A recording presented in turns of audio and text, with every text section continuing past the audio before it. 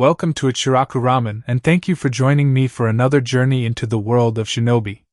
Before we begin, I want to give a huge thank you to everyone who listens, supports the channel, and enjoys these stories. We wouldn't have hit over 2,000 subscribers without you. I also want to let you know the Discord server you voted for is open. You can suggest stories, vote on what gets narrated next, or just hang out and talk. It's free to join. My way of giving back for getting us here. The link is in the description. Today's story is part 3 of Hashirama's Heir. Summary. The will of fire was never just a philosophical ideal for Naruto, it runs straight through his veins. Born with the blood of the First Hokage, Naruto inherits the most legendary kekkei genkai in history, Mokuton, would release. Trained from a young age to harness the absolute power of nature and chakra, Naruto is no dead last failure. He is a prodigy ready to redefine the power scaling of the entire shinobi world. This is a fan-made story inspired by the world of Naruto. All characters in the original universe belong to their respective creators. This narration is created for entertainment purposes as part of a transformative storytelling experience. The story itself was written by Kagami 1228, and full credit goes to the original author. If you would like to read the original version, the link to the story is included in the video description below. Also, if you like my content and want to keep up with future updates, hit that subscribe button and don't forget to share it with your friends. Now sit back, relax, and enjoy. Chapter 17 Power. Naruto stood in his one-tailed Jinchuriki cloak as he faced down his best friend, Sasuke, in the Valley of the End. Naruto had his eyes narrowed at Sasuke's new power, as he had revealed to have attained the Mangekyo Sharingan. Naruto didn't know what his new eyes could do but could certainly feel the unbridled power behind them. Not to mention the warning he received from Kurama earlier about its potential. "I've never seen you use that power before. So how do you have those eyes?"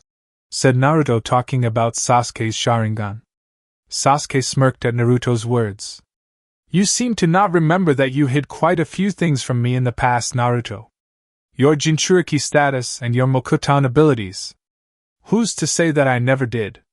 We all have our secrets," said Sasuke as his gaze shifted to the water that flowed between him and Naruto.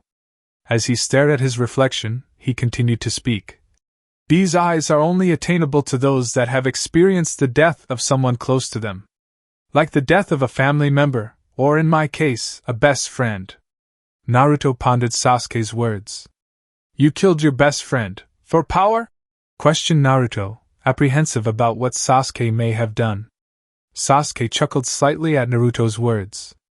"I would never stoop so low just to attain power. These eyes were born the day I witnessed your death by my hands," said Sasuke as Naruto became confused. "I'm not dead. Nor have I ever been dying by your hands. So how could my death have anything to do with that?" "Itachi," replied Sasuke in a low tone as he continued to stare into his own reflection. "Itachi made me kill you in his Tsukuyumi over and over again. And I assume due to the realness of his genjutsu, my eyes were born that day." Naruto raised his eyebrows at that statement. Why would Itachi do something like that? He'd have had to know that something like that could happen. Did he do it on purpose? Thought Naruto as he felt the chakra spike come from Sasuke, who was holding the tiger seal after going through 6 hand seals. "Katan, Gokumeshitsu, fire style, great flame destruction," said Sasuke as he blew out a massive stream of intense flames. Naruto got engulfed by the sudden attack as Sasuke set him, and the wooden wall behind him ablaze. Sasuke ended his attack after a few seconds as Naruto's wood wall was burning in an intense fire. Not seeing any sign of Naruto, Sasuke scanned his surroundings for anything that could clue him in on his whereabouts.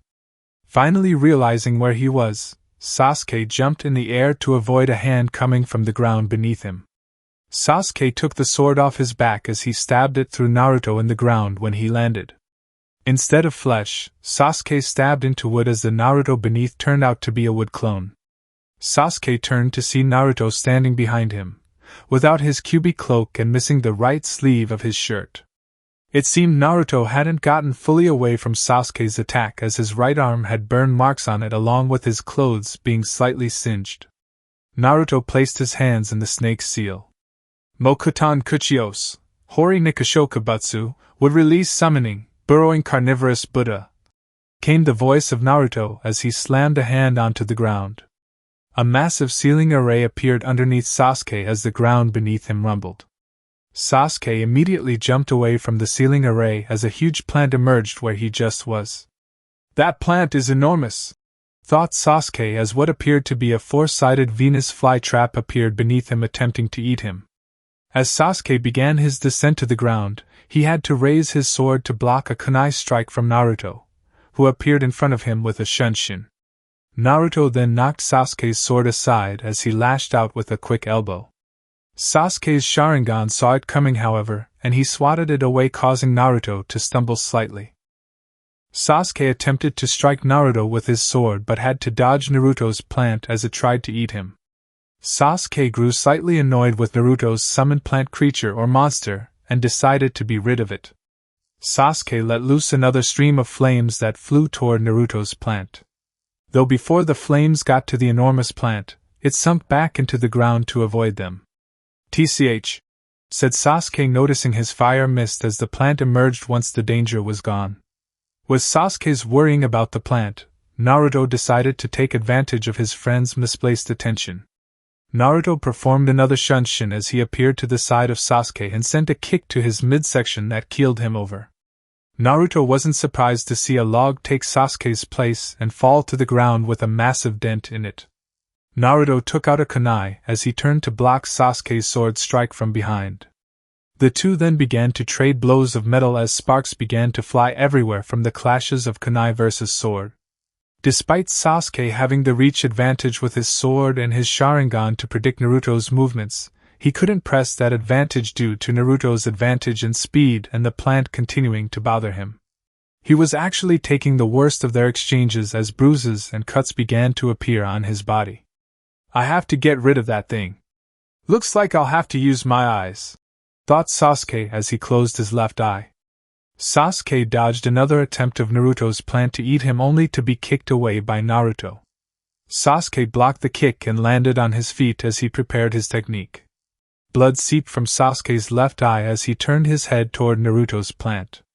"Amaterasu, heavenly illumination," said Sasuke, opening his left eye.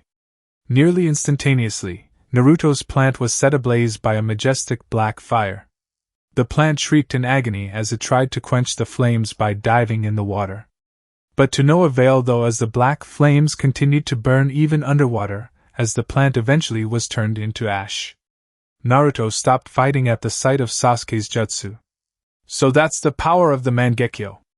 Even with my plant going underwater, the fire didn't stop burning it," thought Naruto as he stared back at Sasuke. "Due to the blood that seeped from his left eye, I'm assuming he can conjure up unquenchable black flames from that eye specifically. I'll have to be careful." Sasuke shut his left eye immediately after turning Naruto's plant into ash. A few seconds after the plant was finished, Sasuke clutched the left side of his face as he felt the after effects of using the jutsu. "I can't keep using those techniques. It'll do me no good to use those powerful jutsus if it'll eventually make me go blind. I'll have to use it sparingly," thought Sasuke as he removed his hand and stared back out at Naruto. "That was a powerful technique you used just now. Though I have to wonder, there has to be a risk to using it. From the way your eye bled just now to the fact that you clutched that side of your face as well, I assume it brings risk to your eyes," said Naruto analytically about Sasuke's jutsu. "Seems you really are great at analysis. But now that you've seen what I could do, what makes you think I won't burn you alive right now?" questioned Sasuke as Naruto never wavered from the threat. "Despite the jutsu's speed, I have a way of evading its harmful effects," said Naruto confidently as he held up a half-rammed seal with his right hand. "Mokuton, Deijirin no Jutsu, wood style, great forest technique." Naruto's right hand morphed into a dozen wooden branches as they converged to attack Sasuke. True, Naruto could just dodge my jutsu. With the way he can turn his body into wood, he could probably just peel off whatever part of him gets struck by Amaterasu and avoid it altogether. Not to mention he probably noticed that my eye bleeds whenever I use it, so he'll be even more prepared, thought Sasuke as he evaded Naruto's jutsu. Sasuke had to keep evading as the branches continued to diverge and chase after him. Using Tsukuyami on him would most likely be pointless. He said it himself that genjutsu is meaningless to use against him. Even with my Mangekyo, he'd still be able to break it as I'm not too good at using it. Danzo-sama said it was even truer due to his Jinchuriki connection. That just leaves one option. Sasuke had been backed up into the base of the waterfall by Naruto's jutsu.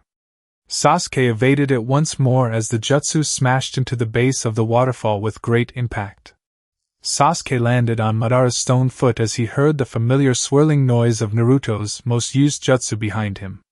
Naruto appeared in a shunshin behind Sasuke as he prepared to end the fight with a Rasengan.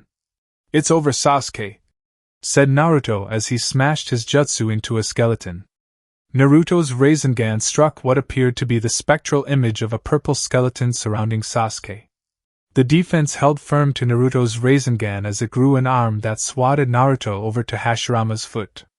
Naruto crashed into Hashirama's foot after being thrown away with great force by the sudden attack. Naruto felt a dull pain as he looked up from the crack he was in to see a gigantic, humanoid being surrounding Sasuke. Naruto began to stand and stare in awe of what he was seeing as Sasuke turned to face him fully. Sensing Naruto's wonder, Sasuke decided to quell his thoughts. "Susanoo," said Sasuke, speaking about the purple being surrounding him. "He with the ability to help by all means. This is the third power of my Sharingan." Sasuke's Susanoo had an entire upper body made up of only bones and muscle. It had 2 horns on its skull, glowing yellow eyes, and 4 arms. It then manifested what appeared to be a sword as it raised the spirit sword to attack Naruto. Naruto smirked at his friend's ability, and despite the situation had to admire his friend's prowess. That jutsu just took a Rasengan, and didn't waver in the slightest. But Naruto had more up his sleeve as well. Naruto placed his hands in the snake's seal. Naruto's chakra flared as the Shodame's necklace glowed a bright green. Sasuke's Susanoo let its sword fall to strike Naruto as a huge plume of dust and debris plagued the air from its strike. As the area cleared, Sasuke could see what appeared to be a huge, wooden dragon's head situated where Naruto was. The dome looked unfazed by the attack and then split down the middle to show Naruto was still holding the snake's seal. "Mokuton, Hobi no Jutsu, wood style, wood expulsion technique," said Naruto as his wooden structure sunk back into the ground. "Thank you, Hashirama Jiji," thought Naruto, thanking his great-great-grandfather. Hashirama had placed several Mokuton techniques in the scroll of seals in case another user came along, and Naruto began to delve into them back when he first got the scroll. He'd only gotten down 2 of Hashirama's techniques, and that was one of them. The other was Naruto's new favorite. Naruto held the ram seal as he prepared to use it. "Mokuton, Mokuri no Jutsu, wood style, wood dragon technique," said Naruto as a huge wooden dragon appeared from the ground behind him. The dragon coiled around him a bit as it stared down Sasuke. The dragon then launched itself at Sasuke's Susanoo, which tried to stop it with another sword strike, but the dragon evaded it easily. The dragon then wrapped itself around Sasuke's Susanoo and constricted it tightly. Sasuke began to feel his Susanoo weaken from the dragon's presence, and felt the chakra creating it being siphoned off. Naruto smirked at his best friend as he told him about his last technique. "This is Hashirama Jiji's wood dragon. It had the power to bound the 9 tails up in the past, and right now, it's doing the same to your Susanoo," said Naruto as he heard Kurama scoff internally at the comment of his run-in with Hashirama. "It also has the power to absorb chakra, and I'm sure that Susanoo of yours is made entirely of chakra. Damn you, Naruto. I could use Amaterasu to burn that dragon, but," thought Sasuke as his vision blurred slightly as he stared at Naruto. "I can't continue to risk my eyesight." Sasuke had already used Amaterasu, and keeping his Susanoo up was already weakening his eyes. Sasuke then felt a branch snag his arm from the ground beneath him. Sasuke was then thrown from his Susanoo toward Naruto as he was defenseless to what was about to happen. Naruto clad himself in a three-tailed cloak as he prepared to end the fight. Naruto violently kicked Sasuke into the waterfall with the power of a Kurama-enhanced roundhouse. When Naruto's kick connected with Sasuke's body, a large crack could be heard as Sasuke was sent flying through the waterfall and thudded into the wall behind it. Naruto knew that kick would have definitely left Sasuke severely injured, enough to be able to take him back to Konoha. However, Kurama knew better. He activated the cursed seal as you kicked him. I'm not sure if that kick was enough to keep him down if he's using that power. Why didn't you use something else? If I used a Rasengan, I could have killed him. I need to take him back alive, and I thought that a three-tailed kick would be enough to put him down. It looks like he's not going to give up, replied Naruto as he saw a huge spark of black lightning appear from behind the waterfall. Naruto charged up another Rasengan, a huge one in preparation for Sasuke. Sasuke came walking out of the waterfall in his cursed seal level 2 form with his right hand cloaked in a huge amount of electricity. This isn't Naruto, said Sasuke as he took off in a sprint at Naruto, who returned the sprint in kind. Cho Chakura Chidori, Super Chakra Chidori, Odama Rasengan, Big Ball Rasengan, came the shouts of Sasuke and Naruto respectively as they met in a clash. Sometime later, it's just up ahead, Kakashi, came the surprisingly deep voice of a small dog named Pakken. Pakken was leading his summoner, Kakashi, through the woods as they were headed to try and retrieve his ex-students. Kakashi merely nodded at Pakken as he continued sprinting. Sasuke left the village. Tsunade-sama said that Danzo could be involved. That team she sent should have never been sent alone. Luckily Niji was still alive after his fight. The team from Suna helped keep the rest of the group from harm's way. All that's left is Naruto and Sasuke. Please make it in time, thought Kakashi as he had felt a spike of the Kyuubi's chakra recently, a spike bigger than the ones before. Kakashi and Pakken arrived at the Valley of the End to see Naruto standing and staring at what appeared to be a burning body. Sasuke was nowhere around as Kakashi jumped to land by Naruto. Naruto, are you okay? What happened? Questioned Kakashi as Naruto looked at him with a slightly somber look. I don't know, said Naruto as he told Kakashi what happened in his fight with Sasuke. Flashback earlier. Cho Chakura Chidori, Odama Rasengan, came the shouts of Sasuke and Naruto respectively as they met in a clash. A giant sphere of energy surrounded the two as their jutsus battled each other. The sphere expanded and eventually exploded in a bright display of energy, as it left the valley unable to be seen for a few seconds. Clouds formed immediately as rain began to pour down over the valley. A figure could be seen standing over another figure that lay prone on the ground motionless. Naruto had lost his Kyuubi cloak as Sasuke's Sharingan faded and his curse seal receded. Sasuke laughed slightly. Seems I still can't overcome you, Naruto, said Sasuke from his back as he stared up into the rain. Sasuke's body wasn't responding as that last clash had taken a lot out of him, especially with Naruto besting him in the last exchange. Naruto stood over Sasuke as he looked down at his friend. I'm taking you back to Konoha, said Naruto as he picked Sasuke up and placed him over his shoulder. Naruto then began to make the trek back to Konoha with Sasuke slung over his shoulder. You don't seem to understand, Naruto. I'm not going to Konoha. I've come too far to fail now, said Sasuke as Naruto became confused. But remember, you are the leaves bathing in the sunlight, and I am the roots that grow in the dark. Naruto didn't understand what Sasuke was saying. He had lost and from what Naruto could tell, couldn't lift a finger. There was nothing he could do besides getting carried back to Konoha. Naruto Senju, came the voice of a new arrival. An arrival who had 4 more shinobi with him.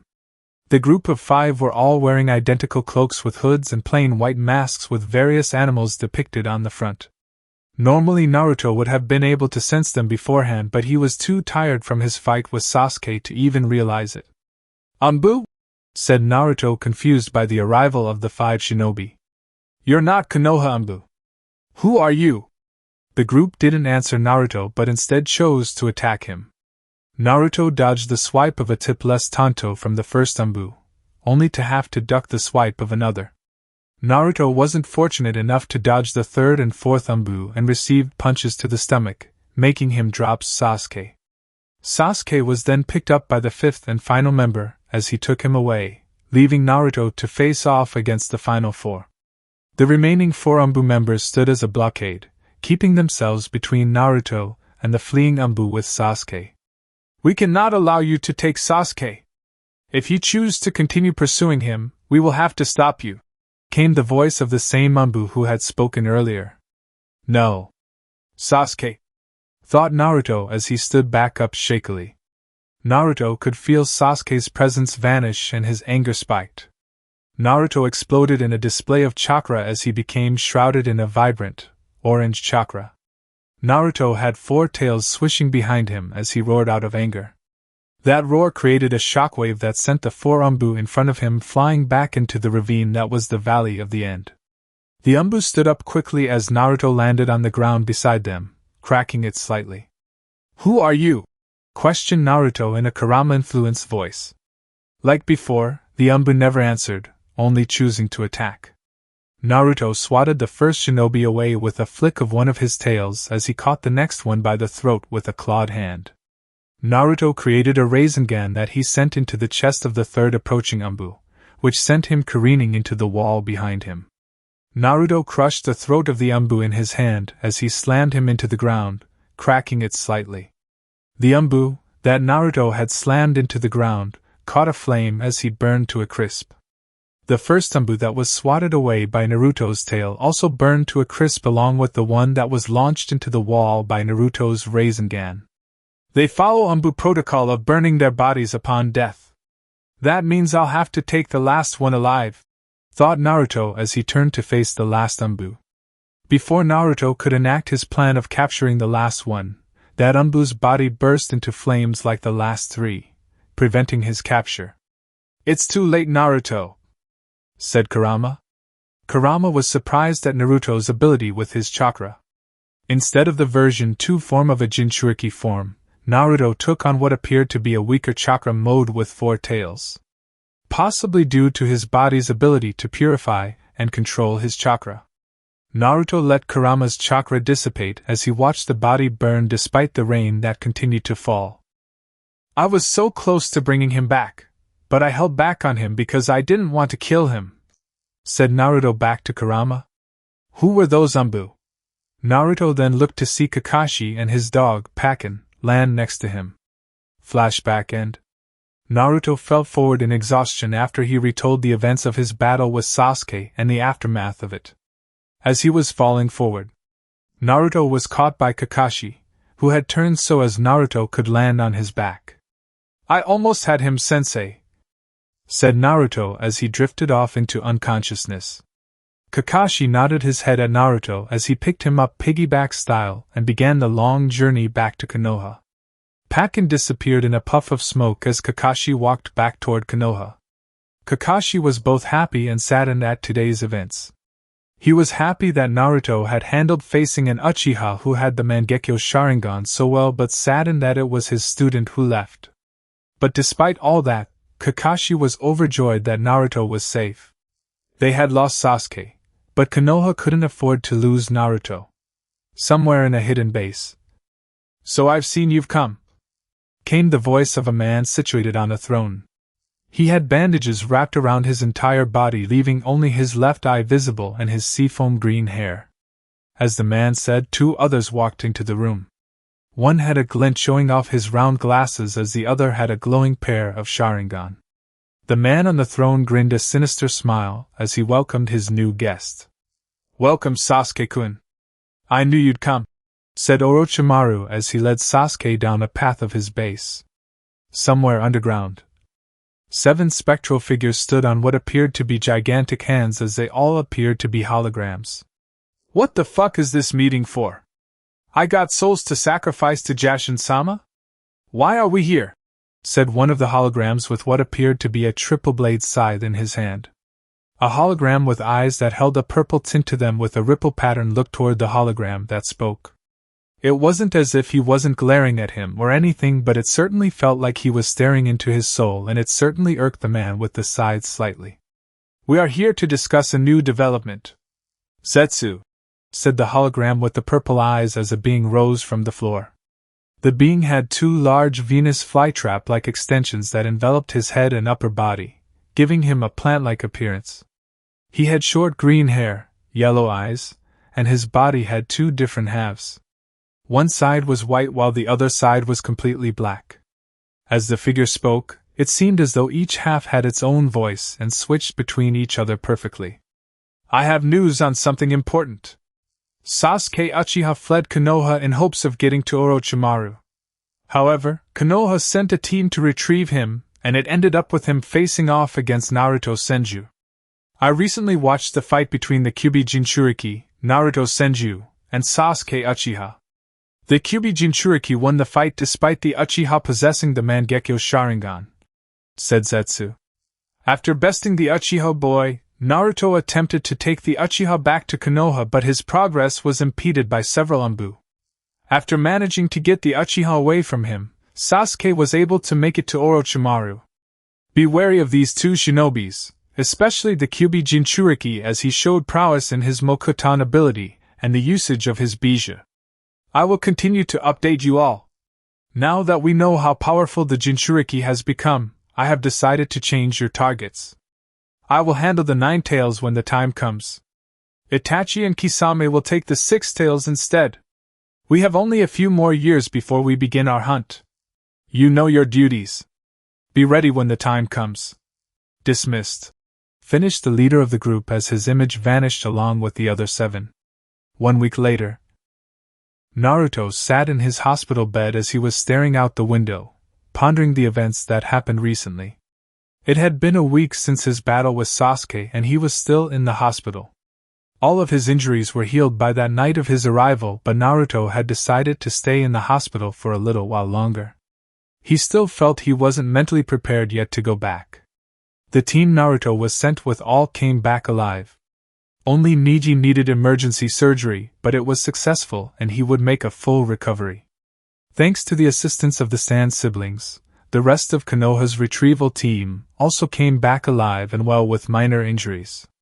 Tsunade immediately rushed to the hospital to check on her nephew as soon as he was brought in by Kakashi and was grateful that he was fine. Tsunade debriefed Naruto the next morning as he told her the events of his mission from his perspective. After hearing about everything and how he failed due to being stopped by Anbu, Tsunade just knew that Danzo was involved somehow. Despite not having any evidence to prove it, Tsunade was going to make certain that Danzo paid for what he did, especially since it went against her directly.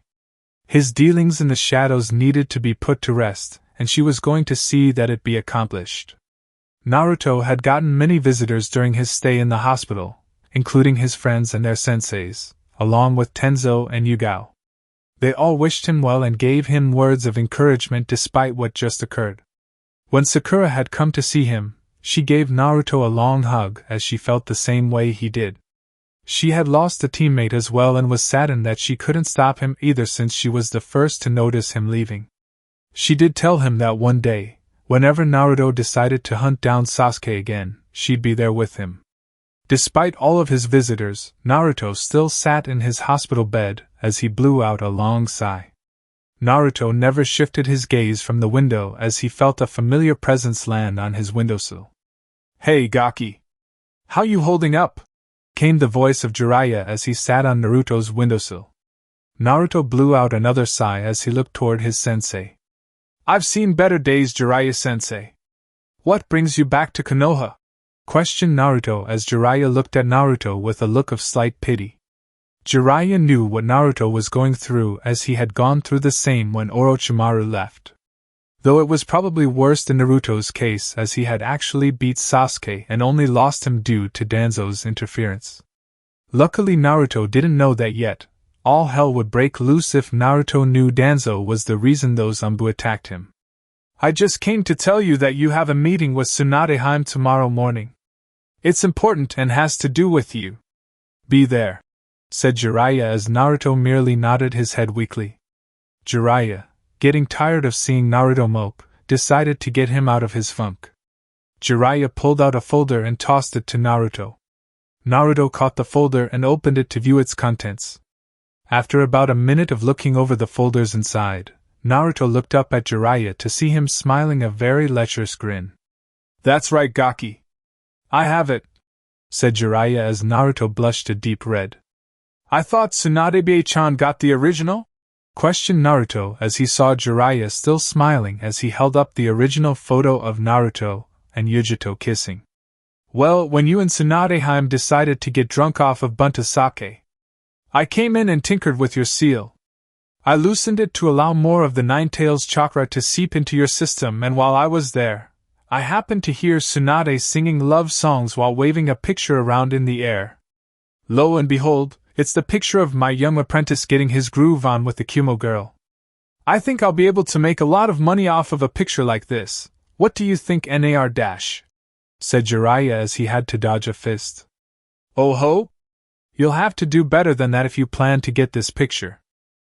Jiraiya took off running as he was chased by a hospital gown-wearing Naruto.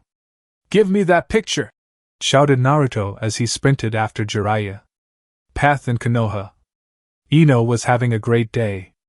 She was walking down a path that headed toward Konoha's hospital. Ino was holding flowers that she had gotten for Naruto to help him feel better about the whole Sasuke situation. As she was walking, she noticed a trail of dust heading her way and couldn't see anything but a large mane of white hair speeding toward her. The figure jumped over her as she realized it was Jiraiya-sama. "I wonder what he's running from," said Ino, who turned to watch Jiraiya run. Ino then turned her head back around as he saw a smaller trail of dust coming down the road. She saw the trademark golden blonde hair and instantly knew it was her crush. But just like Jiraiya did earlier, Naruto jumped over her to get to Jiraiya. What Ino wasn't prepared for was the fact that Naruto was wearing a hospital gown, only a hospital gown. And she happened to get a front row seat to what made Naruto, Naruto. All of it, nothing was left to the imagination to her. The poor girl fainted on the spot as she laid prone on the ground with a stupid grin and a trail of blood leaking from her nose. One day later, Naruto stood in Tsunade's office the next morning. Naruto was clad in his Umbu uniform as Jiraiya and Tsunade were in the office with him.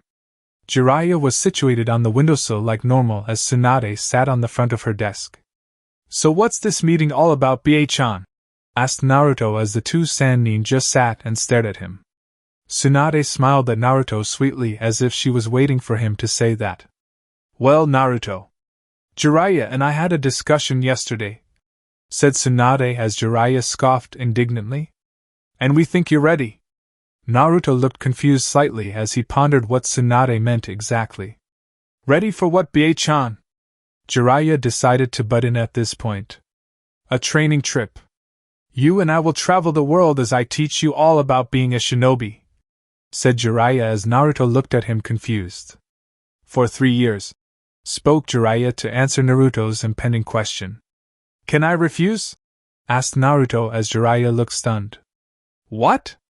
Going on a training trip for 3 years to get stronger as a shinobi? I would love to do that, but you have duties to the village and most likely wouldn't be able to focus on me the entire time. Plus, Bakon's here and I have my responsibilities as an Umbu. I can't just give all that up at the drop of a hat to go on a training trip. If I did that, I'd be no better than Sasuke." Jiraiya smiled at Naruto's words. "Damn right, Gaki. That's what we were thinking. I just wanted to see if you had your head on straight." "Glad you do.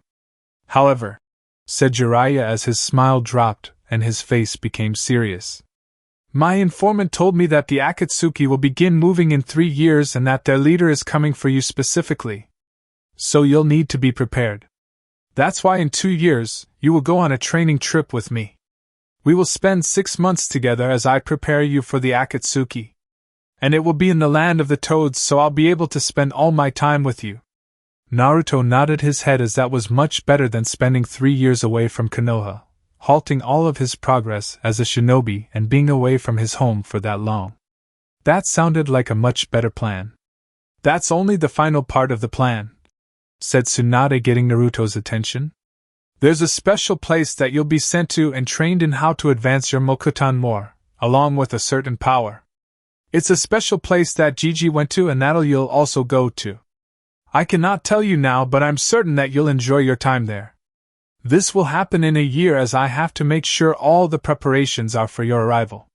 Naruto wondered what kind of place it could be if it required that much preparation just to be able to go to it. But for now, Naruto, you'll still be assigned under Nico in Squad 3, we need you back out in the field, said Tsunade.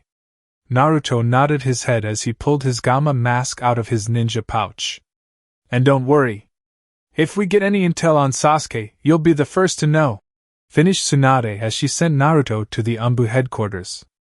Not 20 minutes after Naruto left, Shizen walked in with news that Danzo had arrived and was ready to see her. Shizen shut the door as she left Danzo alone with Tsunade and Jiraiya. Danzo walked in with his cane as he wondered what he was here for. What is it that you wish to speak of, Heim? Said Danzo stoically. Cut the bullshit, Danzo. I know what you did, said Tsunade in a gravely serious tone. I don't know what your talk dash, started Danzo until he was hushed by Tsunade. I don't remember asking you to reply, and actually, I haven't said what you've done. Are you lying to me already? Said Tsunade as she didn't let Danzo answer that question either. I know you are still running that organization, Root, behind my back. I also know that you, at some point, enlisted Sasuke and sent him on the mission to Orochimaru. I can't have you doing these kinds of things without my knowledge of knowing them. Danzo kept quiet the entire time as he listened to Tsunade's words. However, Danzo wasn't a war veteran or master of negotiation for nothing and easily caught Tsunade's hidden meaning in her words. What are you asking of me? If I continue to allow your Root faction to exist, I want to be informed of its activities. You don't have to tell me everything, but things involving my shinobi, Sasuke Uchiha for example, need to be discussed with me first. Especially when I endanger the lives of my shinobi to get him back when it was planned by you from the start that they wouldn't make it, said Tsunade as Danzo didn't show a visible outward reaction. I could say no, but then that would lead to more problems than I already have. Saying yes would mean that I'd have to keep her informed on my movements. But that's an easy price to pay to be able to continue my work.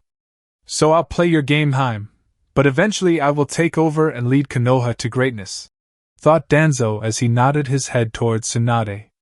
Of course, Tsunade Heim. It is the least I can do. Would you like to know about Sasuke's true mission? Said Danzo. Part 1 completed. I know your game, Danzo, and you're not the only one that can have hidden motives, thought Tsunade as she nodded to find out about Sasuke's mission. 1 year later, Naruto age 16. So there was nothing in this base either? Questioned Tsunade as she spoke to the group of Anbu standing before her. Well, good job eliminating any experiments and destroying the base. The more bases of Orochimaru that we destroy, the less amount of places he'll have to hide. Great job. Dismissed besides Yugama. The other 3 Anbu in the room disappeared from the room, leaving their leader for the mission alone in the room with Tsunade and Sakura. Sakura had definitely grown in the past year, and was blossoming well in the year and a half she had spent with Tsunade. She had been made a Chunin 6 months ago along with Niji at the last Chunin exams. She had a great aptitude for learning and her growth in medical ninjutsu was impressive. Gamma pulled off his Anbu mask as Tsunade's favorite ninja's whiskered face could be seen.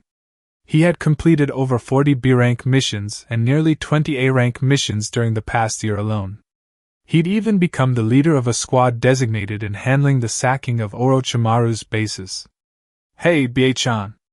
I'm guessing it's already time, huh? Said Naruto, talking about what Tsunade spoke to him about a year ago. It was time for him to be sent to that special place to hone his Mokuton abilities. Yes, and all the preparations are set. I'm just hoping you had a fun time with Yujito last month, as it may be a while before you see your girlfriend again, said Tsunade as Naruto blushed slightly. Naruto had been sent on a mission near the border of Kaminari no Kuni, and according to the report by his teammates, Naruto had disappeared for a day. Tsunade figured he had gone to see Yujito and was correct in her judgment. She had screened Yujito's last letter to Naruto, which stated that Naruto's hands were magic. It was just a massage, Bie-chan. She's not my girlfriend, said Naruto in response, still with reddened cheeks. As Naruto was about to continue denying his relationship with Yujito, he was pulled down into a hug by Tsunade. Realizing shortly afterward that he was being hugged, Naruto returned the hug as he felt Tsunade's grip tighten slightly. I'm so proud of you. Now you be careful up there and take the training seriously, said Tsunade, disengaging the hug as she pulled out a scroll. Push chakra through the scroll and you'll be summoned to the area. Be safe and come back strong. See you in 6 months. Tsunade kissed Naruto's forehead since he was still bent over from hugging her. Sakura smiled at Naruto as she wished him good luck and that when he came back she'd want to spar him. Naruto smiled at the two as he waved goodbye to both. Naruto placed his hand on the scroll and let his chakra flow through it. Naruto felt a slight pull as it felt like he was being sucked into something. Right before he disappeared, Tsunade said a few final words. Tell Gigi Tsunade says hi. And just like that, Naruto was gone in a puff of smoke. Naruto appeared in a place that he had never seen before. Naruto noticed that trees were everywhere, and the area beneath his feet was damp. What is this place? Thought Naruto as he began to walk around for a little bit. Naruto felt a presence appear behind him and saw Katsuyu, Tsunade's summon, sitting behind him. That wasn't the presence Naruto felt though, there were 2 other figures there, powerful figures according to Naruto's sensory ability, and they were holding hands. One of them was a tall man with tan skin, dark eyes, and waist-length black hair. He wore a light brown, short-sleeved, kimono shirt with mesh armor underneath, held closed by a red sash, and navy blue pants. The other figure was a woman with bright red hair and large, pupilless eyes. She wore a high-collared white kimono with a green obi tied around her waist. Her hair was arranged in buns and she had a violet-colored diamond mark on her forehead, similar to Tsunade's. She had tags with kanji written on them that hung from a hairpin in her buns. Hello, welcome to the Shikatsu Forest, Naruto-kun, spoke the male figure as Naruto gasped upon recognizing who they were. Naruto's eyes widened and he stuttered out. You're Mito Uzumaki and Hashirama Senju, my great-great-grandparents. Quick pause, guys, I just want to take a second to say thank you. We actually hit 2,000 subscribers, and that is entirely because of you. I genuinely could not have done it without this community, and it means more than I can put into words. Now we're setting our sights on 3,000, and if you're not subscribed yet, this is your moment. It takes 1 second, and it truly makes a difference. Alright, let's get back to it. Naruto's not going to wait forever. Chapter 18 Time. Naruto stood in a damp clearing with Hashirama and his wife, Mito. The two were holding hands as Hashirama welcomed Naruto to the Shikatsu forest. Naruto was pointing at the two while trembling slightly as he recognized them as his great-great-grandparents, but they were supposed to be dead. Naruto then began to freak out thinking something went wrong and he was dead because there was no way this could be happening. Calm down, Naruto, came the calm voice of Mito as she talked to her youngest descendant. Naruto stopped his frantic movements as he then looked toward Mito and Hashirama, settling down a bit. Glad you've calmed down, started Mito until she was cut off by the sudden appearance of Naruto. Naruto performed a quick shunshin and appeared in front of Mito with a fist cocked back. They have to be Edo Tensei reanimations. Only Orochimaru uses that jutsu, and that means that they are under his control. I have to stop them, thought Naruto as he swung his fist at Mito. Naruto was surprised, however, when he noticed both Hashirama and Mito smiling at him, even as his fist was approaching. Mito brought her hand up as she easily caught Naruto's punch in her palm with no effort. Naruto was prepared for her counter though, and already had a kunai up to follow his fist in attacking Mito. Before Naruto could cut Mito with his kunai, his held fist plummeted to the floor. Naruto's hand became heavy and felt like it was encased in cement, as he couldn't pick it up. Naruto was wondering what was going on until he noticed a sealing array appear on the back of his hand. Did she do this? Thought Naruto as he struggled to move his arm. Naruto-kun. We aren't your enemies. There's no need to attack us, said Mito as she helped Naruto up while releasing the seal on his hand. Naruto stood up as he wondered how this was possible. Then what's going on? How could you two be alive? Said Naruto confused. Mito took her hand off of Naruto's as she smiled sweetly at him. We are chakra, said Mito as Naruto became even more confused. A long time ago, Hashikun had this idea that maybe one of his children's children would be able to use the kekkei genkai, Mokuton. So he left techniques in the scroll of seals for them to use. Hashirama grinned heavily at Naruto as he slapped him on the shoulder. And I was right, shouted Hashirama as he picked up Naruto and swung him around. Tsunade told me all about you, Naruto-kun. It's so great to see someone being able to use it. It's even better since Mito decided that we should leave chakra imprints in case there ever was one so we could meet them in person. And here you are and here are we. Naruto smiled a huge smile as he was spun around by his forefather. But, said Hashirama as he stopped immediately.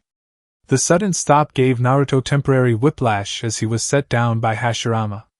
We are only chakra imprints, meaning our time here is limited. Naruto contemplated Hashirama's words and came to a quick conclusion. You're saying that once the chakra you put into here runs out, you'll disappear forever? Can I just stop the chakra drain and save it? Questioned Naruto as Mito shook her head. You're very astute, Naruto-kun. You're right, we will disappear once the chakra runs out, but I'm sorry, it doesn't work that way. Katsuyu activated the seals I placed here upon your arrival. And the chakra will continue to drain until it's all gone, replied Mito as Naruto began to tear up slightly. Mito was pulled into a hug by Naruto as she was forced to bear the golden-haired Senju. Hashirama joined Naruto in crying hysterically as Mito was sandwiched between the two. No. Hashirama passed down more than his Mokuton ability, thought Mito, mentally sighing as she watched the two cry on her shoulders. They got depressed so fast that it didn't even let me finish my explanation. Mito blew out a huff as she pushed the two off of her. Stop crying and let me finish explaining before you both get all depressed, said Mito. Naruto and Hashirama continued to sniff slightly as they calmed themselves down. Hashirama handed Naruto a tissue allowing him to blow his nose. Where'd you get a tissue from, Hashikun? Never mind that. Don't worry about us disappearing too fast. Hashikun and I stored up our chakra in the seal for a long time. There should be more than enough chakra to keep us going for at least a month. Hashirama straightened up immediately, and shrugged off his depression as if it never happened. Of course there is. Not to mention we can always slow the siphon of chakra down.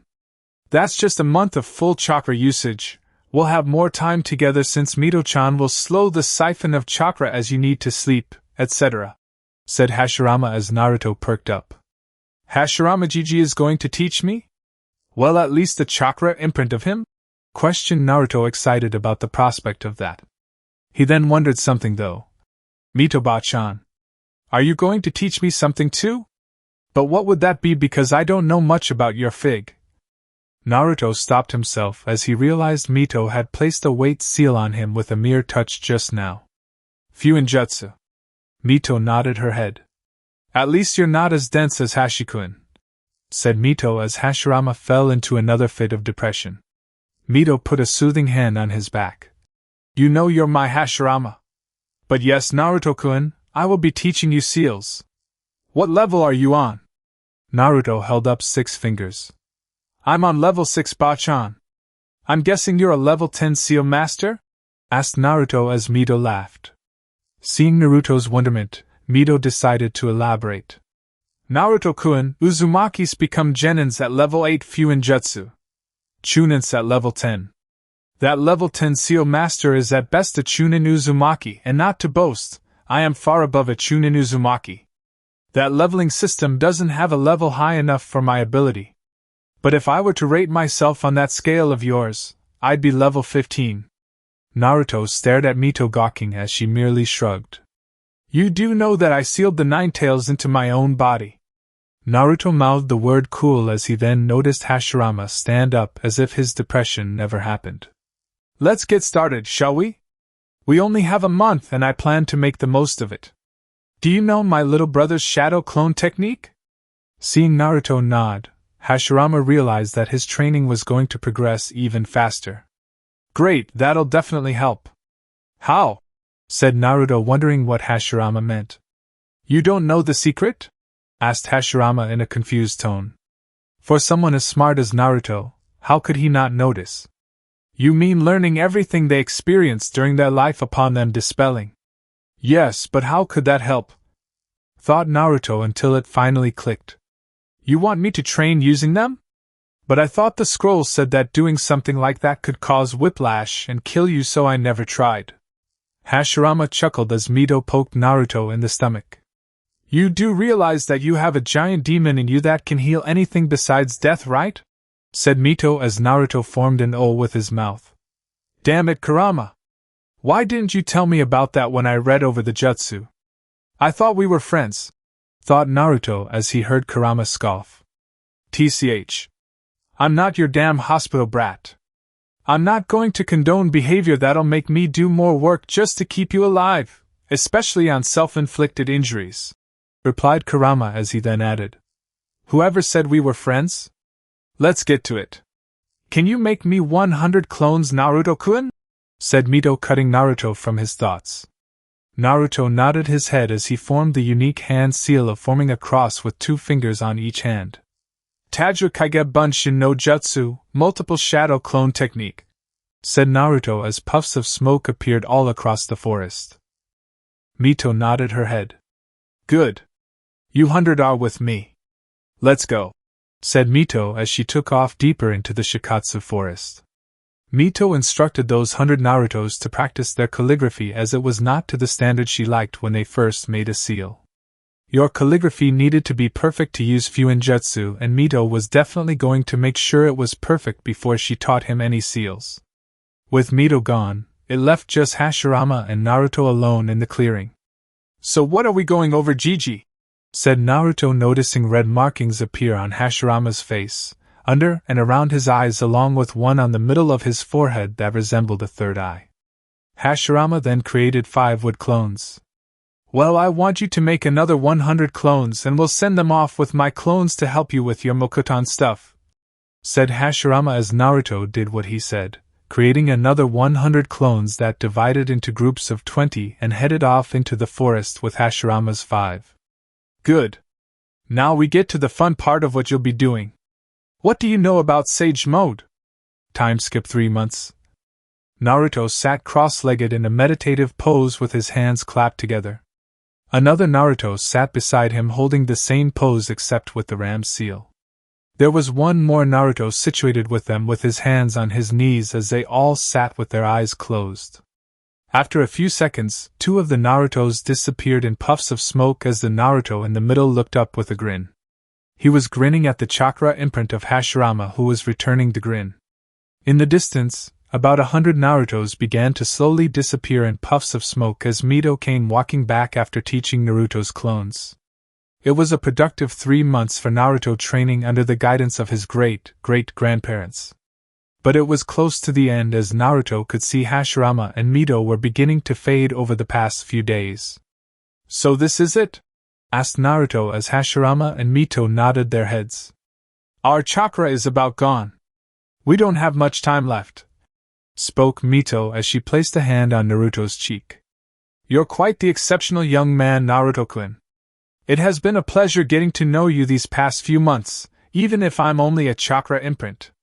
You're exactly what Hashi-kun and I had hoped for, especially since you're dating that girl from Kumogakure. It'll help bring the 2 villages together, and that'll help bring peace to the world, well, at least between 2 of the great villages. Naruto looked at Mito quizzically due to her last statement. Thank you for that, Bachan, but I'm not dating a girl from Kumo, nor have I told you about any girls, said Naruto as he then looked at the rest of his clone army that had yet to dispel. One of them was looking at Naruto sheepishly as he dispelled himself. Naruto got the memory of that clone and immediately put his head down. His clone had blabbed at the mouth about him and Yujito. Stupid clones, thought Naruto. Mito was whispering in Hashirama's ear as Kurama decided to add his 2 cents. Aren't those clones basically you? Their consciousness is directly correlated to yours. So essentially you're calling yourself stupid, said Kurama as Naruto had a rain cloud appear above him. Thanks for reminding me of that, Kurama, thought Naruto while sulking. Naruto felt a hand touch his shoulder as he looked up to see Hashirama smiling at him. Naruto, everything Mito said is the truth. You're the embodiment of our ideals and dreams and also the only person I can entrust my own dream to. I believe that one day, in the future, I dream of a time when all shinobi will cooperate. A time when everyone's hearts will be together regardless of their countries. That's my dream of the future, said Hashirama. Can I entrust you with bringing my dream to fruition? Naruto nodded at his grandfather as his and Mito's imprints began to disappear in a flutter of sparks. Right before disappearing, Mito departed a few more words to Naruto. Don't forget. Uzumaki Clan Temple. There you'll find the mask and be able to do what we talked about. Thank you again, said Mito as she and Hashirama vanished from sight. Naruto nodded his head again at his 2 ancestors as he felt a presence behind him. Upon turning around, Naruto discovered Katsuyu, a smaller human-sized clone of her, staring at him. She had disappeared these last 3 months since Naruto was there with Mito and Hashirama, and had finally come back once the 2 disappeared. Hello, Naruto-kun. Thank you for coming here, but due to your being a toad summoner, you're not allowed in this place. It was only accepted due to Hashirama-sama and Tsunade-sama's request. But since their time is up, it's time for you to go. I understand, Katsuyu-sama. I'm guessing you're my way out of here, asked Naruto as he was then swallowed by Katsuyu. Katsuyu then disappeared in a puff of smoke as she was summoned to Konoha. Konoha. Tsunade stood in her office with Sakura. A small version of Katsuyu was on her right shoulder, as the tiny slug told her it was time to summon back Naruto. Tsunade bit her thumb as she prepared to bring back her favorite blonde. Kuchios, said Tsunade as a puff of smoke later, a human-sized Katsuyu appeared in her office. Not a second after appearing, Katsuyu's flesh peeled away to reveal Naruto. Yo! Said Naruto coming out of Katsuyu's body. Tsunade and Sakura smiled at the boy, no young man, in front of them as both Katsuyus disappeared in a puff of smoke. Tsunade looked Naruto up and down as she nodded her head as if figuring something out. Seems they'll have to update your bingo book entry again, Gaki. You grew some more. You need to stop growing. Jiraiya already makes me feel like a midget, I don't need you doing the same, said Tsunade. Naruto smiled at Tsunade as Sakura looked confused. Naruto's in the bingo book, Tsunade-sama? Since when? Questioned Sakura as Tsunade pulled out the latest bingo book and tossed it to her. Sakura flipped to page 14 after Tsunade told her which one Naruto was on. Sakura opened the page and took notice of the picture of Naruto with his orange scarf and a baby-sized Gamakichi on his head. Haha, you're not really threatening with that photo. A rain cloud appeared over Naruto as he hunched over. Tsunade-chan won't change it. She said it'll keep me humble, said Naruto depressed as a lightning storm prepared to thunder and pour out rain over him. While Naruto was sulking, Sakura read over his bingo book entry. Name Naruto Senju, Konoha no Orenji Kitsune, Konoha's Orange Fox. Age, approximate 16 to 17. Gender male. Origin Konohagakure. Clan Senju Clan. Affiliated with Konoha. Ninja rank Umbu. Physical description, 5 feet 8 inches tall, 140 pounds. Has deep violet eyes and golden blonde hair with 2 jaw-length bangs framing either side of his face. Also has 6 whisker mark-like scars with 3 on each cheek. Elements, has affinities for futon, doton, and suiton. Also shows the ability to use Mokuton, the famous bloodline of the First Hokage. Rank, S. Approach with caution. Special talents, the Jinchuriki of the Kyubi no Yoko, 9-tailed demon fox. Has shown the ability to access 4 tails while maintaining complete control. Has the ability to summon toads. Can also use Fuinjutsu with skill in battle and uses the Shunshin no Jutsu with extreme mastery. Bounty: 70 million Ryo alive or dead stationed by Odogekure, 70 million Ryo alive or dead stationed by Iwagakure. Sakura gasped, slightly reading over Naruto's information. Naruto's that strong? In S rank? I mean, I know he's strong, but... thought Sakura as she looked up to see Naruto chatting with Tsunade about his time with Hashirama and Mito. Amazing. Sakura then realized the last part of Naruto's entry. Naruto, did you do something to Iwagakure? Why do they have a bounty on you? Questioned Sakura. Naruto looked toward her as he moved by the Yandame's picture in the Hokage's office. Because I remind them of something, or rather someone, said Naruto as Sakura realized he meant the Yandame. He does look just like the fourth except for the whisker marks and violet eyes. Does that mean that Naruto is his so dash? Thought Sakura until Naruto cut her from her musings. I wouldn't think like that, Sakura-chan. It is an S-rank secret, said Naruto in a gravely serious tone as Sakura nodded her head.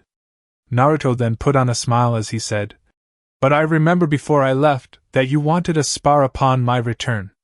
Are you still game? Asked Naruto as Sakura smirked in return. I don't think you can keep up.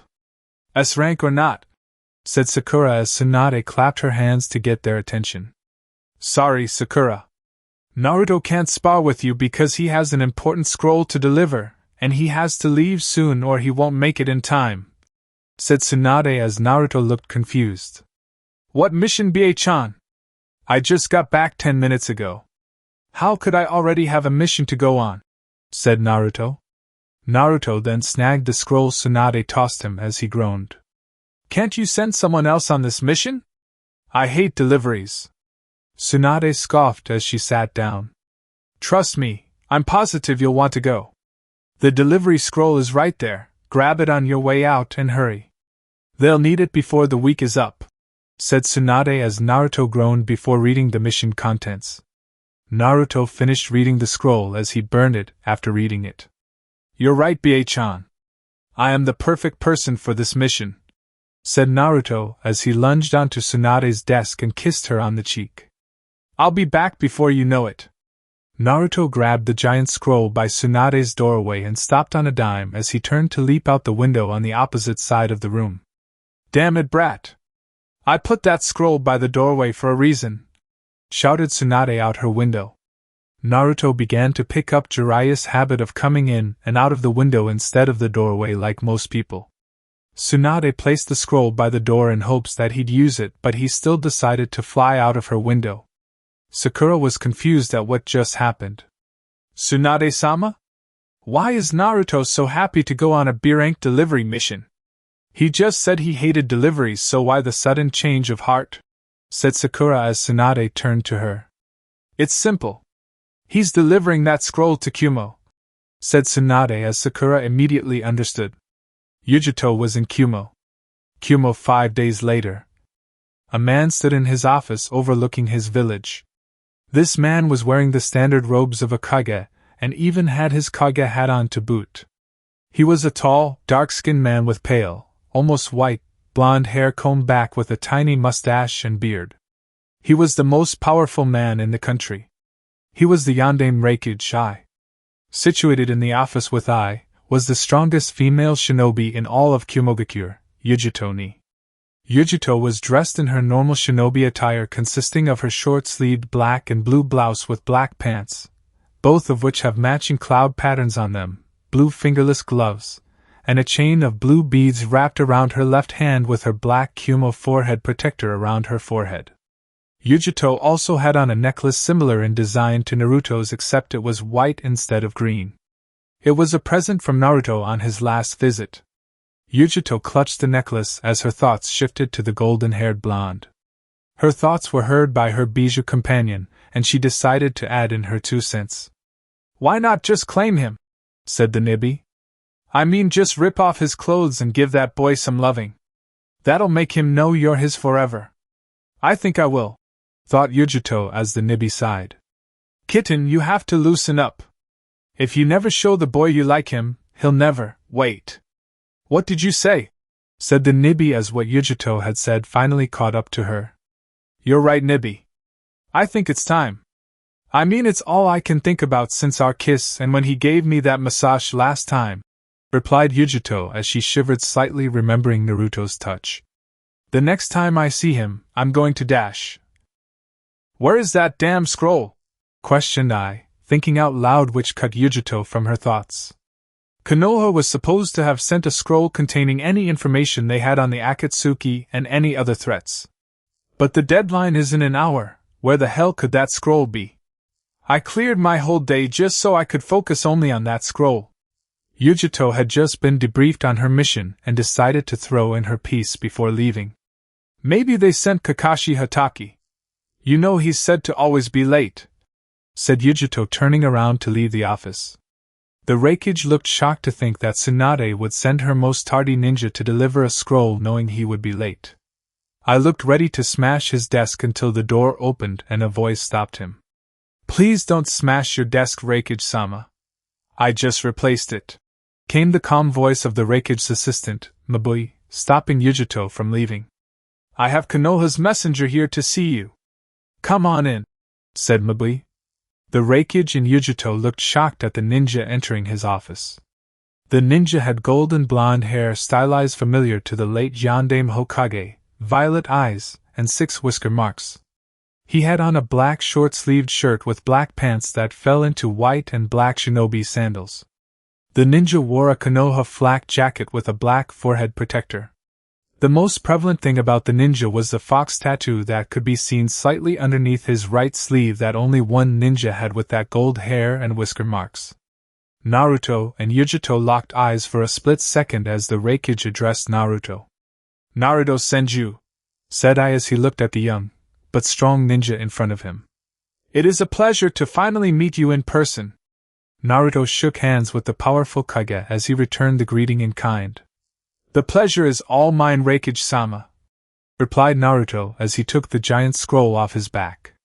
Here's the information you requested. I'm assuming that you'll have a return scroll by tomorrow? I've heard that your assistant Mabui is quite the secretary.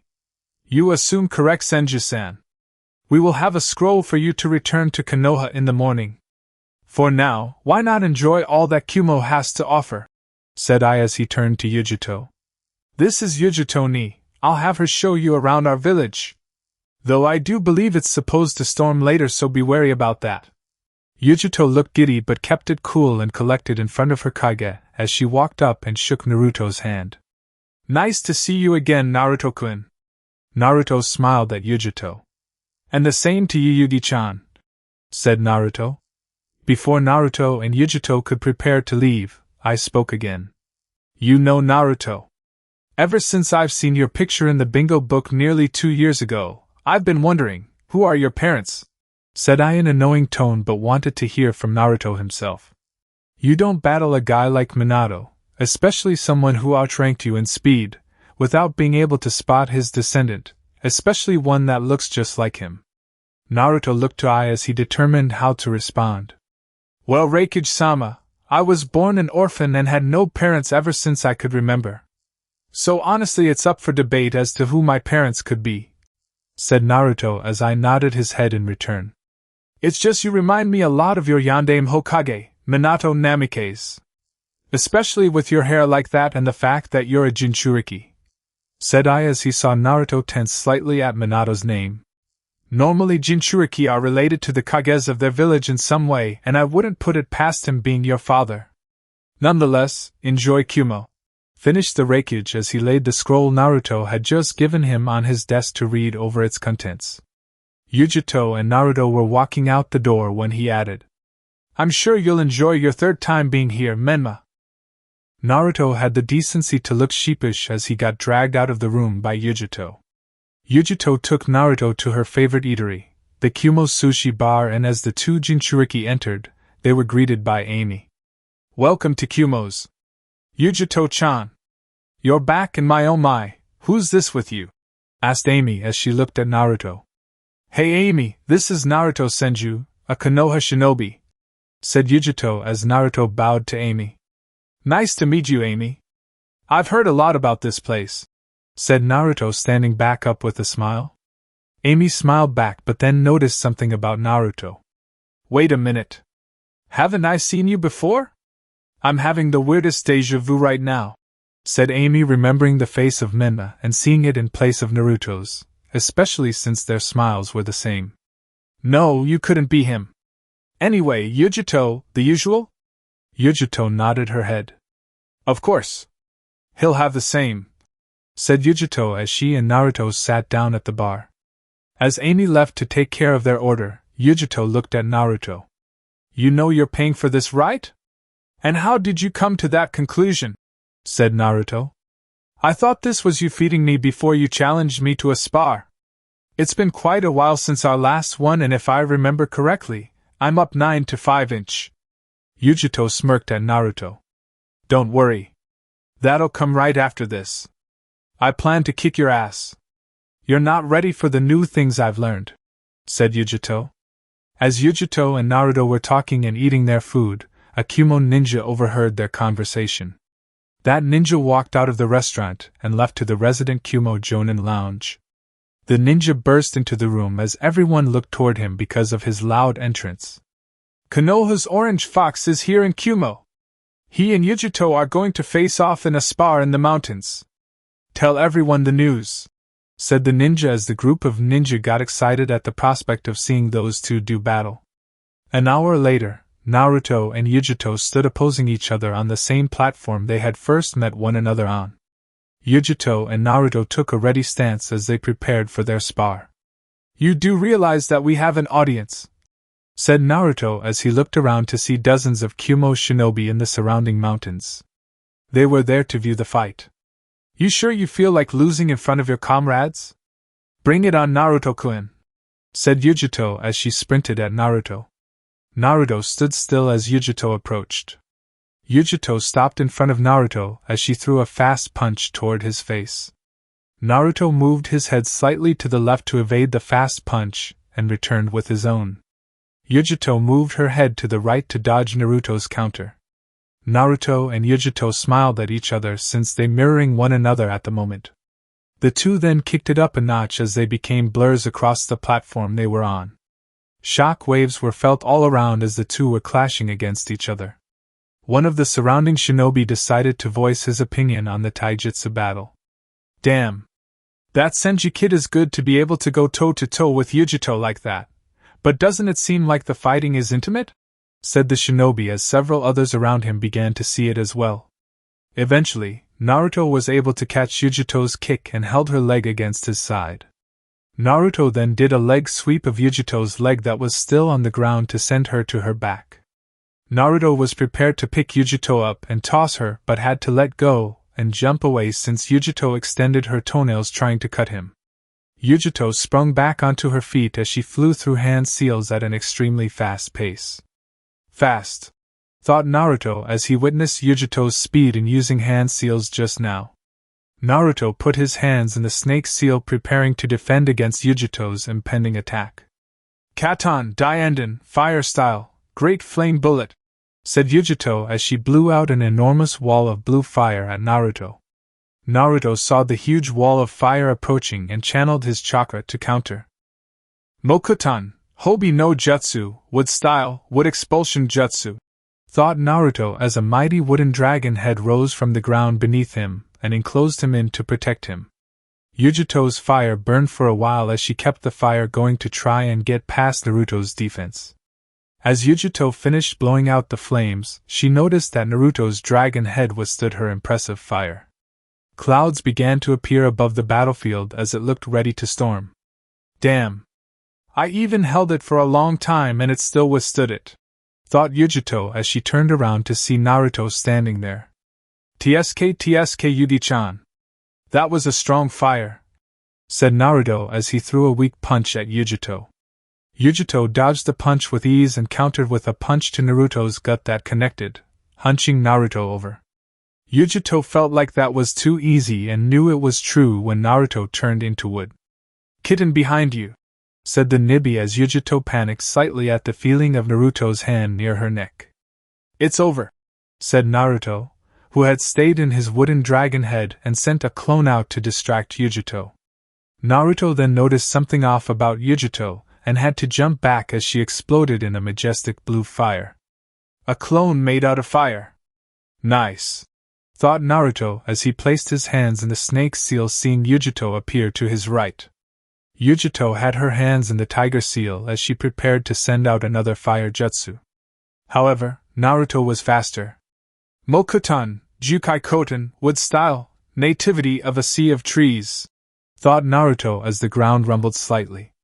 Yujito jumped high into the air when she felt the ground begin to shake, knowing that Naruto had a technique coming. Trees sprouted from the ground at a rapid pace, trying to ensnare Yujito in their branches. Yujito smirked, however, as her chest puffed out slightly. Katon, Karuya Enden, fire style, fire dragon flame bullet, said Yujito as she blew out an enormous dragon made of blue fire. Due to Yujito's height and her jump, her fire rained down over the entire platform, burning Naruto's ever-persistent trees in the process. Yujito stopped the stream once the trees stopped rising toward her. Rain began to pour down as lightning could be heard. Naruto and Yujito smiled at each other as they decided to continue their spar despite the rain falling over them. An hour passed as Naruto stood alone on the platform in the pouring rain, surrounded by several fully grown trees. Despite the rain, the trees Naruto created at some point later in the fight still had fire burning them in several areas. Naruto had lost his Chunin flak jacket and forehead protector, as even his shirt had several scratches on it due to Yujito's claws. Despite that, he didn't have any injury on him, mainly due to Kurama's help. Naruto turned to see Yujito coming at him and blocked her punch with his palm. Yujito had lost her own forehead protector, and the bottom half of her shirt was in rags, barely covering her belly button. Her left pant leg was missing, as well as it showed her mid-thigh down. Yujito then lashed out with the other hand, only for Naruto to catch her deftly by the wrist. At this point, the rain was coming down harder as all of the shinobi in attendance left due to the intensity of the storm. Naruto and Yujito were soaked to the bone as they struggled for dominance. Yujito was beginning to lose the battle of strength when she noticed that Naruto's feet were too far apart again. Yujito entwined her leg with his as she attempted to push Naruto down to the ground, but like before, Naruto was too strong for her and sent her to her back. Yujito smiled a sly smile as she tripped Naruto again, using his own momentum to make him land in front of her. Yujito landed on her back as Naruto landed in front of her with their faces inches apart. Naruto looked into Yujito's eyes to see them holding a certain intent behind their dark blue. Naruto was still holding Yujito's arms down as they stayed like that, just looking at each other in the eyes. "What are you going to do now, Naruto-kun?" said Yujito in a sultry voice. Naruto blinked for a second and then understood what Yujito meant as he moved one of his hands to the ground beside them. "Mokuton, Shichuka no Jutsu, wood style, four-pillar house technique," said Naruto as a house slowly began to grow around the blondes to get them out of the rain. As the house began to appear around Naruto and Yujito, Naruto leaned down slowly to engage Yujito in a heated kiss.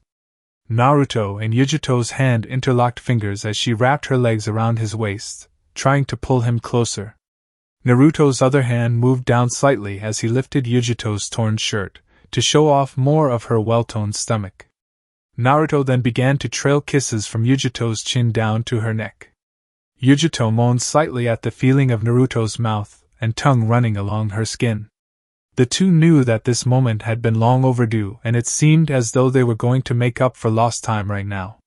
The house began to enclose around the two groping and kissing Jinchurikis as Kurama and Matatabi were sitting together in what appeared to be an empty plain. "Go, kitten! That's my girl," said Matatabi as she was smiling at what occurring between Yujito and Naruto. Kurama chuckled slightly as he turned to his fellow Bijou. 10-5. "I win, this spar is over," said Kurama. Seeing Matatabi's confusion, Kurama decided to elaborate. "Naruto just said that," finished Kurama as Yujito let out another moan to only solidify Naruto's claim. The next morning Naruto woke up to the sound of light purring. Upon trying to move, he realized that the purring was coming from Yujito, who had a hand interlocked with his and a leg draped over him. Naruto began lightly stroking Yujito's hair as he smiled contentedly at the sleeping girl beside him. Girlfriend, thought Naruto as he thought about what he and Yujito talked about before falling asleep last night, tired from their intense make-out session. I won't get to see you much in the next year, especially when I leave with Jiraiya-sensei, but Yugi-chan's my girlfriend. I've never felt happier, but I do wonder how the people in Konoha will react to this. Konoha, same time. Hey, chich, came the shriek of a blonde-haired girl as she screamed in her bed. A man with the same color blonde hair came rushing up to the room to check on his screaming daughter. What's wrong, Ino? Bad dream, came the voice of Ino's father, Inoichi. I don't know why, but I feel as though something bad happened just now, said Ino as she had this eerie feeling. Don't tell me? Naruto-kun has a girlfriend, and it's not me? H, screamed Ino again at the prospect of that being true. At Konoha's local hot spring, a man stood peeping through the wall. He perked up slightly. My apprentice senses are going off, said the man as he tried to determine what the tingle meant. This tingle feels like the time when Minato and Kushina first became boyfriend and girlfriend. Attaboy Naruto! The next step is to become a man, shouted the man as the women inside the hot spring heard him. Oh no. 15 months later, Naruto age 18. On the path that led to Konoha, a tall man with white hair was walking it with a smile on his face. This man was none other than Jiraiya, the Toad Sannin, who looked the same as he did 3 years ago. Next to him, there was a young man with golden blonde hair and 6 whisker marks on his face. The young man stood at just under 6 feet tall and looked like the Yondaime Hokage reincarnate. He had on the standard outfit of a Konoha shinobi, except instead of blue, he had black on underneath his flak jacket. This young man was the Orange Fox of Konoha, Naruto Senju. 2 of the most powerful men in the world walked side by side as Naruto took a deep breath. We're almost home, said Naruto, twirling a kunai in his hand. Jiraiya nodded his head with a smile still on his face. That we are, Gaki. That we are, said Jiraiya as he looked at the kunai in Naruto's hand. Did you make any progress on the narration during our training? I know I had you work mainly on your Toad Ninjutsu and Rasengan. But I saw you had sent a few shadow clones over to read about that particular jutsu. Naruto looked at the tri-pronged kunai in his hand and shook his head no. Not at all, Jiraiya-sensei. I may be a seal master with the knowledge of how to apply Toussaint's jutsu and the general aspects of it, but, said Naruto as he put the kunai in his ninja pouch. Even with the shadow clone training method, it'll take me a while to figure it all out. Then even longer to make seals that resonate to me because I can't use Toussaint's seals, they only work for him. Jiraiya slapped a hand on Naruto's shoulder. You've had that scroll of seals since you were 14 and you still haven't figured out that jutsu. Ah well, it did take Minato a while to learn it from Nidaime's notes. Plus, I haven't gotten anywhere close to learning it, and I've been at it for almost 3 decades. You'll get there, said Jiraiya. But why have the kunai if you can't use the jutsu? Short answer, I like them. Long answer, they are much better in close-range combat than standard kunai. They may be slightly heavier, but I've gotten used to them and they work like a charm, said Naruto as he then smirked at Jiraiya. You've seen it firsthand in our spars. Jiraiya laughed at Naruto's claim. You're right, kid, you've gotten strong. You even beat me in a few of our spars. I still haven't figured out where you learned Sage Mode. Come on, kid, just tell me, said Jiraiya. Jiraiya attempted to begin Naruto on the process of learning how to access Senjutsu, only to find out Naruto was already a sage, a powerful one at that. Jiraiya found that out in their Sage Mode spars. The kid hit hard. You know Byaichan said I can't tell you that. Plus, even if I did, you wouldn't believe me, so don't worry about it. The elder toads did take it hard when they learned of it though, but at least they're cool with it, said Naruto. You're going to listen to him over me? Your own sensei and godfather? Questioned Jiraiya as Naruto nodded his head without hesitation. Jiraiya's face fell at Naruto's nonchalance. What has this world come to? My own apprentice is choosing others above me. said Jiraiya as he and Naruto walked through Konoha's gate. God damn it!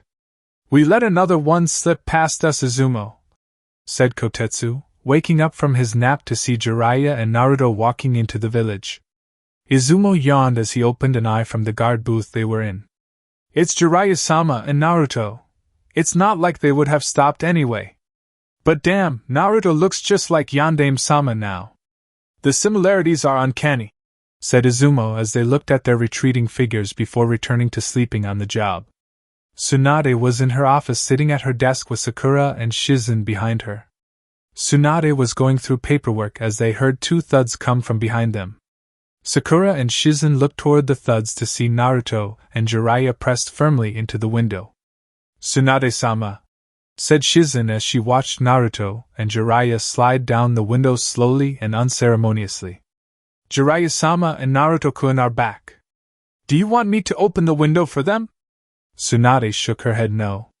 I closed it because I knew they were coming back today, said Tsunade, not even acknowledging the two sages. They need to learn how to walk through the door like all the other shinobi of this village. They don't deserve special treatment. Why not Bie-chan? Asked Naruto standing inside Tsunade's office. Because I said so. I'm the Hokage and you're just a jonin. Hell, even Jiraiya's just a sannin, so technically you're my subordinates and should be doing what I say, said Tsunade as she then realized Naruto was in the room. How the hell did you get in here? Naruto opened the window as Jiraiya came flying in. I lost to Sensei in rock, paper, scissors. Then I just came up through the floorboards so I could open the window for him, said Naruto as Jiraiya threw up a victory sign. Yahoo! The streak is still alive, said Jiraiya, talking about how he hadn't taken a different route than that window into the Hokage's office since Minato became the Hokage.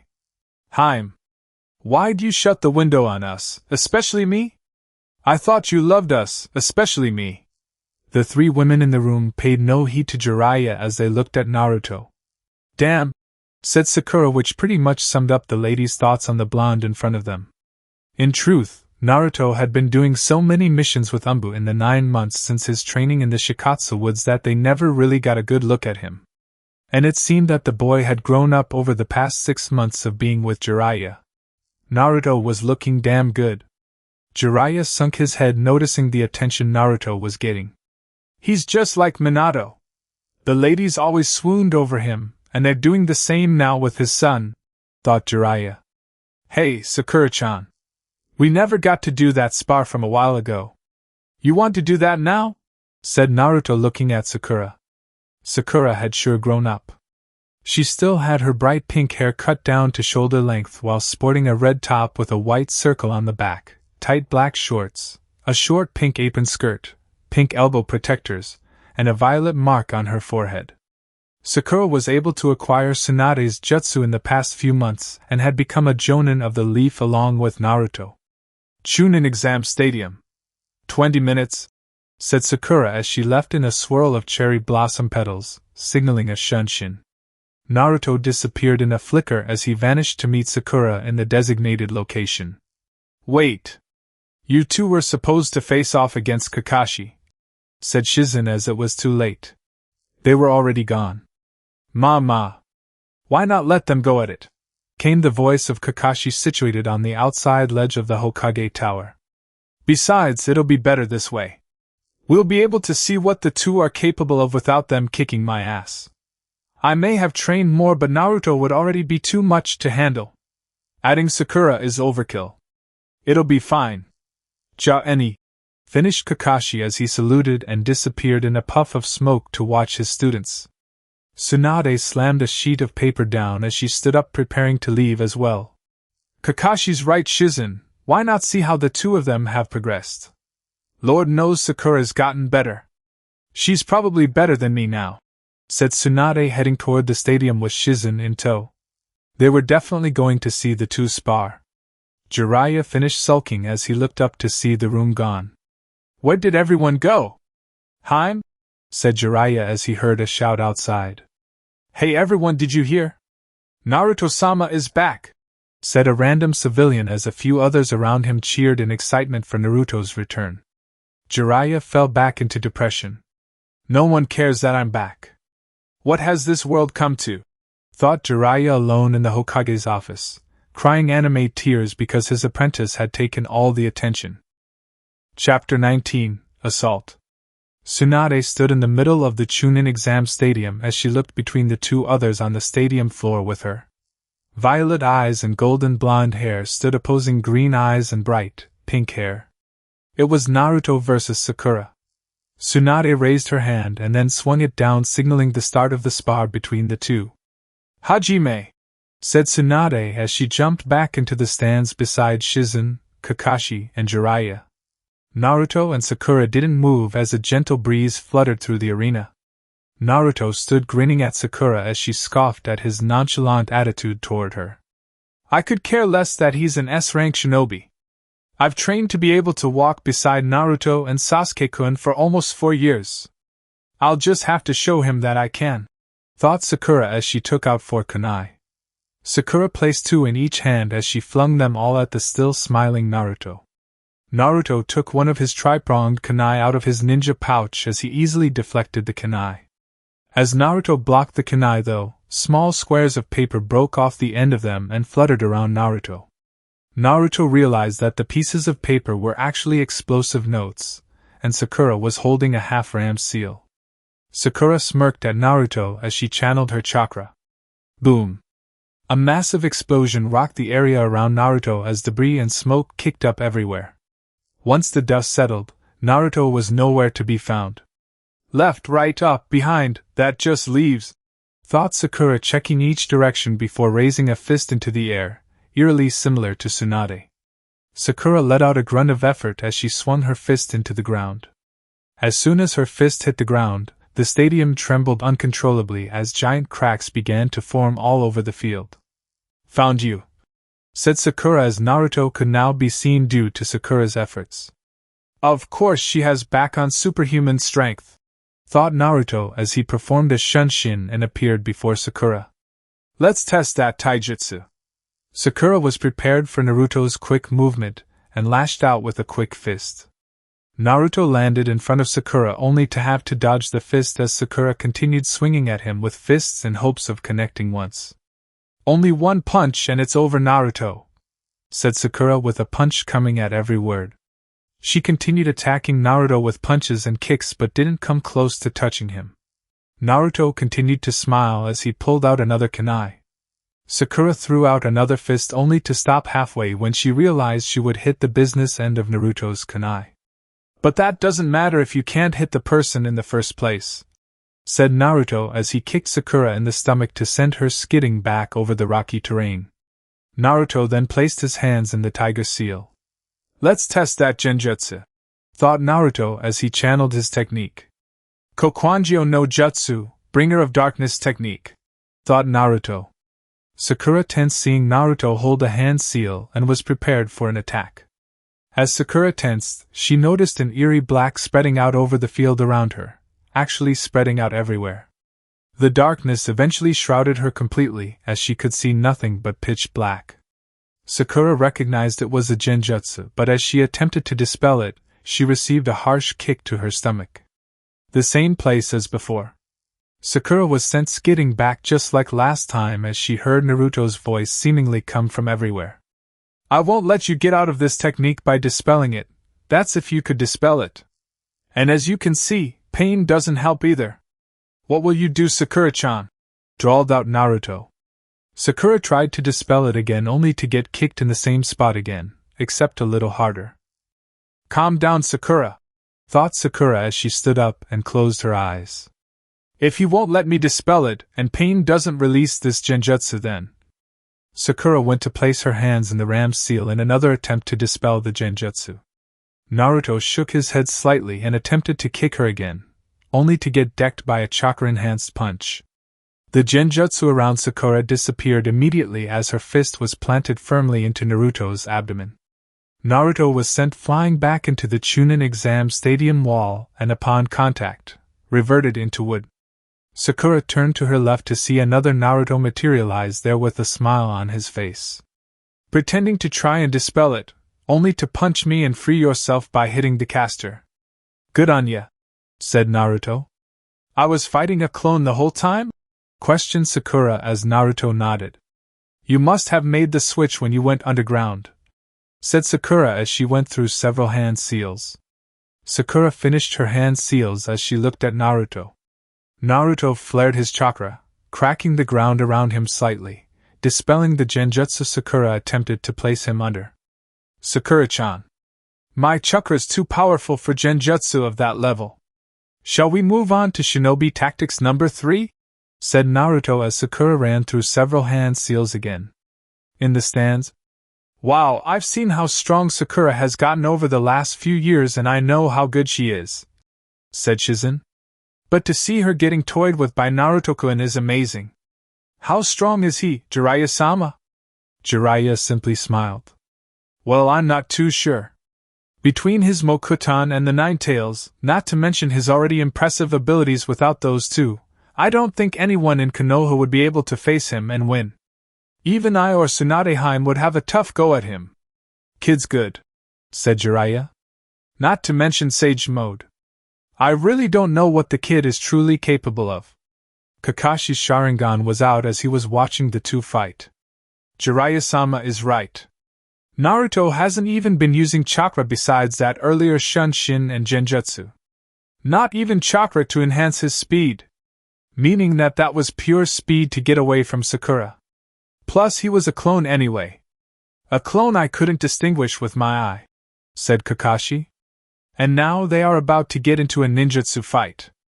Naruto's favorite kind of fight. Back to the fight. Sakura went through hand seals quickly as she then held her hands out.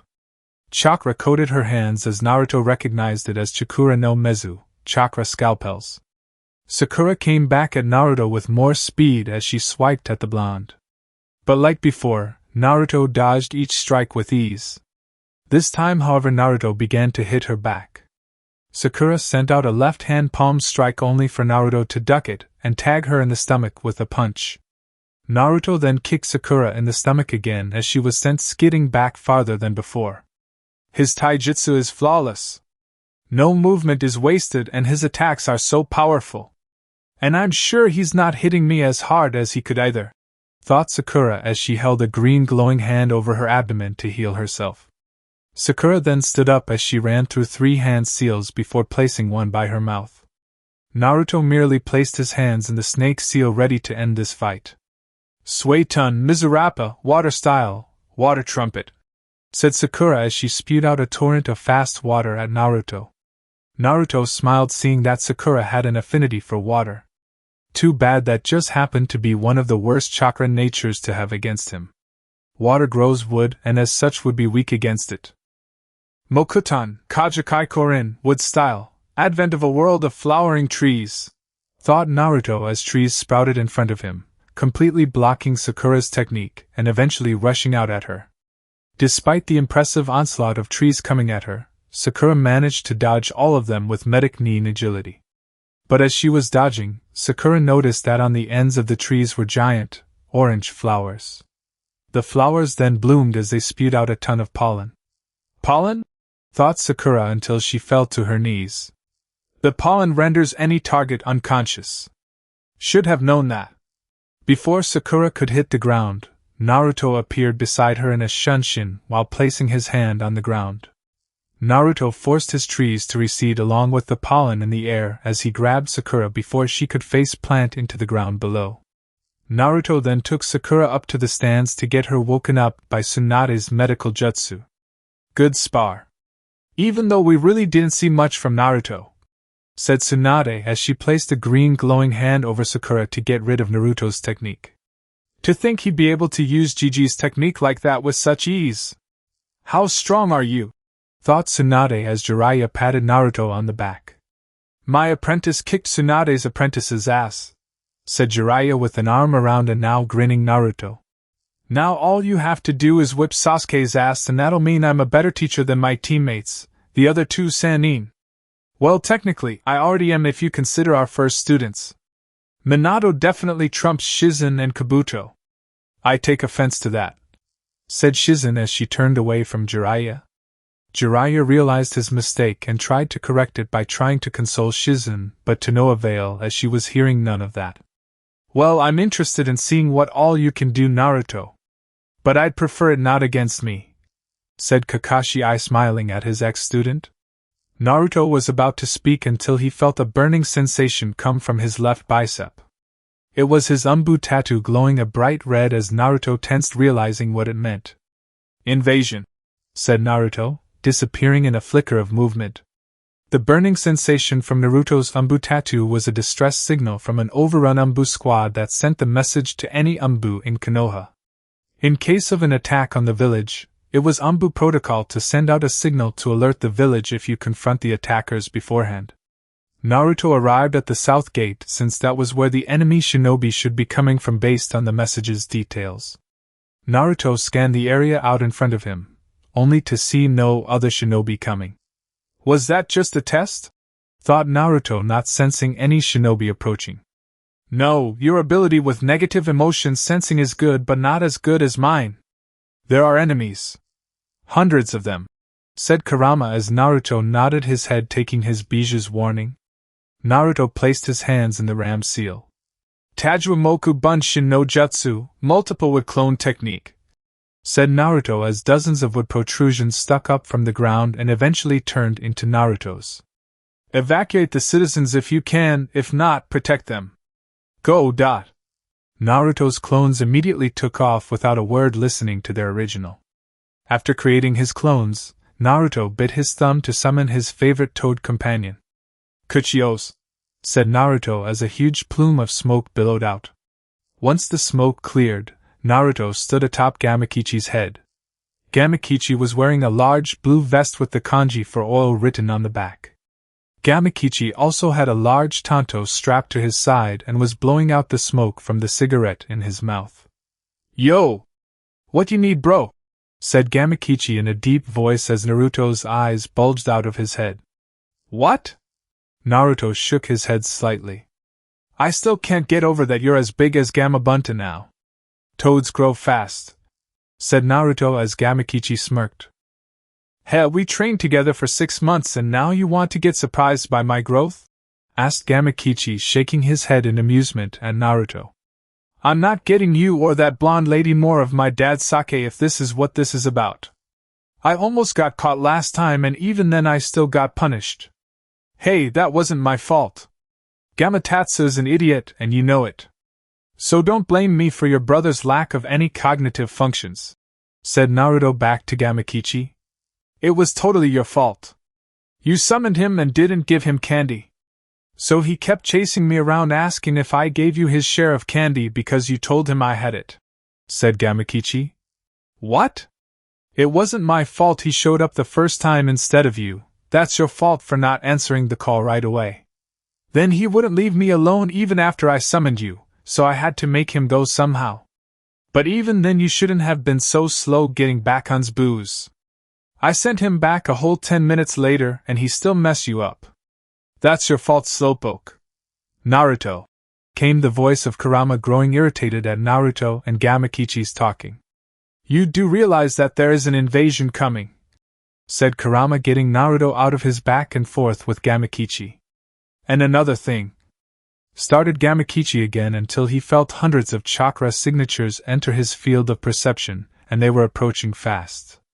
Naruto, I may be going delusional or maybe my sensor abilities with senjutsu are going haywire right now. But please tell me those are friendly chakra signatures approaching at rapid speed, said Gamakichi as Naruto shook his head. No, that's definitely enemies, said Naruto as appearing over a hill were hundreds, at least over 300 specks approaching Konoha. And they can fly. Gamakichi, we have to tell Bei-chan. Gamakichi took off in a mighty leap as he headed toward the heart of Konoha in search of Tsunade. In the village 10 minutes prior. Invasion, said Naruto as he disappeared in a flicker of movement. Tsunade, Jiraiya, Shizune, Kakashi, and the now conscious Sakura stood still for a second until they realized that Naruto was serious. An invasion was coming, and they all had a job to do. One of those was to hand out orders, and Tsunade was ready to do it. Sakura, head to the hospital. I need you there in case our shinobi get injured. Shizen, go and sound the alarm for a level 3 emergency. Kakashi and Jiraiya, with me, said Tsunade as she handed out orders to those around her. Go. The 5 were off to their individual tasks as Tsunade, Jiraiya, and Kakashi headed to the top of the Hokage Tower. Shortly after their arrival, they heard the loud wailing siren of Konoha's alarm system that broke the peaceful tranquility of Konoha in an instant. The inhabitants of Konoha all froze as the siren blared extremely loud for a full 5 seconds before dying down. Shinobi immediately began to flood the streets as Shizen's calm voice sounded out over the village's intercom system to give out directions. Attention! A level 3 emergency has been declared. This is not a drill. All combat personnel is to attend their defense stations. All non-combat personnel is to evacuate the village through the underground tunnel system. Seek immediate assistance if you are unable to evacuate by yourself. I repeat, a level 3 emergency has been declared. This is not a drill. All combat personnel are to attend their defense stations. All non-combat personnel is to evacuate the village through the underground tunnel system. Seek immediate assistance if you are unable to evacuate by yourself. Shizen's voice continued to permeate the air as she repeated those same lines. The once calm village was now a flurry of movement as tens of thousands of people were moving according to the directions handed out. Tsunade looked around internally happy that all of her shinobi and civilians were handling themselves well in the face of an emergency. Several figures then landed on the roof of the Hokage Tower with her, Jiraiya, and Kakashi as they attended their own stations. Shikaku Nara, Konoha's Jonin commander, landed near Tsunade to help lead Konoha's defense.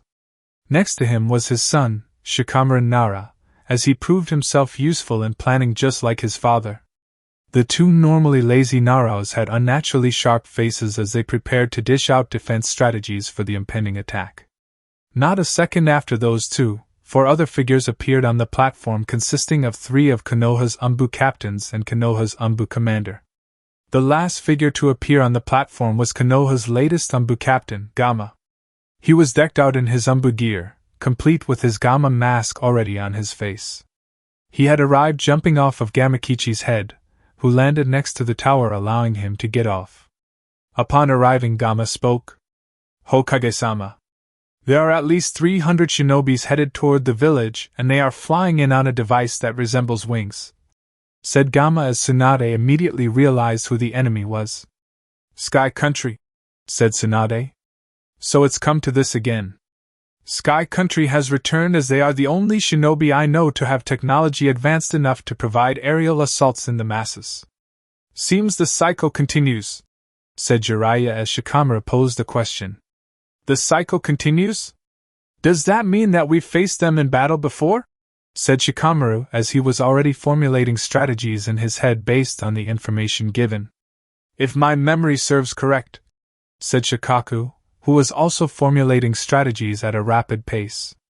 They were a pretty large group of shinobi who entered the Second World War trying to overthrow the 5 great nations. Upon entering, though, they were soundly defeated by Konoha some 4 decades ago. If this really is Sky Country, then yes, we can expect them to use highly advanced technology to supplement their offensive power. Not to mention they've had over 40 years to advance it, so be prepared for that. No one challenges a village unless they believe they can win. So in essence, their firepower must be tremendous to want to attack Konoha with only 300 ninjas, said Kakashi, who despite slouching slightly still looked alert and ready to strike at a moment's notice. How are we going to combat this? The platform was quiet for a few seconds until Jiraiya spoke up. Why not let history repeat itself? Shikaku looked at Jiraiya dumbfounded as he had been racking his brain through hundreds of different scenarios when one was already there. Weather the storm and then eliminate them without prejudice. If that's the case, we'll need a Hyuga. Right, Commander. Gather your Umbu and place them at choke points outside of the village to help assist the border patrol shinobi in the first phase of the defense, said Tsunade. The Umbu commander disappeared without a sound or flicker of movement, as if he was never there. His Umbu captains all disappeared with him as they prepared to defend their home, including Gamakichi since he was Gamma's summon and left to aid him. Kakashi, find me a Hyuga and Abdurrahim as they will be tasked with the return assault team along with you, Jiraiya, Shikamaru, and eventually Naruto. Kakashi disappeared in a puff of smoke as he went out on his assignment. Jiraiya, you'll be in the village taking out as many as you can to keep them from damaging the village too much, said Tsunade as Jiraiya nodded and jumped off the tower while biting his thumb. Kuchios no Jutsu, summoning technique, said Jiraiya as two massive toads appeared. A blue toad with dual swords strapped to his back and a purple toad with a samsara and shield. Jiraiya addressed his two summons upon the smoke clearing. Invasion. Sky Country. Can I get you guys assistance? Asked Jiraiya, landing on the purple toad's head. Of course, Jiraiya-sama. Though I may be a little clumsy, spoke the purple toad, Gamaken. Without a doubt, said the blue toad, Gamahiro. Jiraiya smiled. After a brief handing out of orders, the two toads of Mount Mayaboku disappeared into the corners of the village that were facing where the ninja would be approaching from. Tsunade then turned to the last two on the platform with her. And finally, I need Shikaku to help guide the defense while Shikamaru figures out where the enemy is. Use Inoichi's Shindenshin no Jutsu, mind-body transmission technique, if you have to so you can get the message to everyone all at once. And Shikamaru, they use their chakra through their devices to help them fly. Meaning that they'll probably use up just enough to allow full assault on the village while maintaining just enough to get back to where they came from. That's what the Hyuga will be for. He'll tell you how much chakra drains, and from that I'm sure you can handle it from there. The two Naras nodded their heads as they waited for Kakashi's imminent arrival with the two shinobi for the return assault team. Sending out Jiraiya and Naruto would already be overkill if the Sky Ninja only had 300 shinobi. Not to mention the fact that Kakashi will be there as well along with his son and the two trackers. I'm assuming you'll be on the battlefield, Hokage-sama? Said Shikaku as Tsunade bit her thumb. Of course, said Tsunade as she summoned Katsuyu. We have work to do. Tsunade jumped on her summon's head as they headed to the front lines for the arrival of the flying shinobi. With Naruto. This is outrageous, said a beat-up Gamakichi as several more Sky Ninja approached him. On top of Gamakichi's head was a maskless and wore-out-looking Naruto. Naruto lost his mask due to one of the Sky Ninja's bombs detonating near him and blowing it off his face. Naruto was also missing the upper right half of his Anbu uniform in the struggle against the Sky Ninja's assault. Yeah, it is. If this has taught me anything, I need to work on my long-range attacks because this sucks. Kichi, bring the fire, said Naruto as he put his hands in the ram's seal. Gamayudan, toad oil bullet, said Naruto as he fired out a spew of high-speed oil at the approaching Sky Ninja. Gamakichi fired off a torrent of flames as it combined with Naruto's oil bullet. Katan, Gamea Enden, fire style, toad flame bombs, said Naruto as the oil and fire tore off into the several approaching Sky Ninja, burning them alive. As their smoldering carcasses fell to the ground, Naruto looked around to see all the destruction that was caused by the Sky Ninja's assault.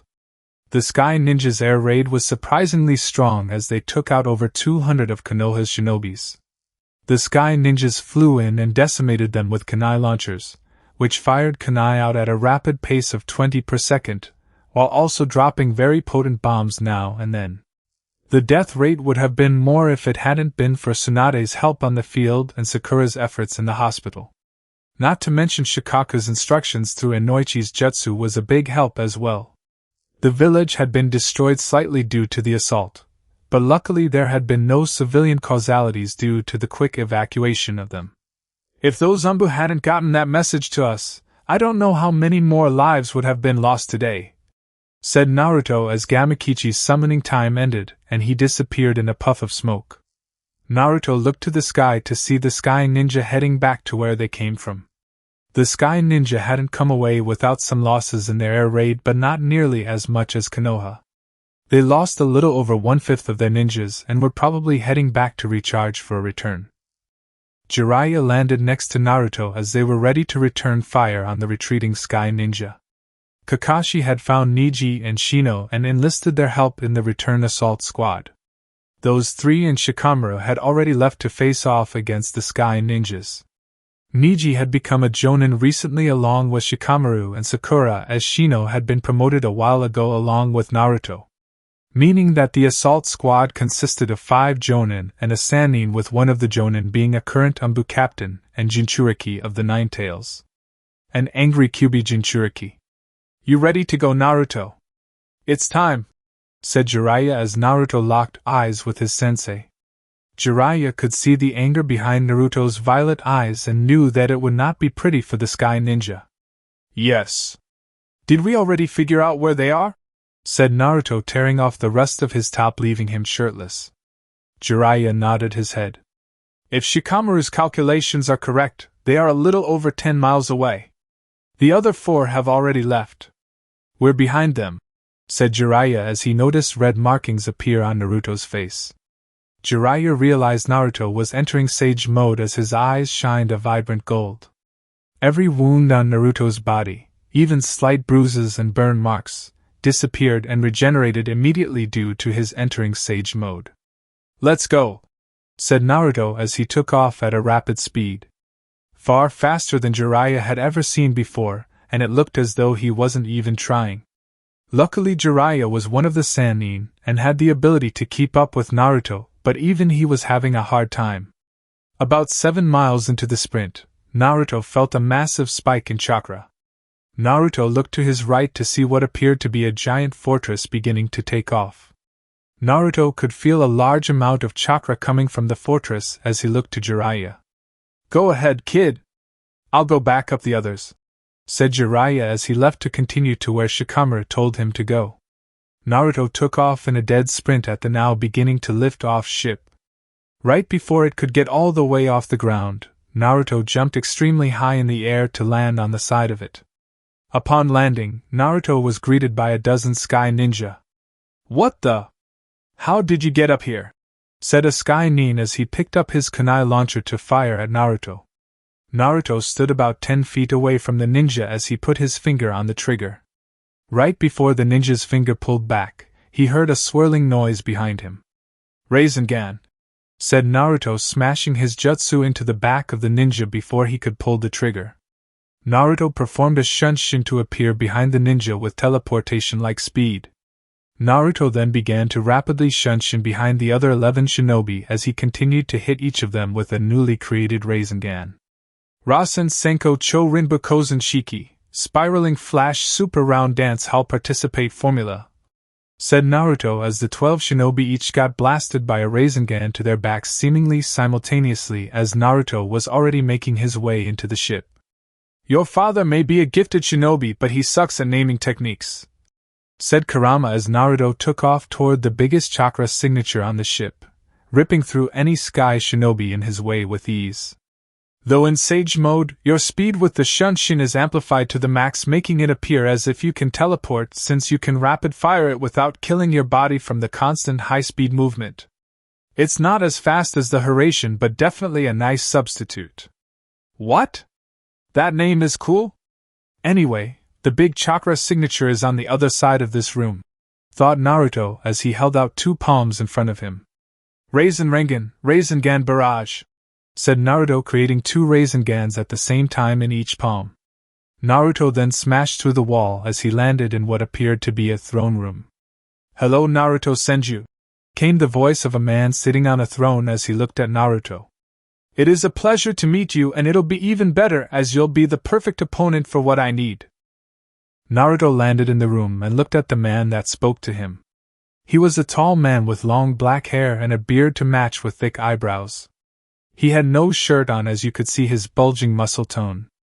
"Based on your appearance, I'd assume you just changed as there is a shirt torn up behind you, which suggests that it burst due to rapid body growth."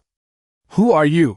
questioned Naruto, still in Sage mode, only in his umbu pants and shoes, as he could feel the man's chakra. The man gave Naruto an arrogant look. "I am a king. I am the Sky Country's Emperor, Shino," said the man as he laughed slightly at Naruto. "And you will be the first Konoha shinobi to fall before I destroy your village with the power of Dark Chakra." Naruto heard Kurama scoff in his head at the phrase Dark Chakra. "What's going on, Kurama? Do you know anything about Dark Chakra?" "'Cause from what I can feel through Sage Mode, it's pretty powerful," said Naruto internally to his nine-tailed partner. "It's called the Rabi Zero Tails.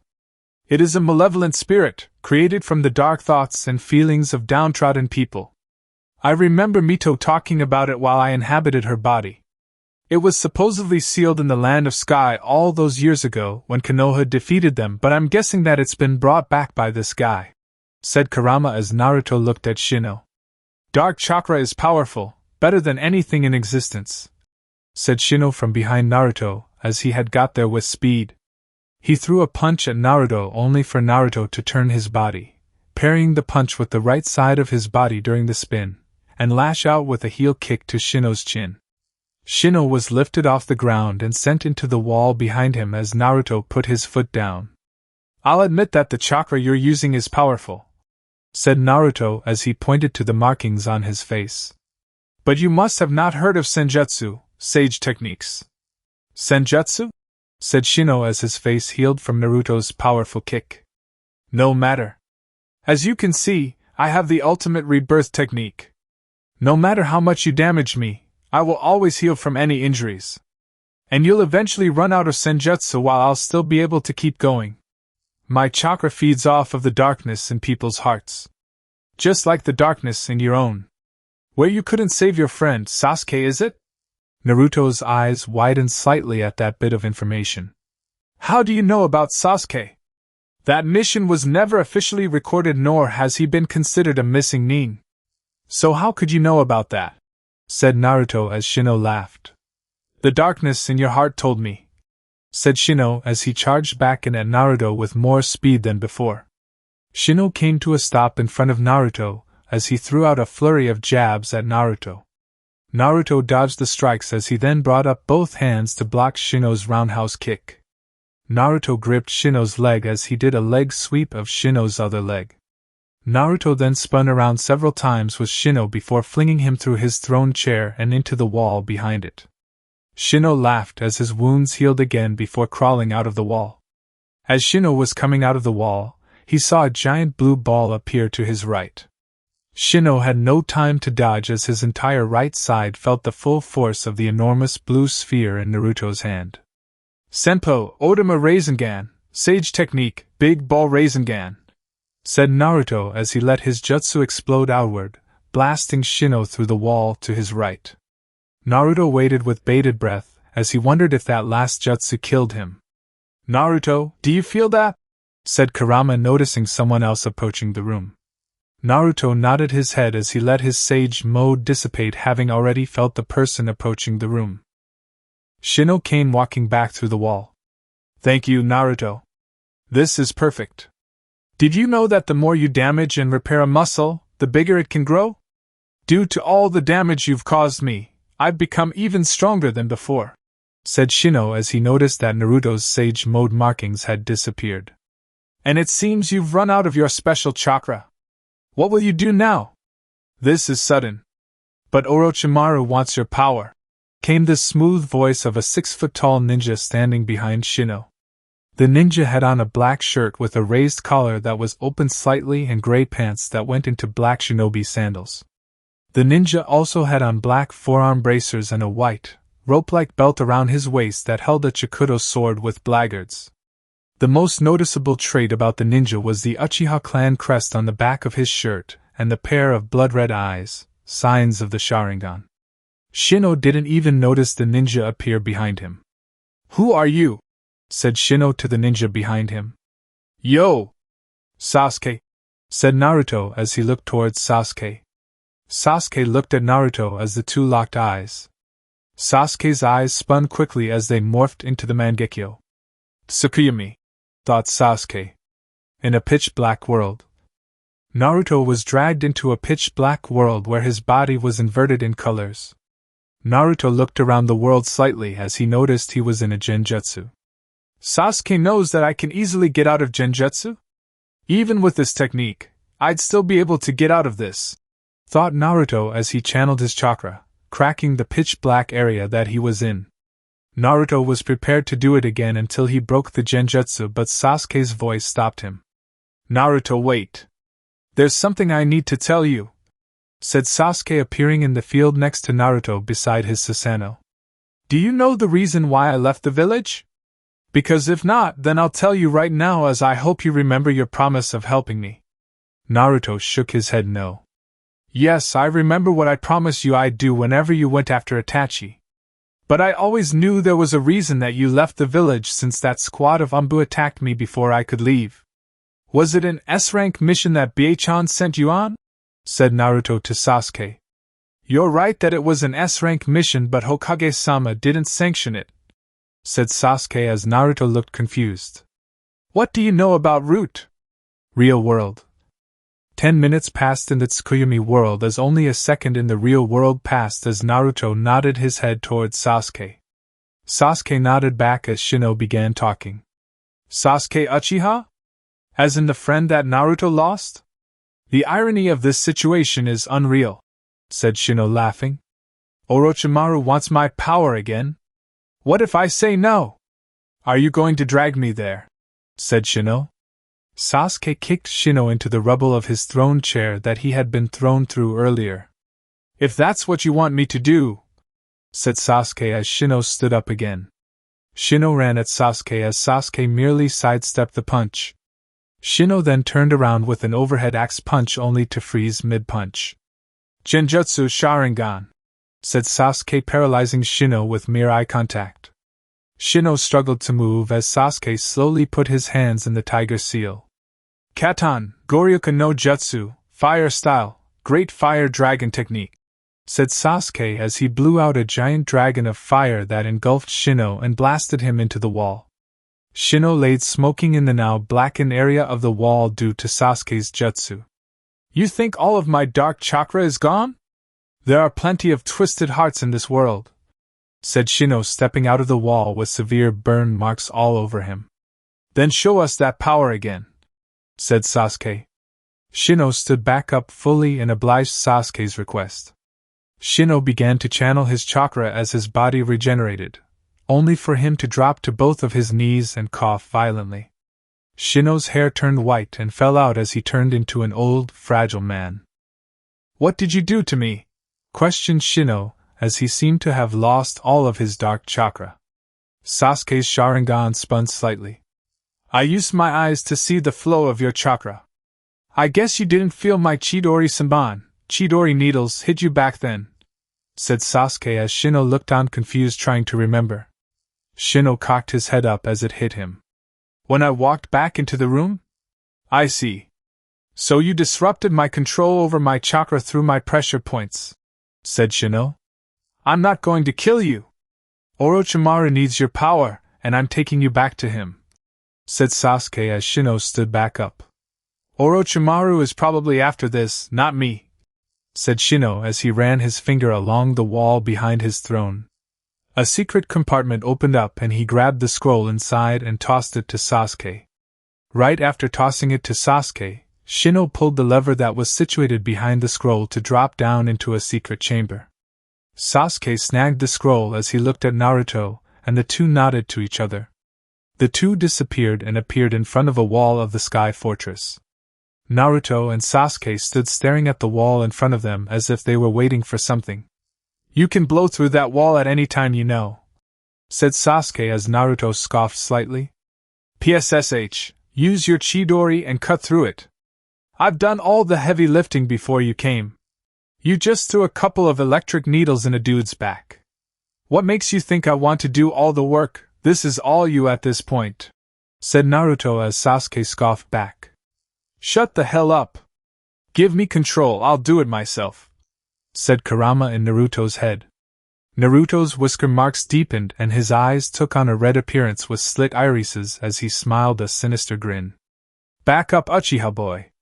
I'm going to blow this wall to smithereens, said Kurama through Naruto as he had been given control. Sasuke merely stepped back as the Kurama-controlled Naruto clapped his hands together. Katan Kitsune Hoka, fire style, fox fire, said Kurama as he blew out a violent and powerful stream of fire at the wall in front of them. The fire blew through the wall with ease as it continued all the way, making a small tunnel. That felt good. Naruto got back control of his body as he shivered slightly. That always feels weird, said Naruto as he coughed up a bit of soot from Kurama breathing fire. How do you deal with the ash in your mouth after expelling a fire technique? Questioned Naruto while he and Sasuke took off down the tunnel that leads to where they could feel Shino's chakra. Sasuke merely laughed as they arrived at the end of the tunnel. The two shinobis noticed Shino standing in a chamber under a yellow fetus-like object. That's the Rabi. It's trapped inside that yellow substance as it's probably being used to power this fortress, said Kurama to Naruto as he nodded his head. Sasuke powered up a Chidori only for it to dissipate and get absorbed by the Rabi. Shino laughed as he finally took notice of the two. You two are fools for coming all the way here. This place collects all the chakra that the Rabi has gathered and converts it into energy. This is the Sky Country's ultimate weapon, the Anchor Van Tian, shouted Shino. And now that you two are here, your chakra is being absorbed for use in the Anchor Van Tian, rendering you two powerless. Naruto and Sasuke landed in the chamber with Shino. I'm guessing the Anchor Van Tian has some super weapon on it that can destroy mountains or something along those lines, said Naruto. But even if our chakra is being absorbed, that means that yours is as well. We'll still kick your ass, said Sasuke as Shino laughed again. Did you think I came all the way down here just to have my chakra absorbed? Said Shino as his dark chakra seeped into the Rabi. The Rabi then attached yellow arms around Shino as it dragged him into its body. With the power of the Bijou, we have the ultimate weapon. As Shino said that, the Rabi glowed a bright yellow along with the substance as the walls around them glowed white with kanji. Outside, the ship shot off a burst of energy that soared through the air, passing through a nearby mountain with ease. In a bay. You were right, Shikamaru. There they are, said Kakashi as he, Shikamaru, Shino, and Niji all stood opposing the 8 ships in the bay that housed the Sky Ninjas. Well, it was simple math, said Shikamaru lazily as he got ready. Are you guys ready to start phase 1 of the plan? Asked Shikamaru as the group nodded their heads.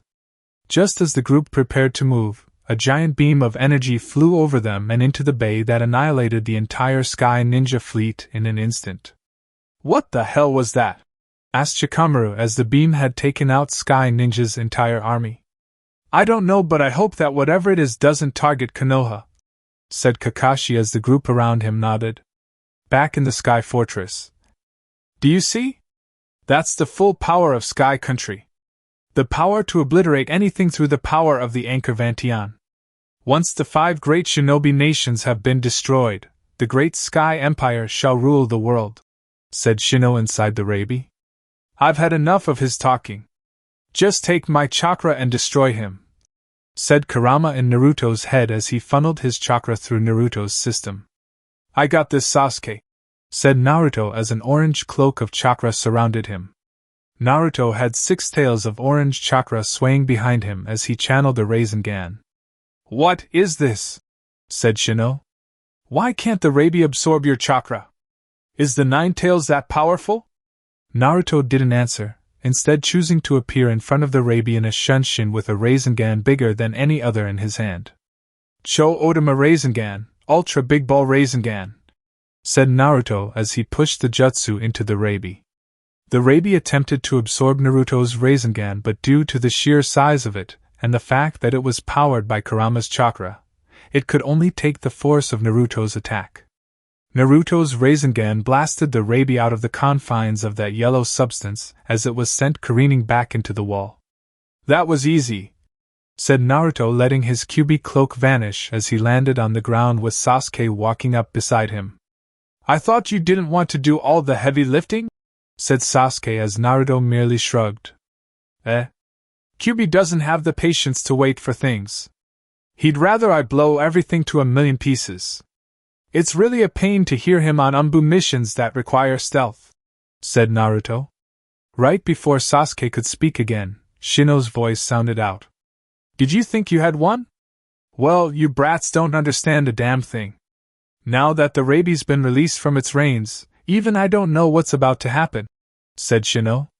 Rat, ox, dog, clap, boar, thought Naruto, running through those seals quickly before slamming a palm on the ground. Once Naruto slammed his palm on the ground, A sealing formula spread out from Naruto's hand to underneath the rabi. Sasuke noticed that it had the Uzumaki swirl inside of the seal directly underneath the rabi. Uzumaki Fuinjutsu, Uzumaki sealing technique, said Naruto as the area under the rabi began to spark and eventually dragged the rabi into its sealing formula. That should do it. I was sick of hearing that guy talk. Sasuke stared at Naruto at seeing that he used such a technique. Forget it. I don't even care anymore about the tricks up your sleeve.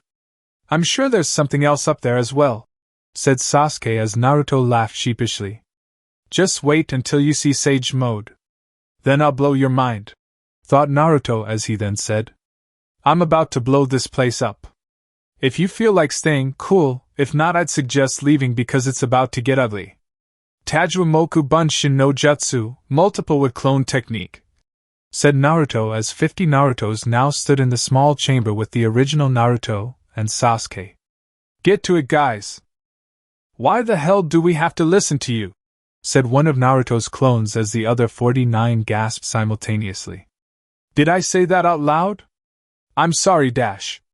Naruto reverted that clone to wood as he looked at the rest of his copies. Anybody else wants to know why you should listen to me? Said Naruto as the other 49 shook their head and went off to do their duties of destroying the ship. Should we use Rasengan? Asked one of the clones. Another clone shook his head. I don't really think it matters. I mean that guy's using simple explosive notes. I think I'll just blow myself up, said the clone as he detonated, killing himself and the clone he was talking to. Sasuke and the original Naruto had both taken off to the outside of the ship as they weren't planning to stick around with the destructive clones. Upon getting outside, Naruto and Sasuke noticed a boat filled with civilians and a red-haired girl outside that boat. Hello? Said Naruto as he noticed a lever beside him. I'm guessing that if I pulled this lever you all would be sent off this ship, right? Seeing the people on the boat nod their heads, Naruto put his hand on the lever. Stop! Came the shout of the red-haired girl, halting Naruto from pulling the lever. Where's my sensei? I can't find him. Who are you? Asked Naruto. I am Amaru. I'm looking for my sensei Shino. Have you seen him? He's a tall man with white hair and dash. Started Amaru until Naruto cut her off. Get on the ship. I'm about to blow this fortress up and you guys need to get to safety, said Naruto as Amaru looked at him with an angered look. What? Blow up the fortress. But my sensei's body is in here. I need to get Dash. Started Amaru again only to be snatched by her collar and roughly thrown back into the boat behind her. Shut up, said Sasuke having thrown the girl into the boat. Your sensei was a madman and tried to kill thousands of innocent people. Amaru looked up shocked at that announcement as Naruto pulled the lever, sending the boat and the people off the ship safely. As soon as the boat got clear of the fortress, an explosion rocked the fortress that split off a huge chunk of it. You do realize that you would have killed them had they not been already exiting the ship? Said Sasuke as Naruto put his head down in shame. Naruto then straightened up as several more explosions rang out through the fortress. Yeah, but that didn't happen, so let's not worry about it.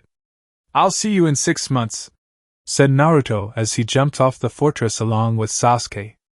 Sasuke activated the cursed seal on his neck to give himself wings to fly as Naruto plummeted at a rapid pace. Just as the two got far enough away, the entire fortress blew up thanks to the combined efforts of Naruto's clones. Naruto was still free-falling to the ground as he looked ready to splatter onto the ground below. Naruto clapped his hands together as he approached the ground. Futon de Tapa, wind style, great breakthrough, said Naruto, slowing his descent by creating a burst of air toward the ground. Still too fast, said Naruto as he was still going to get hurt despite slowing his falling speed with his jutsu. This'll hurt. Right before Naruto hit the ground, he was snagged up by the tongue of a familiar toad. Gamabunta, said Naruto, recognizing the toad immediately. Jiraiya stood on top of his toad boss's head as he smirked at his apprentice. Nice going, Gaki. Though you could have found a better way to get off of that ship. But you were never one for the aftermath of your ingenious plans, said Jiraiya as Naruto smiled at his sensei. Ah well. We're all safe and we've destroyed the Sky Country ninjas again, said Naruto as the anchor Van Tian crumbled into the ocean in pieces due to Naruto's clone's efforts. Boss. Your grip is a little too tight, I can't get out, said Naruto, struggling to get out of Gamabunta's tongue. I know, said Gamabunta as he looked at Naruto with an Oni mask appearing behind him. What's this I hear from Gamatatsu that you're the one stealing all of my sake? Naruto's look turned to one of fear as he realized why Gamabunta hadn't let him go of him yet. Gamatatsu! That treacherous toad! How could he? He's supposed to be one of my familiars, how could he turn on me like that? You should have given the boy candy, said Gamabunta as he prepared to give Naruto divine punishment for his stolen sake. Gamabunta pulled the tanto off his side only to notice that Naruto had replaced himself with a wooden dummy. Get back here, boy! Shouted Gamabunta as he chased a fleeing Naruto around the small island they were on. Oh well, Gaki. You got about another hour until his summoning time is up. That'll be good exercise and training for you, said Jiraiya as he grew a lecherous grin.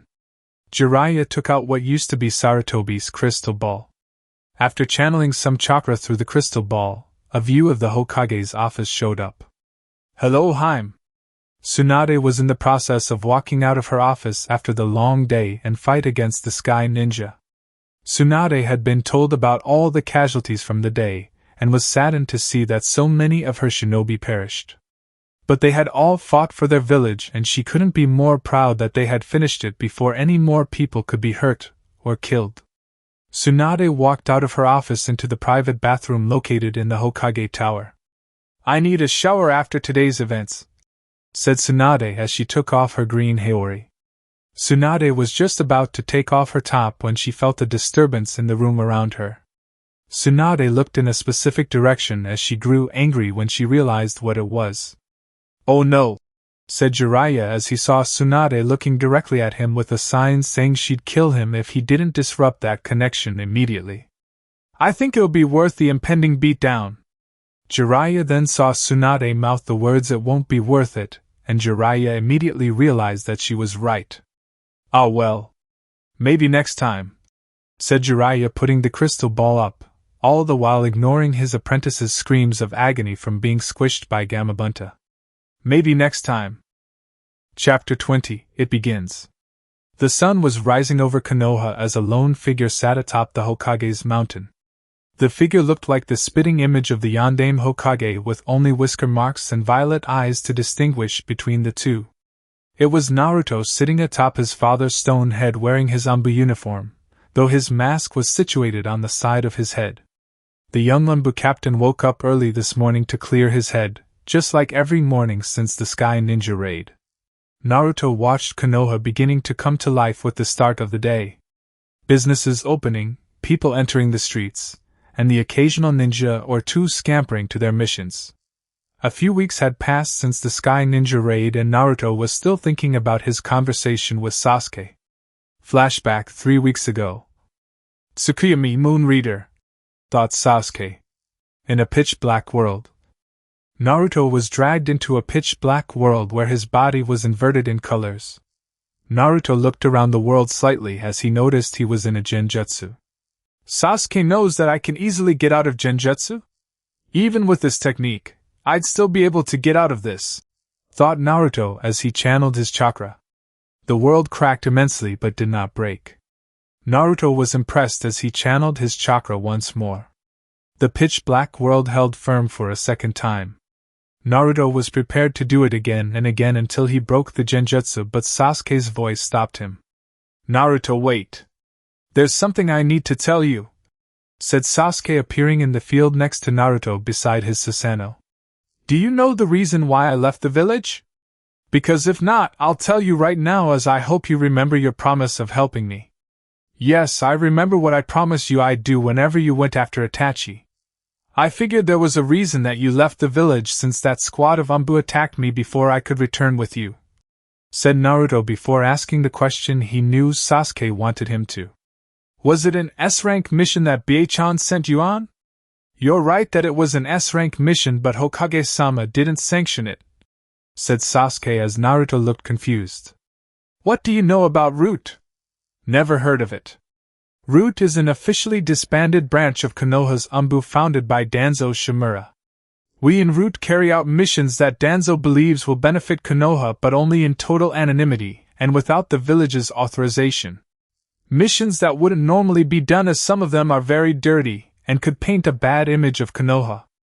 It's a very secret organization and only the Hokage and the village elders knew of its continued existence. If it's so secret, then why would you tell me about it? Said Naruto before adding. And if it is so secret, I'm sure there would be countermeasures to ensure no one would talk.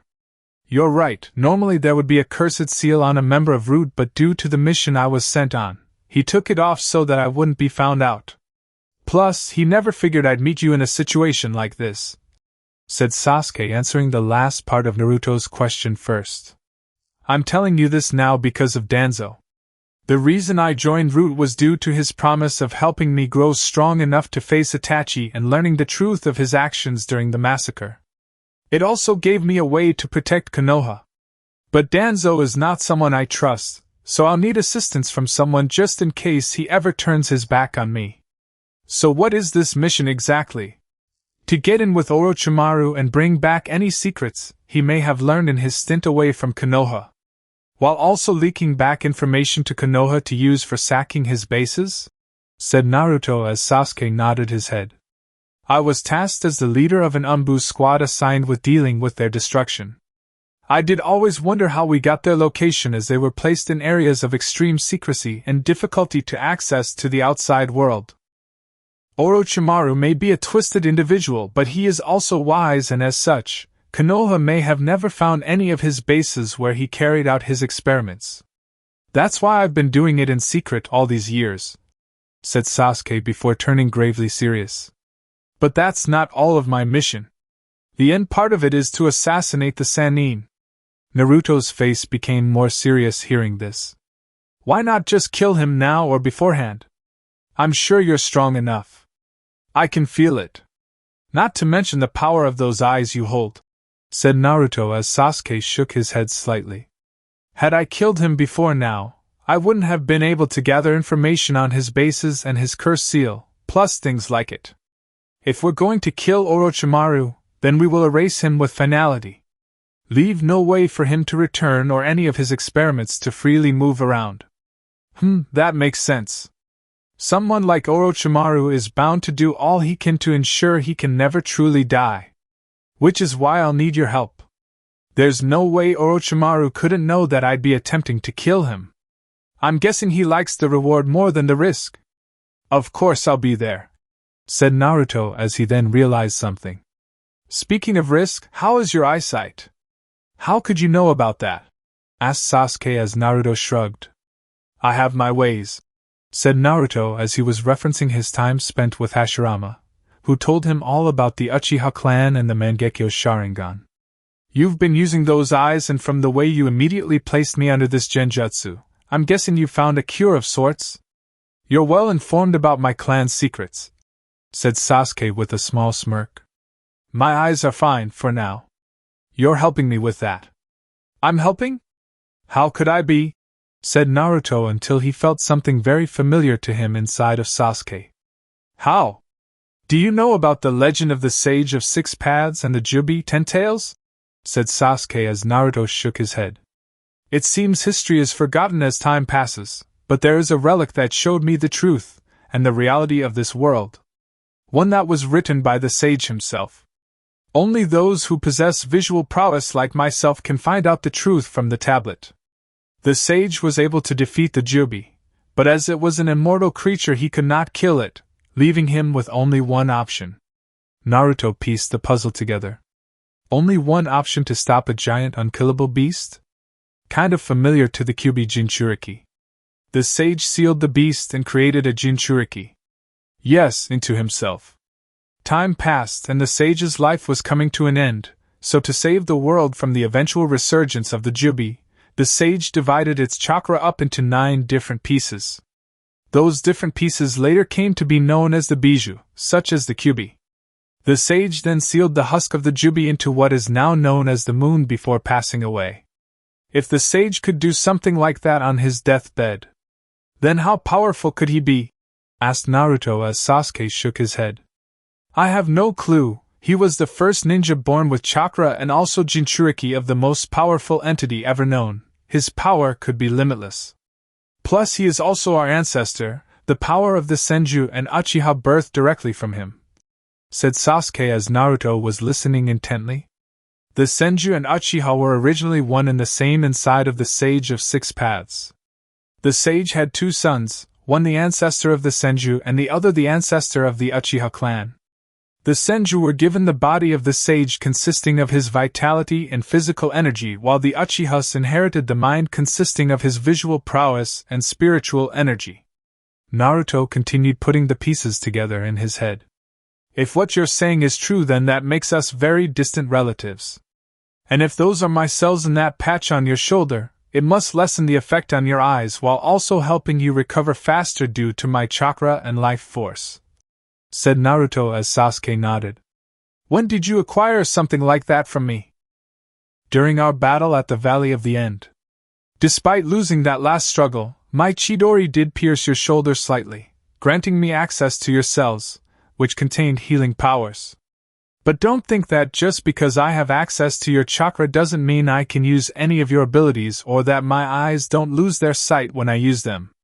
It just lessens the effect considerably to keep me from getting too blind before I find the solution to fix my eyes permanently. Your brother's eyes? Questioned Naruto knowingly as Sasuke shook his head in amusement. You know way too much, Naruto. But you're right. However, our time here is coming to an end. I'm not too good at using this genjutsu and can only advert time by a few minutes. Can I count on your assistance in helping me? Asked Sasuke as Naruto sat for a little while contemplating Sasuke's question. Naruto then stood while putting a fist out. Sasuke grew a slight smile as he fist bumped his best friend. One more thing. Hokage-sama seemed to know about the plan since she only sent that group of ninjas with you. I'd check that if I were you. Flashback end. It all makes sense. Yugao-senpai had just come back to the village and could have easily been sent out in the retrieval of Sasuke. Yet Bie-chan sent out 3 genins and 2 rookie chunins to retrieve him without any knowledge of the opponent's skills. It's hard to believe that Bie-chan didn't even feel like telling me about this or even root. She probably knew something like this would happen when I was talking to her that night about how Sasuke was acting fishy, thought Naruto as he felt a slight breeze flow through the air, causing his hair to sway. An Umbu appeared kneeling on the mountain behind him. Yes? Gama Taicho, Hokage-sama requests your presence, said the Umbu as he vanished right after relaying the message. Naruto nodded before vanishing in a shunshin to the Hokage tower. He came up through the floorboards of Tsunade's office as he addressed his leader. Hokage-sama, said Gama as Tsunade looked up to see her favorite Umbu. Hello Gama, please take off your mask as it won't be needed for what I'm about to ask of you, said Tsunade as Naruto took off his mask and placed it back on the side of his head. Good, now your code name for this mission will be Sake. There was a moment of silence as Naruto and Tsunade stared at each other with straight faces. Several seconds passed until Naruto's lip quivered upwards slightly. Ha, I win this round, Gaki. That's another point for me, said Tsunade as she marked down a tally mark next to her name in a book she retrieved from her drawer. That now puts me in the lead, brat. Damn! I'll get you next time, said Naruto as he then slumped in the chair in front of his aunt. So what did you need me for? Oh right! I need you to go to Suna for another visit. Suna? Why Sunagakure? More alliance talks that won't go through, that haven't gone through since their failed invasion? Asked Naruto as he felt a familiar presence approaching the room. A presence of the Jinchuriki kind. Wait, she's here? You and a representative from our alliance with Kyumo are going to go to Sunagakure. Suna appointed a Kage a little over 6 months ago, and he has sent a request to finalize the alliance. And I'm sending you to deliver our response while Kyumo is sending someone as per the Konoha-Kyumo alliance agreement, informed Tsunade as a knock came at the door. Come in. The door opened acknowledging Tsunade's request. Naruto turned and his pupils dilated at who he saw. Hello, Hokage-dano. Hello, Naruto-kun. The greeting came from a sweet voice that Naruto considered his favorite. Hey Yugi-chan, said Naruto, cutting off Tsunade, who should have went first but realized Naruto was excited to see his girlfriend. You're the Kumo representative? Of course I am, said Yujito as she looked to the third blonde in the room. Are we ready to go, Hokage-dano? I'm guessing Naruto-kun will be Konoha's representative? Tsunade nodded her head as she took out a scroll and flung it at Naruto. Yes, ma'am. Have fun, you two, and please get there safely. Just because the Akatsuki isn't scheduled for a few months, doesn't mean they can't surprise us, said Tsunade as Naruto caught the fast-thrown scroll. See you when you come back. Naruto nodded his head as he escorted Yujito out of the office. As they were walking out, Sakura walked past the two with a greeting. Tsunade-sama, are you sure it's wise to send Naruto on that mission with Yujito without backup? They could get captured by the enemy or something else. They could also, they might dash, stammered Sakura as Tsunade halted her apprentice with a hand. I know it's dangerous, Sakura. But I don't think there is anyone who could take out Naruto. Let alone Naruto and Yujito together. Even Itachi Uchiha and his partner would have problems, said Tsunade as she went back to her paperwork. And about that last part, Naruto's been acting weird since the Sky Ninja assault, and this will be perfect for him. Maybe Yujito will help get him out of his funk. Sakura nodded her head at her sensei's words. Wait, what? Land of Wind 2 days later. Mokuton, Shichuka no Jutsu, wood style, 4-pillar house technique. Wood rose out of the ground in tall pillars, molding itself into a perfect wooden house. Naruto picked Yujito up bridal style as he kicked open the door to the newly built house. Naruto stood with Yujito in his arms as he then looked at his girlfriend. Yujito gave a hum before shaking her head.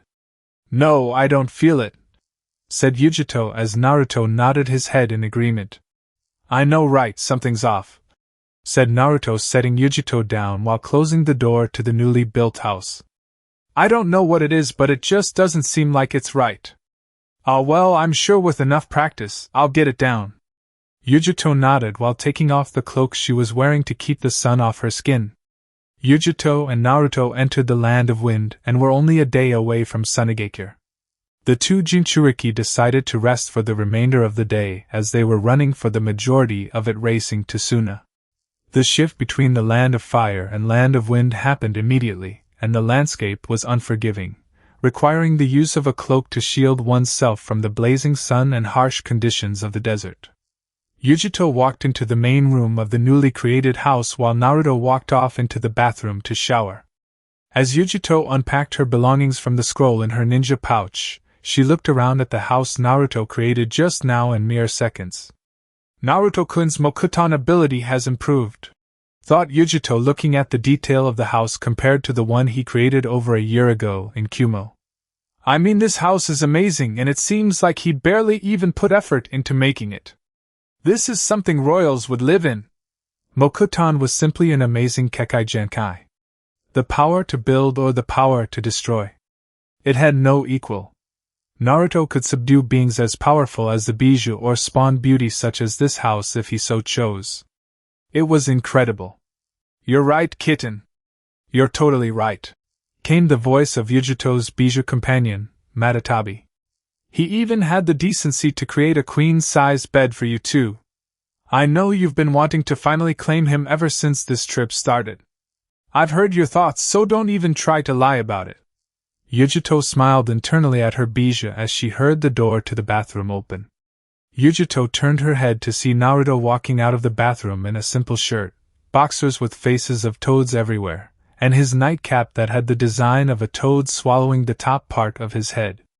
Yujito chuckled slightly seeing him in that ridiculous attire again.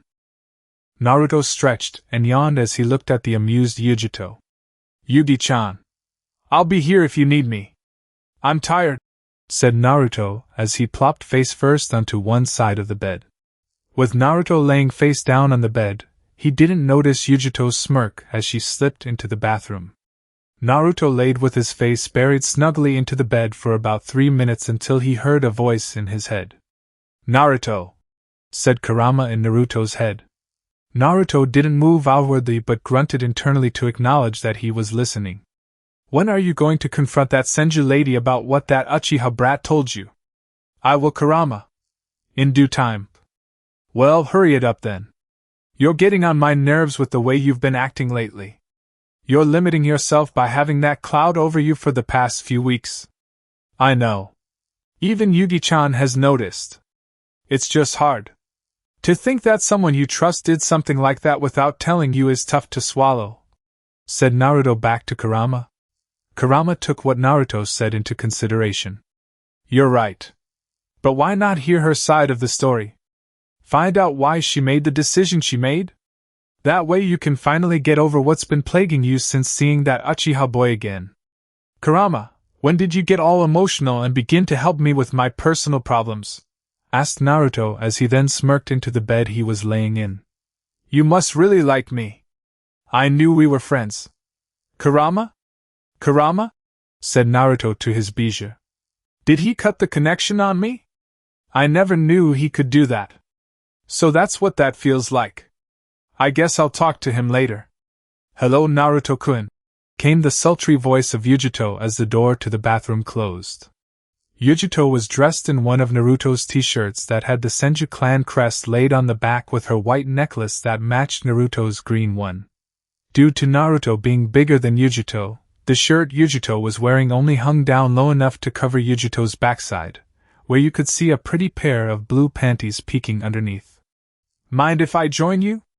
Yujito had never seen Naruto move so fast.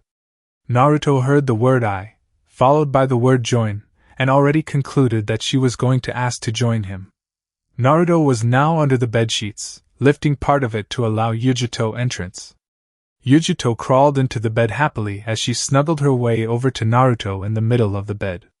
You're warm, said Yujito with a contented sigh as she nuzzled her way into Naruto a little further. So I've been told, said Naruto pulling Yujito in further with one of his arms. One of the many perks I guess when you're dealing with a guy with a near-omnipotent Bijou resting in his stomach. Or mind? Since I go into my mindscape to talk with him? I don't know, one of the two. Speaking of Bijous, it's almost time for the Akatsuki to come around, right? Naruto gave the girl a nod. Just about. Jiraiya-sensei said that'd be making their move in 3 years, and if he's right, we have a little over 4 months left to prepare for them, said Naruto as he grabbed Yujito a little closer unconsciously. It's even worse because since you have the two tails within you, they'll come after you during the first part of their hunt. They'll try to gather the Bijou from 1 to 9, in that order if everything is correct with Sensei's intel. Meaning you'll be one of their first targets. But don't worry, I won't let them get you. Don't worry about me. I'm sure that anything they could throw at me wouldn't be enough to take me down.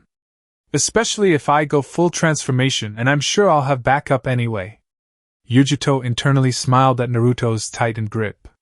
He was worried about her, but she was worried about him too. You need to worry about yourself.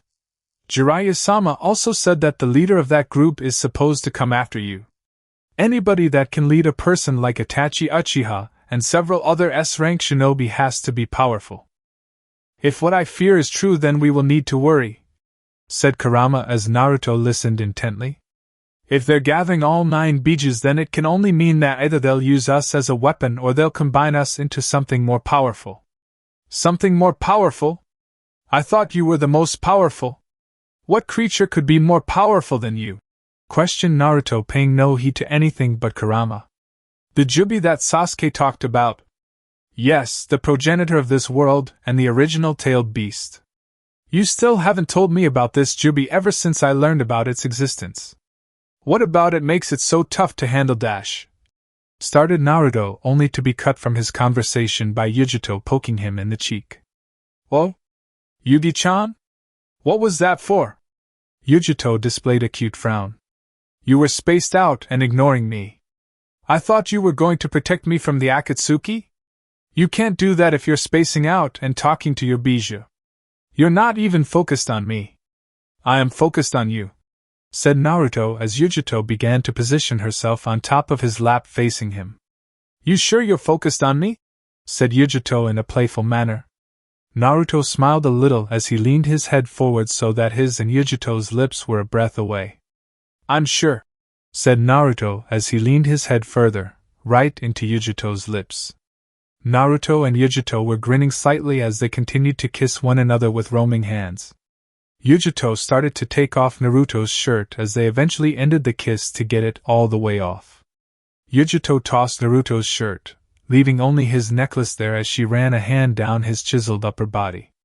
We've been alone for 2 whole days, started Yujito, kissing Naruto some more before breaking away.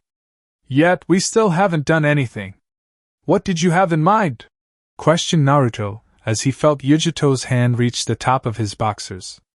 Yujito's eyes were locked firmly on Naruto's boxers as she put a hand inside the waistband. Yujito licked her lips in anticipation as she then looked back up at Naruto. Well, started Yujito as she began to pull up on Naruto's boxers. Before Yujito could make a move to pull them down, Naruto grabbed her hand and stopped her. What? Do you not want dash? With a loud crash, 9 figures came flying in through the house's window with weapons drawn at the 2 Jinchuriki. 9 masked individuals as one of them pulled down his veil to address the 2. Sorry to interrupt what you were doing, but, said the man as he moved his oversized sword closer. We'll be taking all of your valuables. So please don't make this harder than it has to be. You have got to be kidding me, said Yujito with a frown as the man laughed. Oh, don't worry, pretty lady. We're going to kill your lover there quick and without paying. But you, my dear, will be taken back with us to become our personal plaything. I'm not worried about that. Actually, I'm not worried at all. It's just you guys are serious mood killers, said Yujito as she moved off of Naruto. One of the men approached Naruto immediately, and with a swing of his cleaver, Naruto's head came clean off. But instead of blood, only straw came out. Is that a dummy? Said the leader as he realized that it was a replacement. They're shinobis. Naruto appeared behind one of the men in a shunshin as he pressed firmly into one of the man's vital organs with a tri-pronged kunai. Yujito moved swiftly to stab the one next to Naruto's with one of her extended fingernails into his heart. Naruto kicked the man off his kunai before he slammed a hand into the floorboard. A huge seal appeared underneath the house, making the ground rumble slightly as Naruto placed an arm around Yujito before performing a shunshin to exit the house with her in tow. Get out! Shouted the leader as he and 2 others managed to leap out of the house in time. The other 4 weren't as lucky as the house was swallowed whole by the appearance of a giant Venus flytrap. What the hell is that thing? Asked the leader as he looked at the huge plant in front of him that appeared to be looking at him despite not having eyes. The leader then looked to the right to see Naruto and Yujito across the clearing. Man, I was just about to lose my virginity, and you all just had to show up, said Naruto as he held the snake seal. Trees sprouted from the ground around the 3 men that were left as they were held snug in the branch's grip. Who are you? The leader gulped nervously. I'm just a thief. I don't even know how to use a sword, but I never meant any real harm, said the leader, still struggling to get out of the chakra-suppressing trees. Before Naruto could respond, however, Yujito did for him by blasting a giant wall of blue flames at the helpless men, burning them alive. Bandits! Stealing from people and threatening to take a woman and use her against her will, said Yujito as she turned toward Naruto. That's who they are. Naruto nodded his head, not caring that Yujito just killed the treacherous men. He was sad that people died but didn't feel sorry for them because of what they may have done or planned to do. By the way, said Yujito pointing toward Naruto's plant summon. Your plant just ate all of our belongings and the house we were in. Naruto's plant creature spat out several scrolls and Naruto's toad wallet as it disappeared in a poof of smoke. Naruto looked sheepish as the stuff spat out by his summoning was covered in a thick slime. So does that mean we can't continue what we were about to do dash? Started Naruto only to see Yujito's look. Yeah, bad timing. Don't worry, I'll replace all of that, somehow. At least it saved the treaty scrolls. Sunigakure one day later. Dude, that's the orange fox and Kumo's Hellcat, said Asuna Chunin, who was situated inside of a dune that acted as a gate for people entering Suna. And you said this job sucked? The other Suna Chunin in the dune beside him could only nod dumbly as he watched the retreating figures of the two Jinchuriki. Naruto was dressed in the standard Konoha uniform, except with a short-sleeved shirt on instead of a long one. He still wore black instead of blue as his pants ran into his black and white shinobi sandals. Yujito was wearing her normal attire but added the one-strap, white flak jacket of her village. They were both wearing black forehead protectors that displayed their respective villages as they walked through the streets of Suna. Naruto-kun, said Yujito, noticing the villagers' stares at the two of them and the stares of others as well. We're being watched. Of course we are, Yugi-chan. Well, not me in particular because I've been here several times before, but definitely you, said Naruto as he saw what was Suna's equivalent to the Hokage Tower. Though I do wonder who they picked as a Kage? Not to mention the fact that I can finally help Gaara out. Gaara? Questioned Yujito as the two continued walking despite the constant stares from the villagers. You don't know who Gaara is? Suna no Gaara, Gaara of the Sand? You've really never heard of him? Asked Naruto as Yujito shook her head no. Well, I guess you probably wouldn't since Suna isn't that much of a world power or even relatively close to Kumo. But Gaara's the Jinchuriki of the Ichibi, Shikaku. Wow. Another Jinchuriki. And finally the one weaker than me. Every other Jinchuriki I've met has a bijou with more tails than me. Finally, the Jinchuriki whose ass I can kick when it comes to raw power. No, my dear Yugi-chan. I wouldn't say that. Well, I guess you can relatively when just speaking of tails. But Gaara's extremely strong, and then you have to remember that we're in a desert, surrounded by miles of sand which Gaara can control at a whim, informed Naruto, getting Yujito's eyebrows to raise. Trying to beat Gaara in Suna is like trying to light a match underwater. It's futile, really. Even I would get my ass handed to me out here if he went all out. You'd get your ass handed to you out here by me as well, came the voice of Kankuro, standing outside of the spherical structure that held the Kazekage's office. Kankuro smirked as he put a fist out for Naruto to bump, which Naruto easily did. And I assume you're Ni Yujito, liaison for Kumobikure. I am Kankuro, welcome to Sunagakure. Yujito shook hands with Kankuro, returning his greeting. Naruto then noticed something that was off. Hey Kankuro! Where's Temari-chan and Gaara? Asked Naruto as Kankuro escorted the two into the building. Kankuro chuckled at that question. Temari is out on a mission at the moment, and I'm guessing you haven't heard about Gaara, said Kankuro as Naruto shook his head wondering what he could mean. Did something happen to Gaara?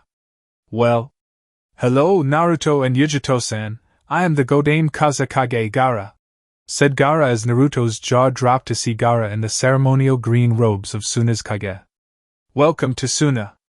Yujito greeted Gaara with a bow at the young Kage as Naruto continued to gawk at the Ichibi Jinchuriki. You're kidding, right? Asked Naruto as Kankuro laughed and slapped a hand on his back. When did this happen? I was here less than a year ago and you all still didn't have a Kage yet and now they selected you. Yes, I was given the honor of Kage shortly after you left the last time. The people have accepted me and I am proud to serve as their Kage, said Gaara, turning around looking out of his office at his village. I'd gladly give my life to protect them. Naruto couldn't help but smile at his once enemy turned friend. After the failed invasion of Konoha, Suna surrendered immediately and afterward began the process of an alliance with Konoha. Naruto became the messenger between the two villages along with Temari as they continued discussing their alliance. And in that time, Naruto became good friends with Kankuro and Temari, but even better friends with his fellow Jinchuriki, Gaara. Naruto helped Gaara live for a better purpose other than proving his existence through killing. He helped him find something worth living for. The alliance talks between Konoha and Suna continued ever since the invasion because due to Suna not having a Kage, an alliance necessarily couldn't be finalized. But now with Gaara as the new Kazekage, a true alliance could actually be feasible. And with Kumo there due to their alliance with Konoha, 3 of the 5 great villages would be at peace with each other. Naruto smiled more at the thought that he was seeing Hashirama's dream coming true, one village at a time. Gaara then turned back around as he looked toward the two other Jinchuriki in the room. I'm sure you two are tired from your trip here. We have set up accommodations for your stay here for the night, and any night after that until we decide on the alliance between our villages. All expenses are paid as you will be on my tab, so enjoy yourselves here, said Gaara, getting smiles from his fellow Jinchuriki. But of course I'll need the scrolls sent by your respective kages first.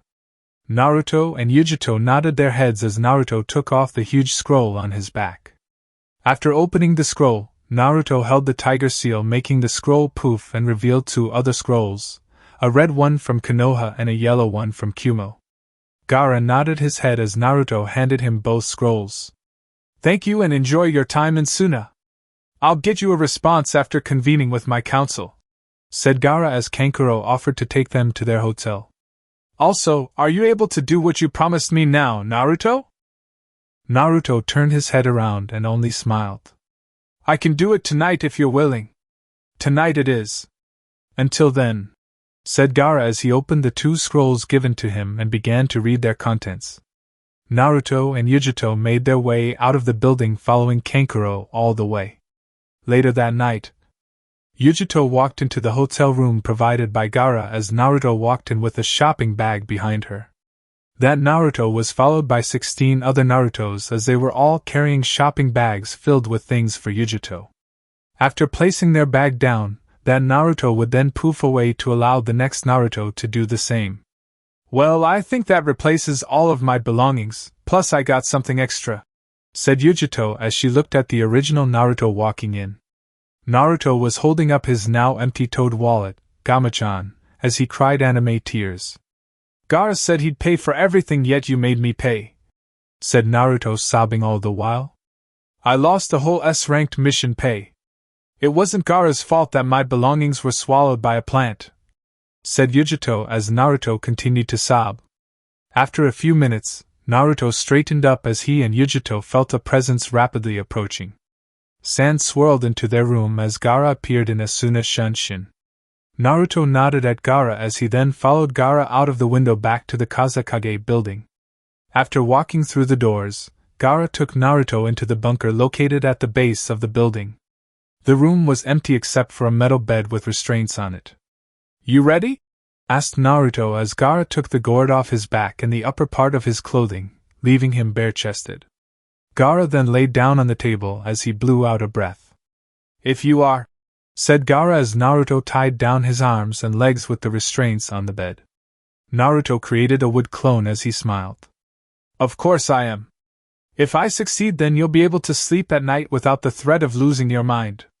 If not, I'll just unleash a Bija hellbent on destroying everything everywhere, and since we're in this little room, you and I will be squished and killed without even being able to stop him. No pressure, said Naruto with a grin. Naruto then looked to his clone. Let's get to it. Naruto's clone jumped back several feet as it sat cross-legged on the ground facing Gaara and the original Naruto. Wooden pillars grew around the clone as it placed a palm out toward Gaara. The kanji for sit appeared in the clone's palm as the pillars reached maximum height. A firm nod from his replica later and Naruto ran through 7 hand seals before placing a hand over the seal that housed Shikaku inside of Gaara. Fuinjutsu Kai, sealing technique, release, said Naruto as a burst of energy rolled through the room as Gaara's seal glowed and began to slowly recede on itself. Sand began to swirl around violently after Naruto released the seal as Shikaku began to attempt to free himself. The wood clone's hand began to shake as it tried to keep the presence of Shikaku suppressed while his original kept his palm on Gaara's seal until it receded fully. Eventually, Gaara's seal got to the bare minimum without releasing the full might of Shikaku before Naruto put his other hand in a half-rammed seal. Shishio Fuin, for a symbol seal. A circle of kanji appeared where Gaara's seal once was. The circle of kanji had 4 points sticking out of it at 4 different corners, as the Uzumaki swirl appeared in the middle of the kanji. The seal glowed for several seconds until the sand that had been whipping around without control dropped to the ground harmlessly. The seal turned black as Naruto smiled while a bead of sweat dripped from his forehead. The entire process had taken a little over 3 minutes as Naruto put his hands up in victory. Naruto promised Gaara on a visit to Suna, after seeing Gaara attempting to change for the better, that he'd look into making Gaara's seal better. Naruto noticed that Gaara's seal was only good enough to hold Shikaku in but not protect Gaara from his influence. And after 2 years of seal work with clones and studying Gaara's seal, Naruto finally could create a better seal for his friend. Naruto and his clone then shared an air high five as the original Naruto fell back onto the sand that now occupied the floor. His clone made the wood it created go back into the ground as it dissolved into wood itself. Naruto fell into a state of unconsciousness, as doing Gaara's seal took a lot out of him. Gaara woke up an hour later as he looked around to see Naruto out cold laying down in his sand. "I can't feel Shikaku like before." "He did it," said Gaara as he realized he was still restrained to the table. Sand rose out of his gourd as it broke his restraints to allow its wielder freedom. "Seems my control over sand is still as good." Gaara sat up as he placed back on his clothes and gourd before picking Naruto up with the sand he was lying on, and carrying him back to his hotel room. Gaara entered their room as he placed Naruto on his bed before leaving. Several minutes later, Yujito stepped out of the bathroom to see Naruto passed out on the bed. "Naruto-kun?" said Yujito as Naruto didn't move in the slightest. Yujito sighed as she wouldn't be able to have her way with Naruto this night either. "What does a girl have to do around here to get some?" 2 days later. "Futon, Kamaitachi no Jutsu, wind style, Wine scythe technique," came the voice of Temari as she let loose a mighty torrent of wind across the training ground she was in. The wind carried dust and other particles as it ripped its way toward her opponents. "Mokuton, Mokujihiki, wood style, wood domed wall," thought Naruto, holding the snake seal as a circular wall of wooden pillars protected him and his partner from the violent winds. Once the wind began to die down, Naruto let his wall recede as his partner ran through several hand seals. "Katon Dienden, fire style, great flame bullet," said Yujito, holding the tiger seal as she sent out a huge wall of flames at Temari. Due to the dying wind still in the area, the flames grew to great heights as they raced toward Temari. Before the fire could reach Temari, a massive sand wall appeared in front of her to block the great flames. The sand wall fell to show Gaara standing near Temari with his hand up. Naruto placed his hands in the ram's seal before grabbing Yujito and jumping to avoid 2 giant puppets coming out of the ground that attempted to trap the two. "TCH, good of you to dodge my Kurohige, Kiki Senpatsu, black secret technique, machine triple shot," said Kankuro as he then smirked. "But now you're prime targets for our next attack. Kurohige, Kiki Senkaku, black secret technique, machinery triangles," said Kankuro as his 2 puppets opened up to fire off kunai attached with bombs. "Futon, Dai Kamaitachi no Jutsu, wind style, great wind scythe technique," said Temari as she sent out a gust of wind that was greater than the first. "Rendan Suna Shigur successive shots, sand drizzle," said Gaara as he sent out a plentiful of sand bullets. The sand siblings' attacks were directed at the airborne Yujito and Naruto as they honed in fast. Halfway to Naruto and Yujito, a massive wooden dragon burst from the ground as Naruto and Yujito landed on top of its still rising head. The dragon took the combined assault from the sand siblings without wavering in the slightest as it then turned its head down to look at the 3 Sunanins. The dragon let out a mighty roar before rushing out at the sand siblings. The dragon moved surprisingly fast despite its immense size and prepared to crash into the 3 before Gaara raised both hands, creating giant sand hands that stopped Naruto's dragon in its tracks while also capturing Naruto and Yujito in the process. "Sabaku, Hando, Desert Hand," said Gaara as Naruto smiled. Okay, you win," said Naruto as Gaara allowed a rare smile. Gaara let Yujito and Naruto go as the 2 jumped to the ground next to the 3 of them. Gaara then had his sand bring out 2 scrolls, both green signifying they were from the Kazekage personally. "Here are the scrolls for you both to return to your Kages," said Gaara as Naruto and Yujito humbly accepted them. "Thank you for coming to Suna and I hope that everything works out so that we can have peace between our villages." Gaara shook hands with Yujito and Naruto as they then said their goodbyes to Temari and Kankuro. "See you guys around," said Naruto before he and Yujito threw on cloaks and left back on the trail to Konoha. As Naruto and Yujito disappeared over the horizon, Kankuro and Temari fell to their knees. "What's wrong with you two?" asked Gaara as he turned his head slightly toward his downed brother and sister. "Naruto hits hard," said Kankuro as Temari said the same about Yujito. If it hadn't been for Gaara, they would have surely been decimated by the assault of those two. It also helped that they were given the home field advantage being in their village. Later that night, "Yeah, I could have totally kicked his ass if I went all out," came the loud voice of Naruto so Yujito could hear him since she was taking a shower. "But by doing something like that it causes an unnecessary ideal for power. If a village's Kage can be defeated by another ninja, especially a foreigner, then it definitely paints a bad picture." Yujito turned off the water as she walked out of the bathroom clad in only a towel to see Naruto laying motionless on the bed, just like she had left him earlier. How does a Jinchuriki get chakra exhaustion again? 30 minutes earlier. Mokuton, Cho Shichuka no Jutsu, wood style, super 4-pillar house technique, said Naruto as he and Yujito stood outside in a clearing. Naruto slammed his hands on the ground as the ground erupted in a burst of wood pillars. Naruto's wood pillars converged and merged eventually into an enormous castle-like structure, complete with a tall wooden fence around it. Outside of the fence, several of Naruto's plant summonings appeared as they became bodyguards for the newly created fortress. "Now we won't have to worry about bandits disturbing our peace anymore," said Naruto before he face-planted into the ground.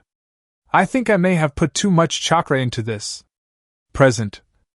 When he creates a castle and pumps a tremendous amount of chakra into his summons so that they don't dispel right away and can last throughout the night. Not to mention that in the same day, having clones training before they left Sunagakure, and that he and his sexy girlfriend just faced a Kage and 2 Jonin for over an hour in a spar. In hindsight I should have thought that through more, said Naruto before wiggling his toes slightly. I can wiggle my toes now, so in about another half hour I should be able to move. Thanks for helping me get a shower and to bed, because the way I am now, I wouldn't have been able to do it myself. Naruto was wearing only boxers as Yujito helped him take care of himself before bed because it was taking him forever to do so himself. She then helped him onto the bed so he could lay down and recover from his state of immobility. Yujito nodded her head as she then picked up the shirt she put out to wear for the night. Right before putting it on, Yujito then realized something and a smile grew on her face. Yujito threw the shirt down as she turned back to the whiskered blonde laying on the bed before her. Naruto noticed Yujito's grin and was wondering what was going on. "Yugi-chan?" said Naruto as he noticed Yujito walking toward the bed before crawling over to him and sitting on her knees. "So you basically can't do anything right now? Helpless?" said Yujito as Naruto nodded his head slowly with a confused look on his face. "Pretty much. Though being a Jinchuriki, I'll recover here shortly." "I just told you that though, Yugi-chan. Were you not listening? Started Naruto only to stop when he felt Yujito's hand rub against the part of his anatomy hidden underneath his boxers. "So I could pretty much do anything to you right now and you wouldn't be able to stop it," said Yujito as her smile grew when she felt Naruto responding. "Because you've kept me waiting for far too long. And I intend to make you pay for that. Lemon start." Yujito continued to rub against Naruto's manhood until it stiffened to her liking before. With ninja-like speed, she took Naruto's boxers off and flung them out of sight and out of mind. Yujito then leaned down before deeply kissing the motionless Naruto while wrapping a hand around his hardened member. Yujito smiled into the kiss as she heard Naruto swallow a sharp breath from her, slowly pumping his cock with her hand. Yujito disengaged from the kiss, still smiling. "This is going to be fun." "Oh, and thank you for that, Naruto-kun," said Yujito as she felt the towel around her get taken off. "Wait, what?" Yujito didn't have enough time to realize that Naruto just took off her towel before she was lying on her back with Naruto's shaft rubbing against her, opening teasingly. "What was that about making me pay?" asked Naruto before he leaned down to engage Yujito in another heated kiss that she wasn't prepared for but returned eagerly. Naruto continued to rub against Yujito's lower lips to get her juices flowing as he moved to Yujito's neck with kisses along her jawline. As Naruto kissed Yujito's neck soothingly, he placed a hand around one of her supple, C-cup breasts, lightly squeezing it in his hand. Yujito let out a small moan as she wondered what was going on. "I thought you had chakra exhaustion. How are you moving right now?" asked Yujito before moaning again as Naruto worked his way down to her breast from her neck with his mouth while pinching the other's nipple. Naruto looked up at Yujito with a grin after licking her breast once more. "I may have lied to get you to this point. Kyuubi Jinchurikis don't experience chakra exhaustion, my dear Nico, cat. And it worked better than I hoped because now," said Naruto, positioning himself carefully before inserting himself slowly into Yujito's pussy. Naruto found himself fully engulfed as he looked at Yujito's blissful face from the feeling of Naruto's cock inside her. "No hymen?" Yujito adjusted to the feeling of the rock-hard blonde inside of her. "I broke it during Jinchuriki training, but I've never, oh god," started Yujito before being cut off by Naruto rocking his hips back and forth at a steady pace. Yujito bit down on her finger as she let loose another moan, feeling every inch of Naruto inside of her. Naruto began to pick up the pace, pistoning into Yujito as he could feel Yujito rocking her own hips to match his movements. Yujito wrapped her legs around Naruto's waist to push him even deeper inside and got a grunt out of Naruto from the added tightness of the simple gesture. "This feels so good, Yugi-chan," said Naruto before being pulled into a searing kiss by Yujito as he continued to thrust into her. Ending the kiss, Yujito felt Naruto moving her legs so that they were now resting on his shoulders. Yujito's look of confusion soon turned to one of pure ecstasy as Naruto was now burying himself deeper and harder into her in this new position, hitting her deepest spot over and over again. "Please! Don't! Stop!" said Yujito in between pants as she felt herself approaching orgasm. Naruto felt Yujito tighten around him considerably as her vision blurred slightly from the intensity of her climax. Naruto slowed down and let Yujito's legs fall back to either side of him as he let Yujito come down from her moment of bliss. Coming down from her orgasm, Yujito looked at Naruto with a predatory look as she stopped Naruto, making him pull out of her. Before Naruto could ask why, Yujito pushed Naruto onto his back as she sat up to stroke his still hard cock some more. "I thought you were a virgin, Naruto-kun?" asked Yujito, still rubbing Naruto's cock. "How are you so good at this?" "I am, but I must be some kind of sex juggernaut," said Naruto before Yujito placed herself above him as Naruto added in thought. "Not to mention the fact that my sensei writes smut and has been teaching me all about this stuff since I met him." Yujito slowly guided her way down Naruto's length as she then began to bounce up and down on her lover's cock, reveling in the feeling of riding it to her own liking. "Oh, that feels so good," said Yujito, pulling Naruto into her chest as Naruto started to thrust back up into her. Naruto could feel himself reaching that point of no return, but Yujito was adamant about not letting him leave. "Yugi-chan, let go. I'm about to dash. Go ahead, I want it. I promise it's fine," said Yujito, cutting Naruto off from trying to leave. Yujito plopped down on Naruto a final time before feeling the warm fluid of his seed coat her insides. The force of his climax triggered a second one from Yujito as it helped milk Naruto for all he had. Naruto then fell backward as Yujito took him out of her before cuddling up beside him. Yujito rubbed her cheek against Naruto's chest as she smiled happily. "That was everything I thought it would be. I feel so, that was amazing," said Yujito as Naruto smiled tiredly. "Me too, Yugi-chan," said Naruto as he pulled Yujito in a little closer while moving the covers over them. "We'll have to do it again soon." Naruto and Yujito lay still for a few seconds with their eyes closed until Yujito broke the silence. "Want to go again right now?" asked Yujito before looking up at Naruto. The two shared a smile as they kissed and Naruto pulled the covers up, covering them completely. Meanwhile, in a bar somewhere in the land of grass. "Oh, Jiraiya-sama. Tell us more about how you taught the Yellow Flash. A request from a well-endowed woman leaning on the toad's saying. No, tell us more about the orange fox. A different request from the equally well-endowed woman on the other side of Jiraiya.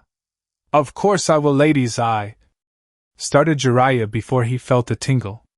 Jiraiya then smiled to himself internally as he realized what the tingle meant. Way to go, Gaki! Or should I say, man? I bet he even did the thing with the legs over his shoulder for his first time. I told him those lessons would pay off one day. Now I'll just have to find a way to get him to do it on video, thought Jiraiya as he then returned his attention to the ladies that were accompanying him at the moment. Lemon End. One day later, outskirts of Sunagakure. The Kyuubi Jinchuriki has left the village. You can go ahead and pursue your target of the Ichibi, came the voice of Zetsu, the Akatsuki's spy, as he was talking to two other members of the Akatsuki. Zetsu then dug back into the ground to leave the others to their assignments. The taller figure of the two pulled out what appeared to be a clay bird as he tossed it out in front of them. A poof of smoke later and a giant clay bird stood ready for use. Don't worry, Sasori-senpai. I'll handle this one, said the taller figure as he leaped on the bird. Having to wait for the Kyuubi Jinchuriki to leave seemed pointless, as I'm sure we could have taken him, especially with my art. You heard, Leader-sama. We are not to face the Kyuubi Jinchuriki, he is the leader's target, said the smaller figure as he added. Don't keep me waiting. The taller figure took off on his bird over Sunagakure, as the smaller figure realized it was finally time. So it begins. Chapter 21, Akatsuki. Two figures trekked across the vast desert known as the Land of Wind as they approached the border. The two figures were donning cloaks with the trademark red clouds of the Akatsuki. These two were Deidara and Sasori. Above the two figures was an owl carrying a male with red hair. The male captured inside the owl was Suna's Kazekage, Gaara. That boy would have killed you if not for my intervention, said Sasori as he and Deidara continued to walk. Flashback, earlier that day. Deidara crashed into the ground roughly with several burn marks and a few broken bones, as Gaara came to land several feet away in the clearing with him. Sand began to swirl around Deidara as Gaara looked upon him with a stoic expression. This is the end for you, said Gaara as the sand continued swirling around Deidara. Gaara was the first to notice Deidara flying over his village on his clay bird. Gaara spotted it easily since that type of bird Deidara created did not inhabit Suna. After a long aerial fight against the dangerous bomber, Gaara managed to finally capture him with his sand. Before Gaara could crush him though, Deidara detonated a bomb to escape the prison and was sent careening out of the village walls. Gaara followed him to finish him off. Not good, said Deidara as the sand was beginning to cover his upper body. Deidara was running low on chakra. It didn't help Gaara left him no ability to fend off the sand by covering the parts of his body he need to attempt an escape. Before the sand could reach his entire upper body, it was sent away by a shroud of iron sand. I told you not to make me wait, came the voice of Sasori standing next to what appeared to be a puppet version of Sunagakure's Sandame Kazekage, Third Wind Shadow. Then you almost die. Forget going solo, we'll take him together. Deidara dug his hands into his pouch as the puppet of the Sandame floated beside Sasori ominously. Despite Gaara's calm outward expression, on the inside, he knew that this was an unfavorable matchup. His hands were already full against Deidara. And now added to the mix was a puppet master utilizing a puppet of Suna's strongest kage that wielded the strongest kekkei genkai of Suna. It just didn't bode well for the young Jinchuriki. Despite the circumstances, Gaara still prepared to face off against the two S-rank shinobis. Flashback end. Deidara merely chuckled as they continued to walk across the desert with the Kazekage in tow above them. Well, he is the kage of his village. Even though Suna is considered the weakest, a kage is a kage. Don't forget that he houses the Ichibi while fighting in the sand. I think me and my art did pretty well despite the circumstances, continued Deidara with a grin. How long until we get to the ceiling area? We're finally out of the sand. It shouldn't be too long. By sunrise, we should be there. Remember though, it'll take us at least 3 days to finish the ceiling. Let's hurry. I don't like making people wait. In Konoha, the next morning, Tsunade sat at her desk with Sakura behind her as they looked over the paperwork. Just as Tsunade prepared to sign the final document, Shizen burst through the doors with a note in her hand. "Tsunade-sama!" shouted Shizen frantically as she handed Tsunade the note. Suna was invaded by the Akatsuki and Gaara was captured. Gaara was defeated first and was seen being abducted by Sasori of the Red Sands and Deidara from Iwagakure, based off Kankuro's viewpoint.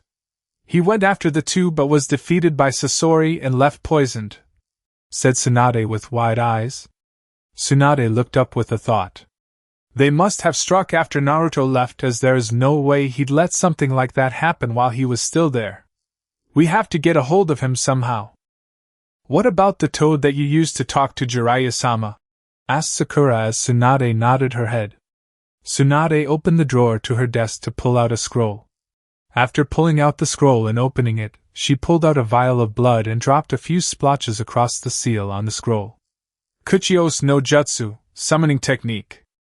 A poof of smoke later, and a small red toad appeared on her desk. After writing a small note, Tsunade gave the note to the toad. Give this to Naruto as quick as possible. Please hurry. The toad nodded his head before dispelling himself in a puff of smoke. Tsunade then bit her nail as she remembered a part of the letter sent by Sunagakure. Sasori of the Red Sands. He's a poison specialist, and if that's so, Suna may need a medic. A good medic to tend to Kankuro.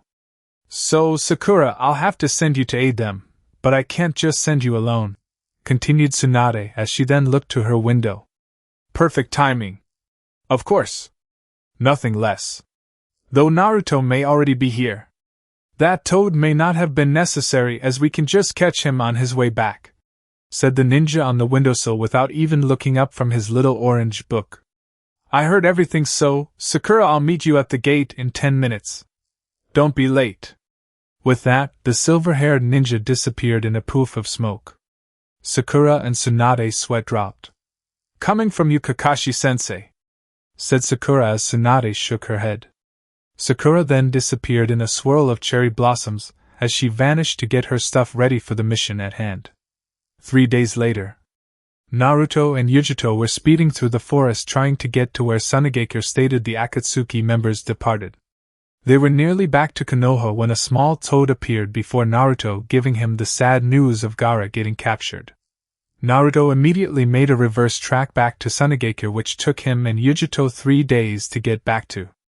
They were joined by Kakashi and Sakura but left ahead of those two since Sakura stayed to take care of Kankuro. They were nearing the place where Naruto could sense a huge chakra, which was probably where the Akatsuki members were when he felt 2 smaller chakra signatures approaching. Yugi-chan, said Naruto clad in his Umbu uniform without his mask on. They sent someone to stop us from saving Gaara. Actually 2, and if it's who I think it is, then we'll have some trouble. Be ready. Yujito was clad in an all-black outfit, complete with a face mask identical to Kakashi's own. Yujito pulled her mask down with her hand as she nodded her head. I'm ready. We can't let those in the Akatsuki take one of us Jinchuriki without a fight. Be careful, said Yujito, sneaking a kiss with Naruto before pulling her face mask back up. Naruto then took off faster with Yujito right behind him. About a minute later, they arrived in a clearing surrounded by trees to see 2 figures, both clad in Akatsuki cloaks. One had a pair of Sharingan eyes while the other had blue skin and an enormous, bandaged sword on his back. Uchiha Itachi and Hashigaki Kisame. We meet again, said Naruto as he and Yujito stood across Itachi and Kisame. But something feels off, thought Naruto about the 2 Akatsuki members opposing him. It's been some time, Naruto-kun, came the seemingly emotionless voice and disposition of Itachi. And it's a pleasure to meet you finally, Yujito-san. Yujito nodded back. Of course it is.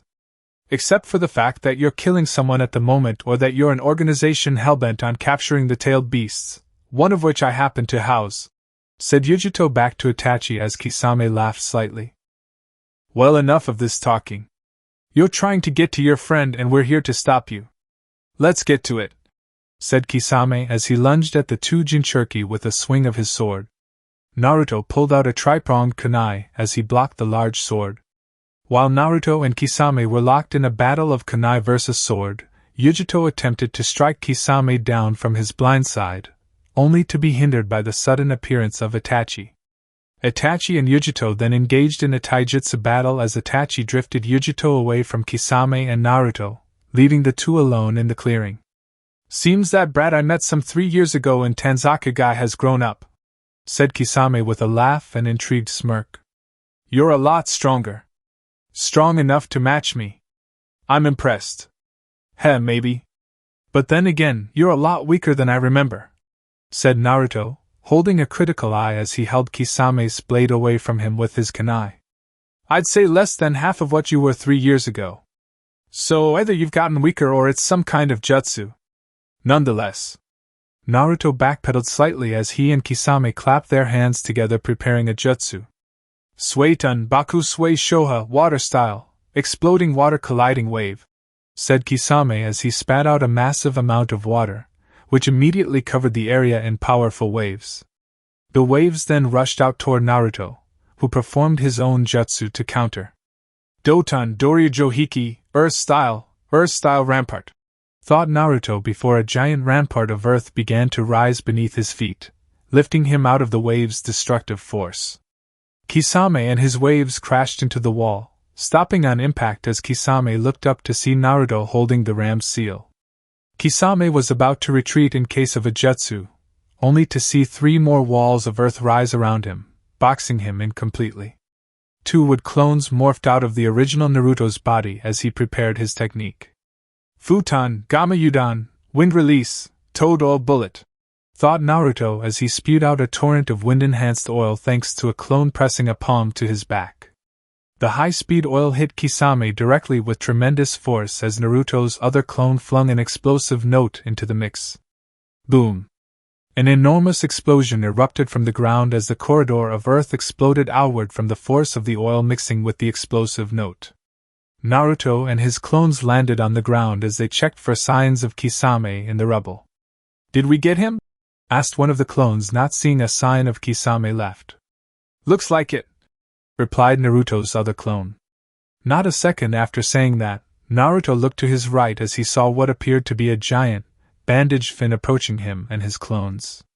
"Not yet," said Naruto as out of the ground, Kisame appeared holding his sword, unscathed from Naruto's recent attack. "Mizabun Shin, water clone." Kisame laughed again. "That was a nice combination. Too bad it'll take more than that to defeat me," said Kisame, placing his sword over his shoulder. "I have no time to waste. I have to finish this now," thought Naruto before he reached into his pouch and pulled out his Gamma mask. Naruto's clones dispelled as he placed on the mask and clapped his hands together. "So you're using that, are you?" came the voice of Kurama in Naruto's head. Naruto internally nodded as red markings began to appear on his face, not that Kisame could see due to his mask. "And I'm guessing you put the mask on to keep him from seeing it and possibly reporting back to his leader. TCH, pretty smart, Nijen. Though I'm sure that sword of his will sense the power-up. Damn right it's smart. Plus, I've always wanted to test this jutsu on a real opponent and I can only use it without drawback in Sage mode," replied Naruto, holding out a hand as he created a Rasengan in a flash. The ground around Naruto began to crumble as Naruto added earth manipulation to his jutsu. "As far as the chakra increase, he'll probably think it's your chakra I'm using." Naruto's Rasengan began to give off a loud, power drill-like buzz as a swirl of brown began to morph around it. Naruto clutched his forearm with his other hand as the Rasengan turned a light brown color with a spiraling spear appearing around it, pointed directly at Kisame. The spear coated Naruto's arm up to his elbow as the tip of the spear was past his hand, which held the Rasengan. Samahata began to flail wildly as Kisame received the message loud and clear, even without Samahata's warning. "I know. You could probably feel that massive spike in chakra from miles away. And I'm not stupid to not know that that jutsu is powerful," said Kisame before clapping his hands together. But then again, that thing is made of chakra and I have the perfect jutsu to use against it. Sway ton duh. Kisame was cut off by the immediate appearance of Naruto via Shunshin. Like teleportation. What speed! Senpo, Doton, Rasunyari, Sage Art, Earth Style, Spiraling Spear, thought Naruto, drilling the jutsu into Kisame's gut. As the spear hit Kisame, a massive shockwave occurred, tearing up the landscape around the two. Samahata attempted to absorb the jutsu but was blown away by the explosion of raw power from Naruto's jutsu. As Naruto's jutsu drilled into Kisame, the surrounding land also began to merge into the Rasunyari before exploding outward and sending Kisame flying, creating a deep, comb-like trench with his body at the head of it. Naruto let his arm go as he shook out the effects of using that jutsu. Hell yeah! That's even better than when I did it in Myobokuzen, said Naruto with a small smirk. I can't wait to tell Jiraiya-sensei about this one. Naruto then performed a series of shunshin to follow Kisame since he sent him flying to where Itachi and Yujito disappeared, earlier in the fight. Earlier with Yujito. Well, enough of this talking. You're going to get your friend and we're here to stop you. Let's get to it, said Kisame as he lunged at the two Jinchuriki with a swing of his sword. Naruto pulled out a tri-pronged kunai as he blocked the large sword. While Naruto and Kisame were locked in a battle of kunai versus sword, Yujito attempted to strike Kisame down from his blind side, only to be hindered by the sudden appearance of Itachi. Yujito didn't stop, however, and began to throw a flurry of strikes at the stoic Uchiha. Itachi just continued to backpedal and dodge as he led Yujito out of the clearing, away from Kisame and Naruto. Having enough of trying to hit the Uchiha, Yujito flew through several hand seals at a rapid pace. Nezumi Kedama, mouse hairball, said Yujito as she fired off a massive blue fireball at Itachi. Dodge this, thought Yujito as the jutsu broke apart into dozens of smaller fireballs that honed in on the motionless Uchiha. Yujito was in for a surprise when the jutsu hit Itachi full force and sent him back in a blazing, blue fire into a tree. However, upon hitting the tree, Itachi dissolved into crows that began to take flight at Yujito. Wake up, kitten! It's a genjutsu, came the voice of the Nibi inside Yujito's head, forcing her Jinchuriki partner out of a genjutsu placed on her. Upon being released, the crows that were coming toward her turned into fast-paced shuriken. Thanks, Nibi, replied Yujito to her partner as she extended her fingernails. With grace and agility, Yujito dodged the numerous shuriken, and whichever ones she couldn't, she'd cut through with her sharp fingernails. Yujito sliced through the last shuriken as she then lunged to her right, flying into a nearby bush. Itachi came jumping out of the bush as Yujito mauled straight through it in hopes of getting him. Itachi landed on a nearby tree branch as he looked on at the female Jinchuriki. Yujito smirked as she looked up at Itachi. Is a member of the mighty Uchiha clan running? I thought that in a one-on-one fight you should always run from a member of your clan? I guess it's kind of true since one of us is running. Itachi's expression never changed. It's not a matter of me running away. My job was to just impede you and Naruto-kun. I'm not here to win by any means, said Itachi as he then put a hand to his mouth. Katan, Gokaku no Jutsu, fire style, grand fireball technique, thought Itachi, firing an enormous fireball at Yujito. I didn't even see him weave the signs, thought Yujito, placing her hands in the tiger seal to respond.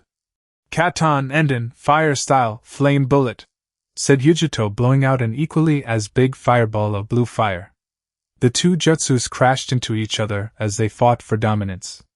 Yujito noticeably began to dominate the Uchiha as her fire was pushing back into Itachi. Then Yujito saw something that shocked her. Another Itachi appeared, jumping from behind the first with a jutsu already prepared. His seal's speed is unbelievable. To be able to create a fireball and shadow clone, how good is this guy? Katan, Hozenka no Jutsu, fire style, Phoenix Sage fire technique, thought the airborne Itachi as he sent out a dozen miniature fireballs at the still fire-breathing Yujito.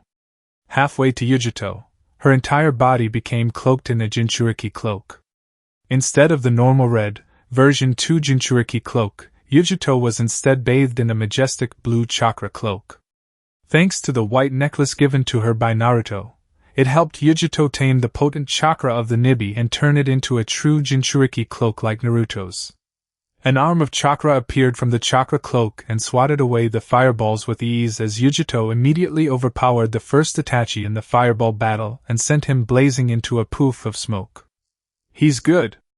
That first Itachi was the actual clone. He was hiding out this whole time, thought Yujito, still in her blue chakra cloak as her chakra arm receded into her cloak. You're right, kitten. With those eyes of his, he could counter your speed, and not to mention the fact of how fast he is already. It's going to be tough, but in your Jinchuriki cloak, it should be easy to get him now. Maybe you could dash, replied the Nibi before she felt a massive spike of chakra. Kitten, do you feel that? Who couldn't feel that? Replied Yujito as the chakra was incredible. Is that Naruto-kun?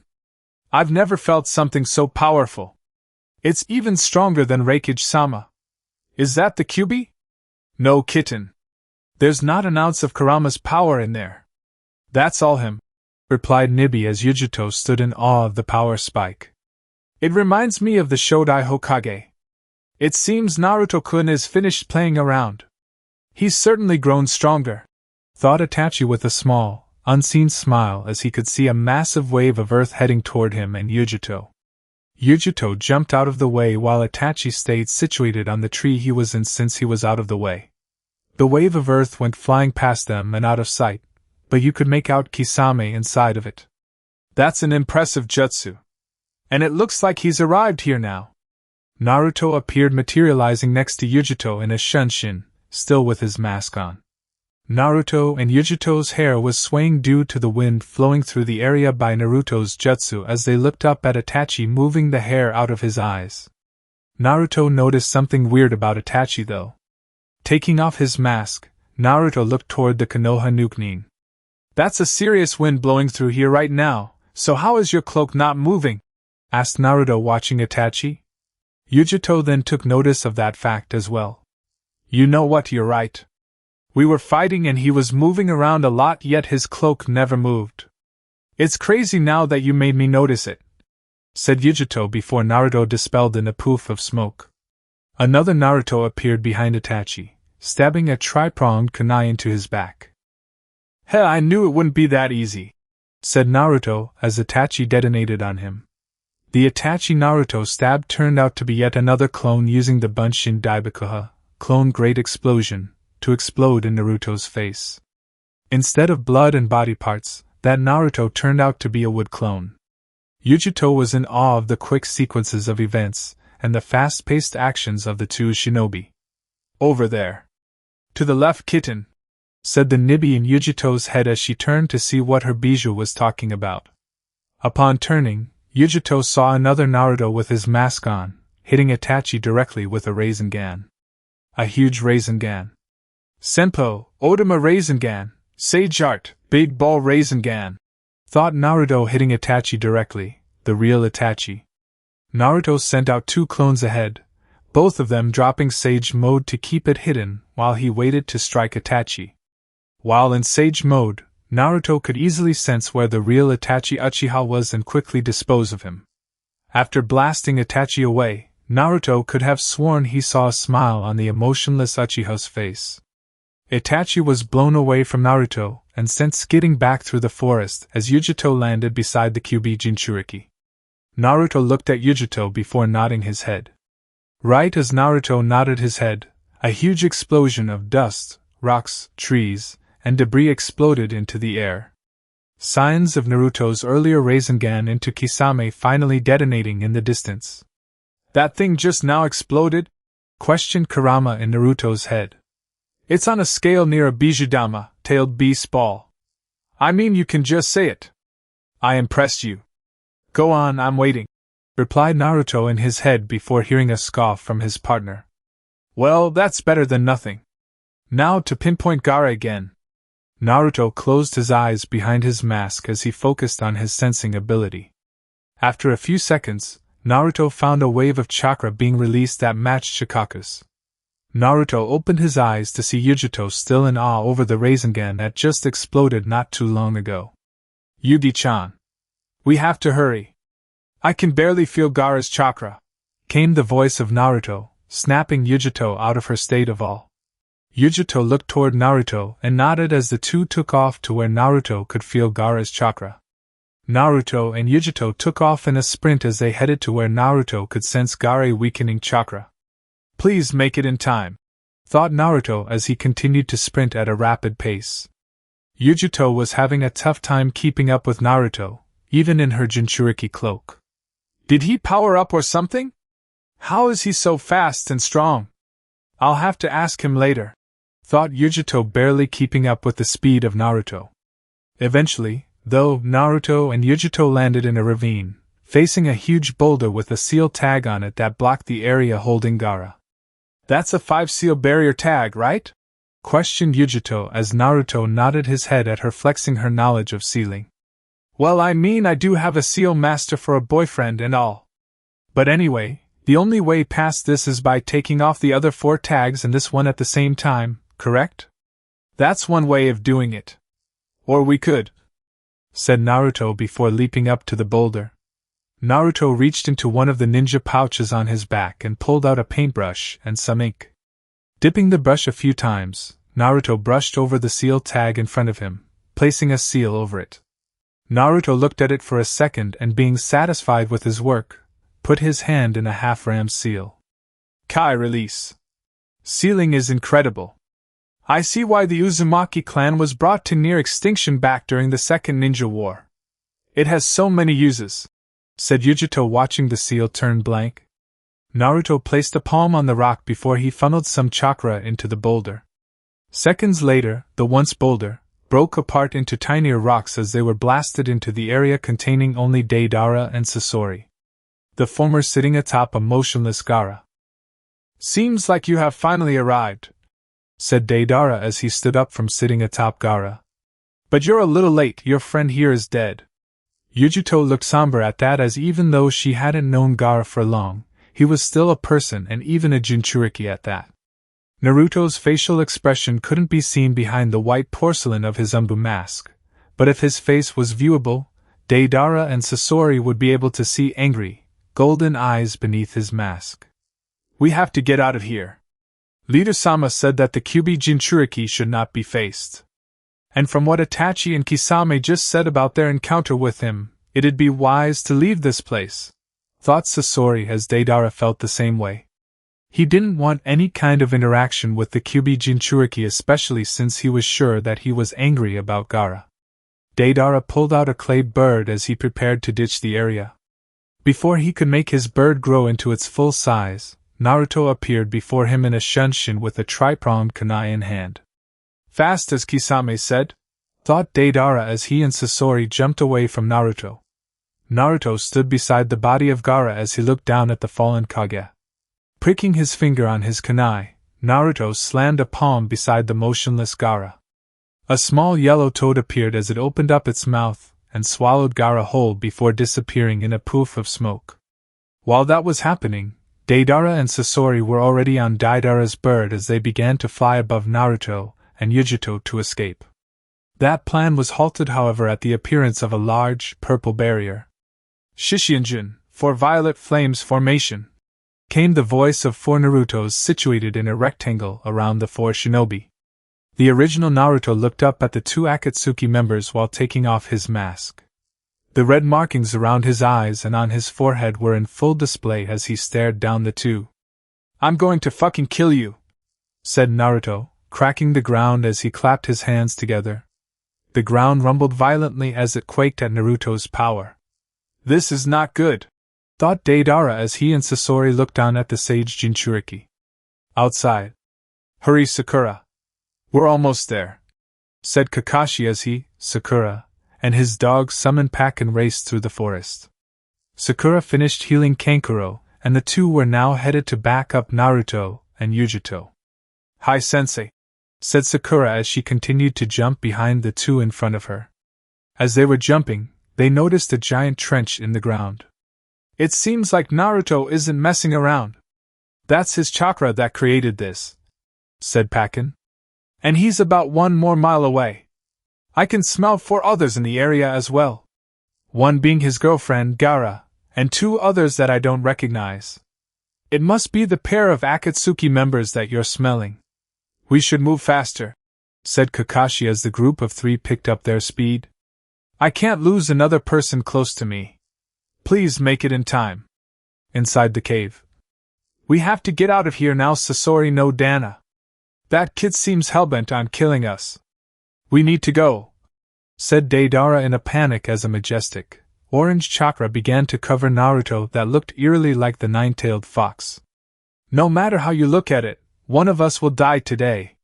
There's no way we'd be able to get away from that boy, especially considering the Nibi is right there with him, said Sasori from inside his puppet. I will be the decoy.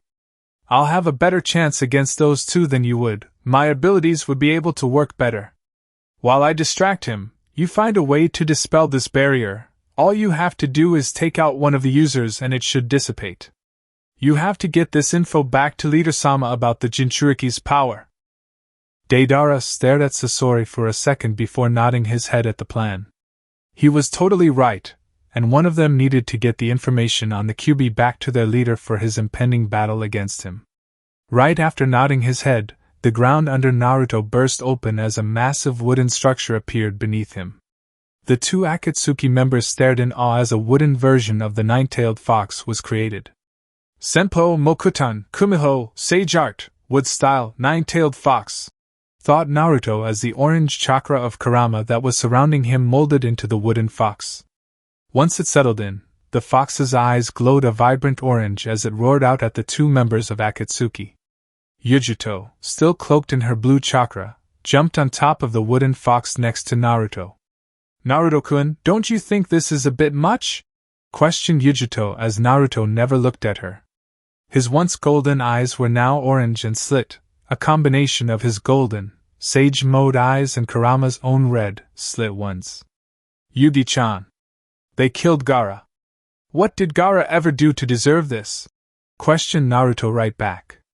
As Naruto finished talking, the wooden fox opened its mouth like a gigantic raisin formed in front of it. Naruto, if you continue this, you'll just kill yourself as it will bounce off the barrier and detonate in here with you, came the calm voice of Kurama as Naruto heard his partner's words.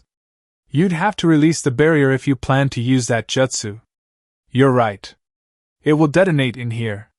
But Yugi-chan and I will be fine. As long as we're inside the wooden domain of the fox. It'll be able to withstand the power of it, came the reply of Naruto, surprising Kurama that even though he could feel Naruto's hectic emotions. I guess that Anbu training really does help. He's gotten a lot better at keeping calm.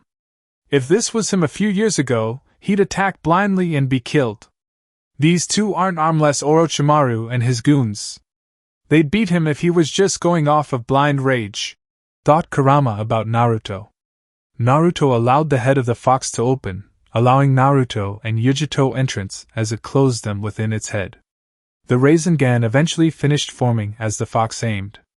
No matter where it sent it out, the ball would explode and take anything inside the barrier with it. Deidara, be ready! Shouted Sasori as he had pulled out a scroll earlier that just dispelled, summoning 100 puppets in red cloaks around them. All the puppets then activated chakra shields and surrounded themselves Sasori and Deidara as Naruto's fox opened its mouth to release its jutsu. Senpo, Rizenho, Sage Art, Spiraling Cannon, said Naruto as his fox blasted a violent wave of energy. The barrier held firm like Naruto said it would as it expanded upward to allow the jutsu a small escape to keep the barrier from collapsing at its strength. Smoke billowed out everywhere as the inside of the cave was shrouded in it. Inside the smoke cloud, Naruto's wooden fox held firm to the jutsu as Naruto and Yujito came out of it unscathed once the jutsu began to die down. Yugi-chan. They are still alive! And one of them escaped, said Naruto as the smoke began to leave the cave. Naruto's clones dispelled themselves, ending the barrier that surrounded them. Kakashi-sensei and Sakura-chan are outside. Go with one of them, preferably Kakashi since the poison user is in here and Sakura would be of help here against him. Please hurry and be safe. Yujito nodded her head as she began jumping out of the cave to get out and chase the escaping Deidara. That was the scene Kakashi and Sakura arrived at to see smoke coming out of the cave along with a man on a clay owl and Yujito cloaked in a blue cat shroud in hot pursuit. Yujito stopped for a second to acknowledge the two new arrivals. Kakashi-san, come with me. We're going to get him while Sakura-san goes in the cave to help Naruto with Sasori.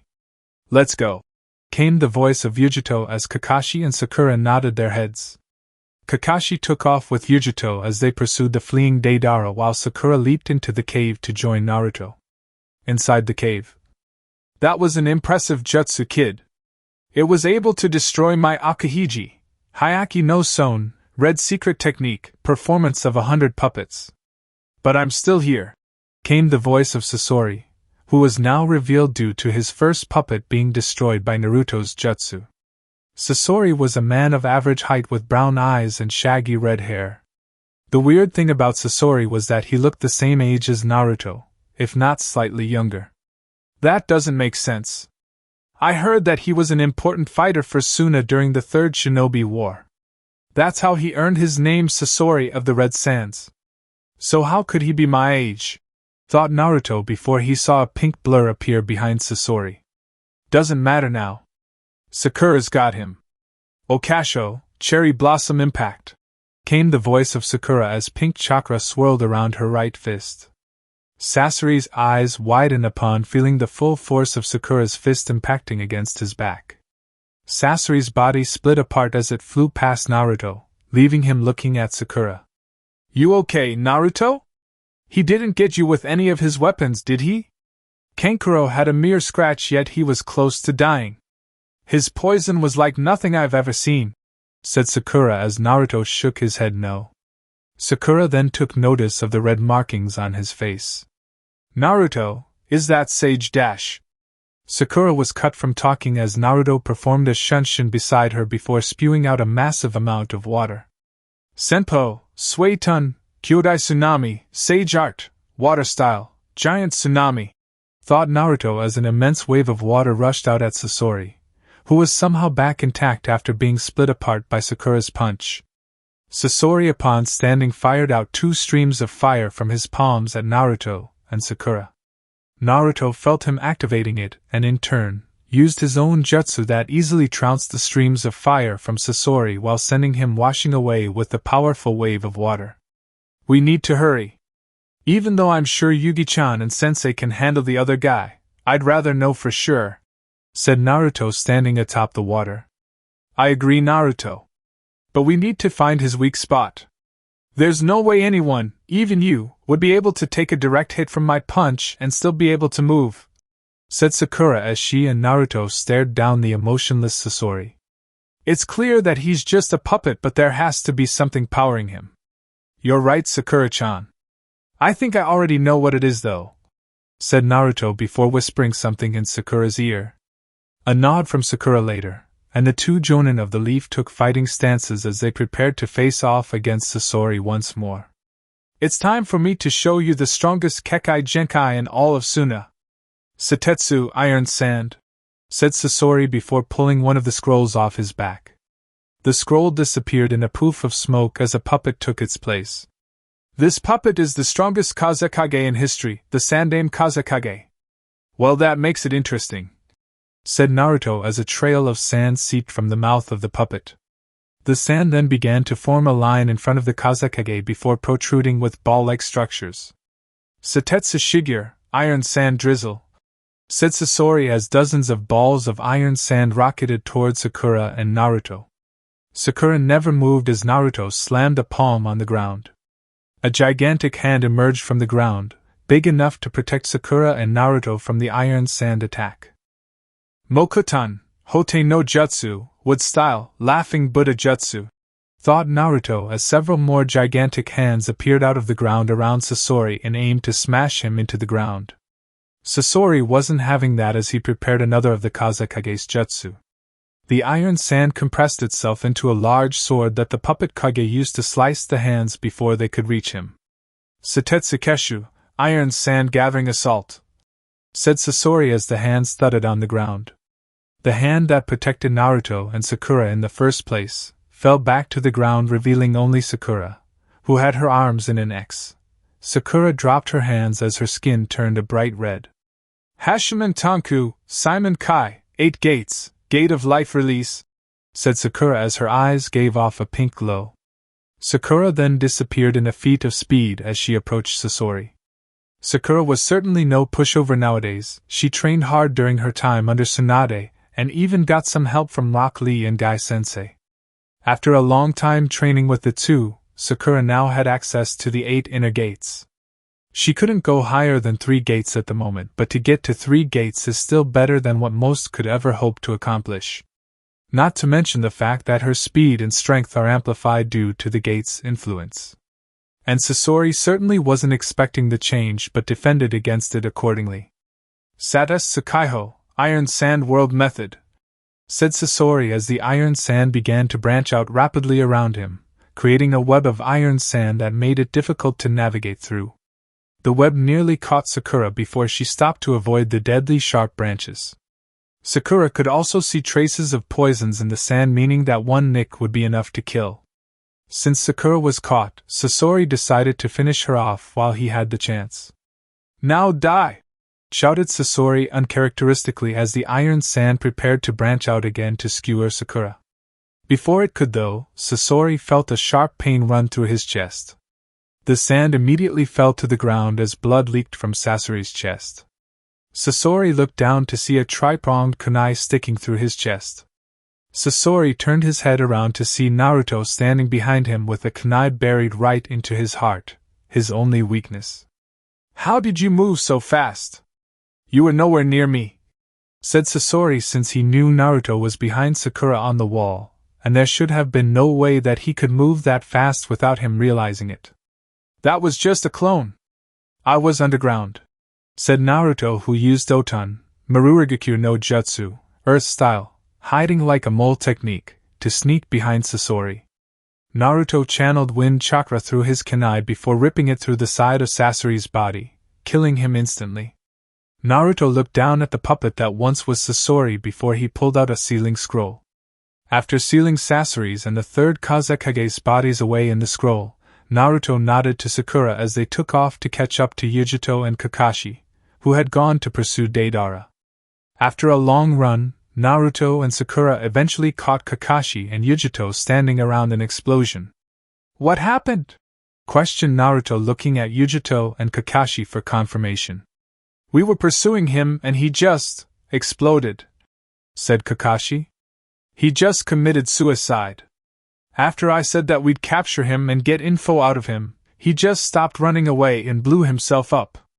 "Wow, I guess members of the Akatsuki are committed," said Sakura as Yujito walked over and placed a hand on Naruto's shoulder. "Are you okay?" asked Yujito as the markings on Naruto's face vanished at the news of the other member killing himself. It took Naruto a moment, but he looked at Yujito. "Yeah, I'm fine. I just wish we could have gotten to Gaara in time to save him," said Naruto before feeling someone approaching the group. Naruto hadn't even noticed the person due to his attempt of getting to Yujito and Kakashi. "We still can," came the voice of an elder lady. "Do you still have his body?" asked the lady as Naruto nodded his head. "Who are you though?" questioned Naruto, not knowing who this lady was. "That's Chiyo-sama, an elder from Sunagakure," said Sakura, immediately recognizing the medic and poison specialist of Suna. Naruto nodded his head before biting his thumb and summoning the toad from earlier. The toad released Gaara from its mouth as it dispelled itself, leaving the body of Gaara on the ground before the group of shinobi. Chiyo looked at Gaara before taking in a deep breath and kneeling beside him. Chiyo placed both her hands on Gaara's chest as a blue chakra coated her hands and Gaara's chest. "What are you doing?" questioned Naruto, even though he could feel what was occurring. Gaara's chakra was beginning to come back. "Are you restoring his life? This is a kenjutsu that only I know these days. It's called Kisho Tensei, one's own life reincarnation," said Chiyo as she continued to pour her technique into Gaara in hopes of bringing the young Kage back to life. Naruto looked ready to say something, but Chiyo stopped him. "I know what I'm doing and I understand the consequences of my actions. But I've lived a long life and I feel my time was about up anyway. But Suna needs Gaara. And I'm sure with Gaara leading Suna, we'll be able to become a much better village because of it. Especially with a friend like you. Naruto nodded his head with a smile at Chiyo's words as he could understand. He'd probably do the same if he was in her position. The next day, Naruto stood outside the village of Suna's walls with Yujito, Kakashi, and Sakura as they stood in front of Gaara and his Suna contingent of Temari, Kankuro, and a few others. They were all saying their goodbyes after attending Chiyo's funeral. Gaara made a full recovery after Chiyo's jutsu, which cost her life in exchange for Gaara's own. Even though Gaara was alive again, he still lost Shikaku to the Akatsuki and was now no longer a Jinchuriki. Finishing off their goodbye, Naruto and Gaara shook hands as the surrounding shinobi smiled at the interaction. "I'll see you around, Gaara," said Naruto as Gaara nodded his head before the group of four proceeded to walk away from Suna. Unknown area. "Thank you, Deidara," said the spectral image of the Akatsuki's leader. Deidara's actual body was standing across from the image as he just relayed his encounter with the powerful Jinchuriki. "You are dismissed." After saying that, the image of the leader dissipated, leaving Deidara alone. The actual body of the image in front of Deidara opened his eyes as he looked to his right. "It seems that the Jinchuriki has grown incredibly stronger," said the leader. "So it seems," came the voice of a man in the shadows. "It would seem that even a god may not be able to stop him. No matter how strong the Jinchuriki becomes, he will never beat pain," came the voice of a blue-haired lady donning the Akatsuki cloak. "You may be right. But what if I could help you?" questioned the voice from the shadows as it piqued Pain's interests. "What could you mean?" questioned Pain. "In due time. In due time," said the voice from the shadows as the shadowed figure vanished. Chapter 22, Captured. "Naruto? Naruto? We need to go. Tsunade-sama is calling for us," came the voice of Naruto's pink-haired teammate, Sakura.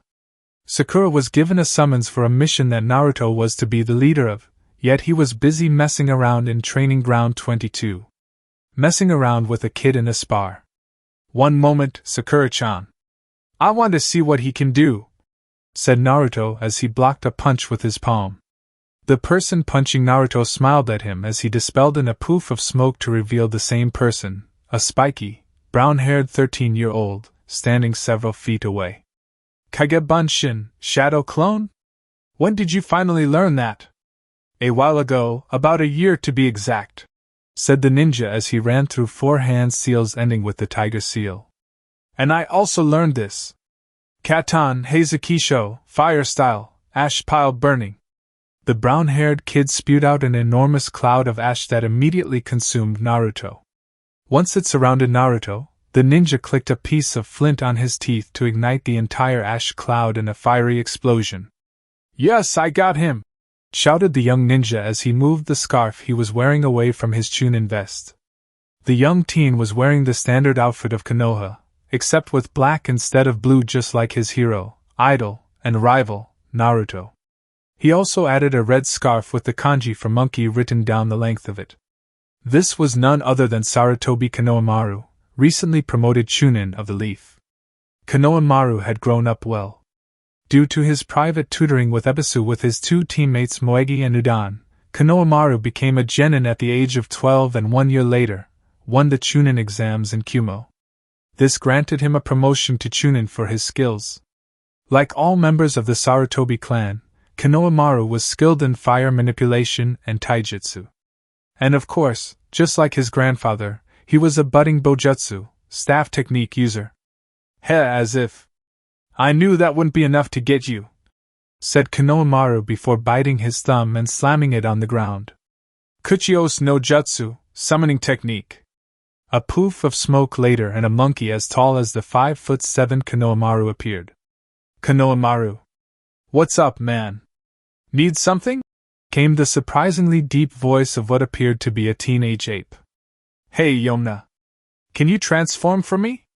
I need to kick my rival's ass," said Konohamaru as his summon nodded his head. "Henge transform?" Yomna poofed into a large staff with a red shaft and gold tips. Konohamaru snagged the adamantine staff right before slamming it down into the ground. A few seconds later, Naruto came flying out of the ground a few feet away, barely avoiding the end of the staff as it elongated and flew past his head. Naruto smiled slightly as he landed on the ground and Konohamaru retracted his staff back to its normal size. "What do you think, Naruto-senpai? Pretty good?" questioned Konohamaru with a smirk as Naruto nodded his head. "You're getting there. I'll have to ask Bie-chan, but you do seem like you're Umbu material. However, still not good enough to beat me," said Naruto as he placed his hands in the snake's seal. Mokuton, Mokusatsu Shibari no Jutsu, wood style, smothering binding technique, thought Naruto as a branch flew out of his palm directly at Konohamaru before diverging into a web of branches.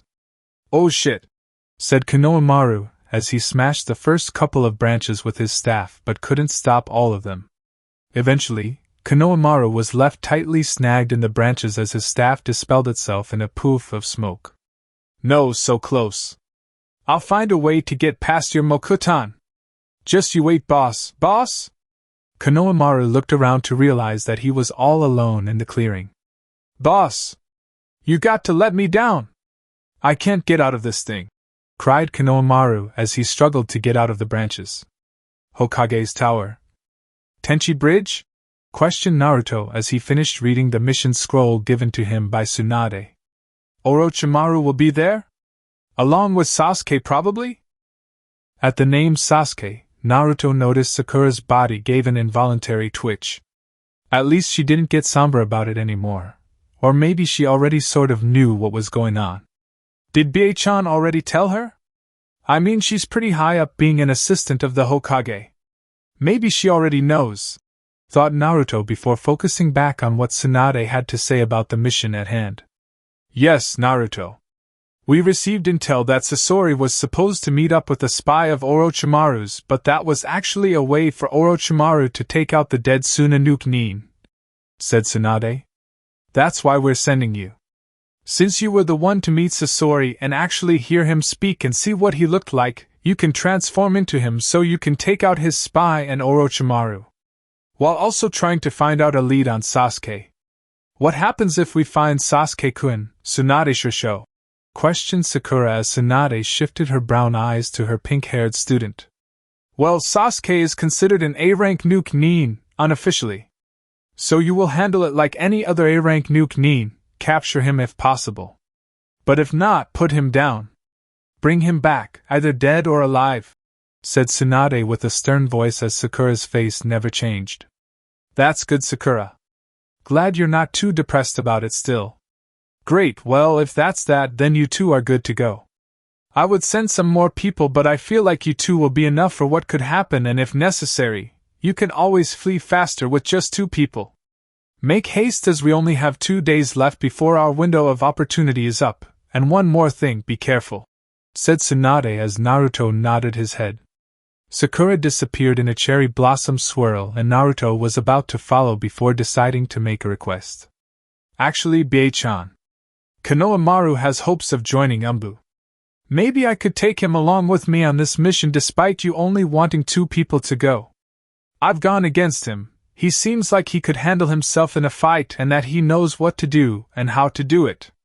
But I'd like to see him on a real mission before I give him my recommendation. Is that fine?" asked Naruto as Tsunade thought over it for a second. His performance in the last Chunin exams was pretty good. Hell, he even won. Why not let the kid go along, but be sure to not let him hold you back. I'd like to see that this mission gets completed," said Tsunade as Naruto nodded his head again before vanishing in a flicker of movement. Training Ground 22. "How the hell am I supposed to get out of here?" shouted Konohamaru loudly as he was still stuck in Naruto's jutsu.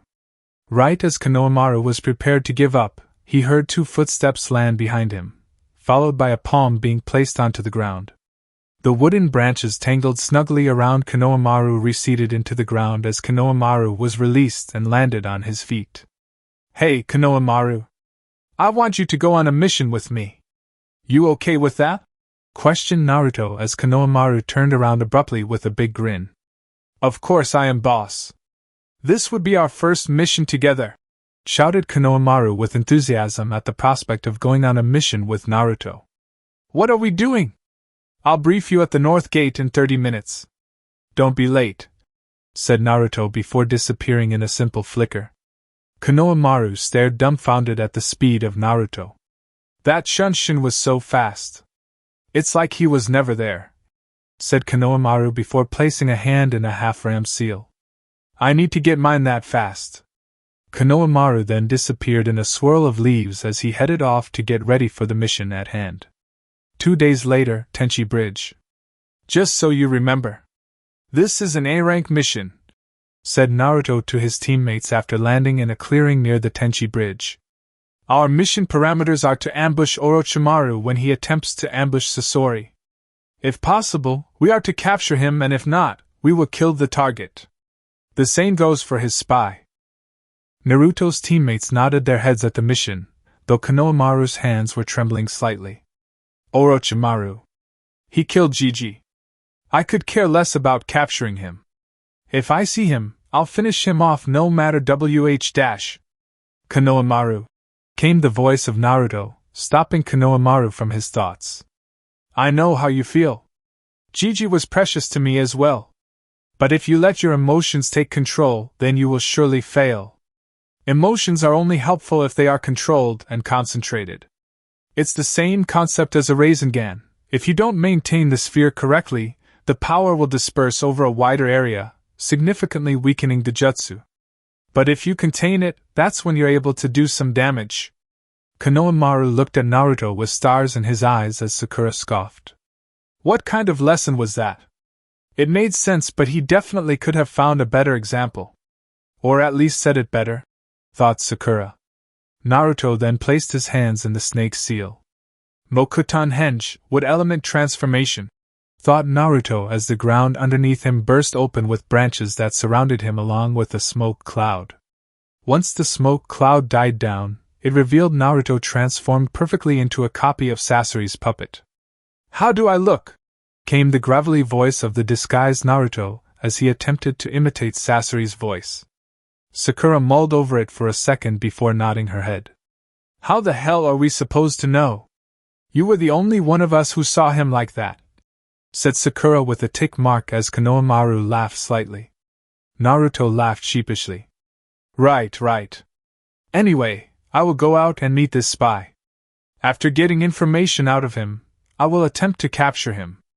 Unless Orochimaru appears before I get the chance to. In that instance, I may or may not signal you two to come out and help. Even though I'm sure I could take Orochimaru, I'm not sure how powerful his subordinate could be. So be ready on my signal and only on my signal. Got it, Konohamaru? Hi, boss. I won't let you down, said Konohamaru as Naruto nodded his head. Alrighty then.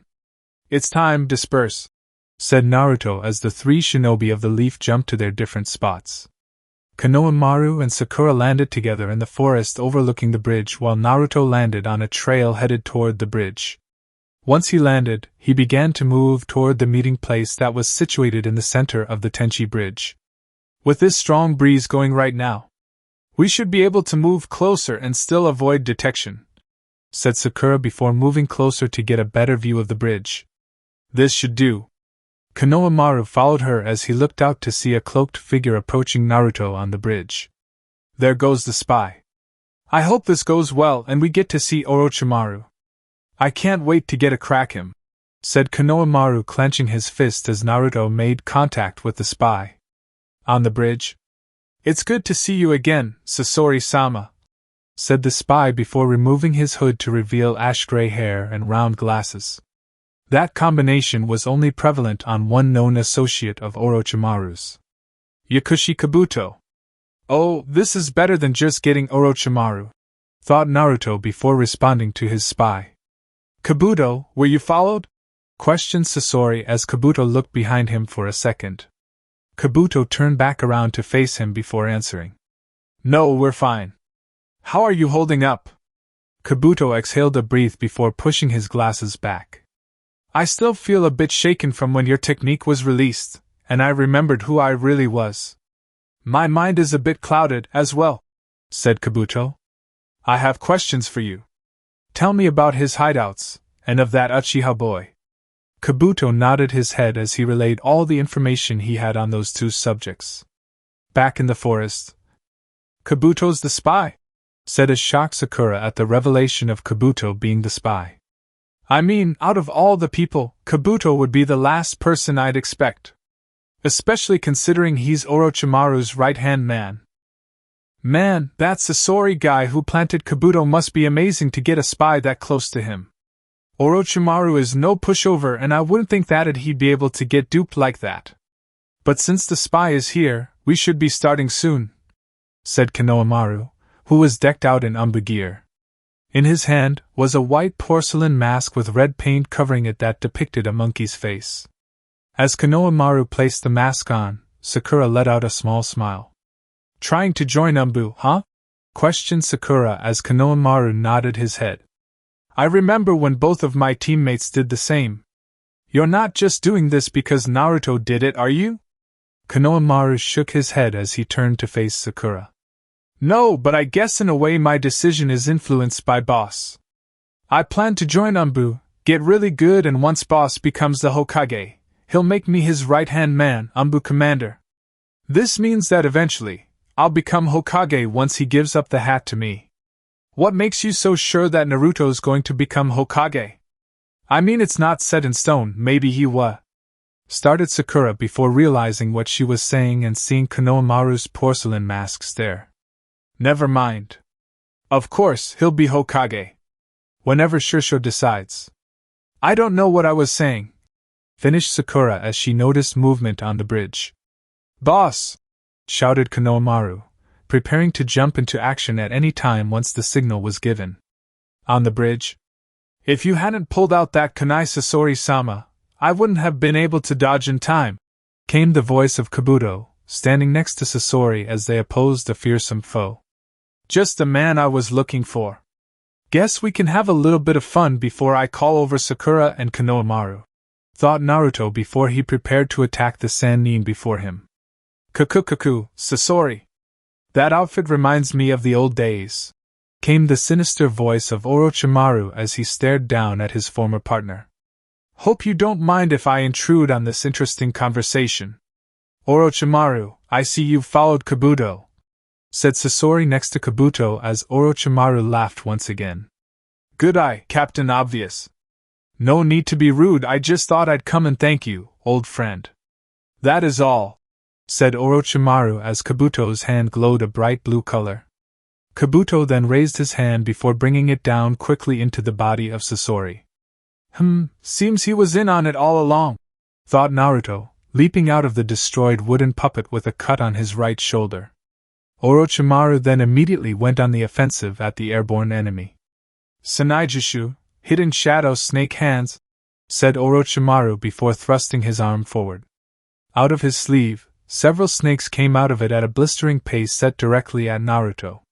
The snakes wrapped themselves around Naruto before biting at him, though once the first bite occurred, Naruto turned into a wooden replica of himself.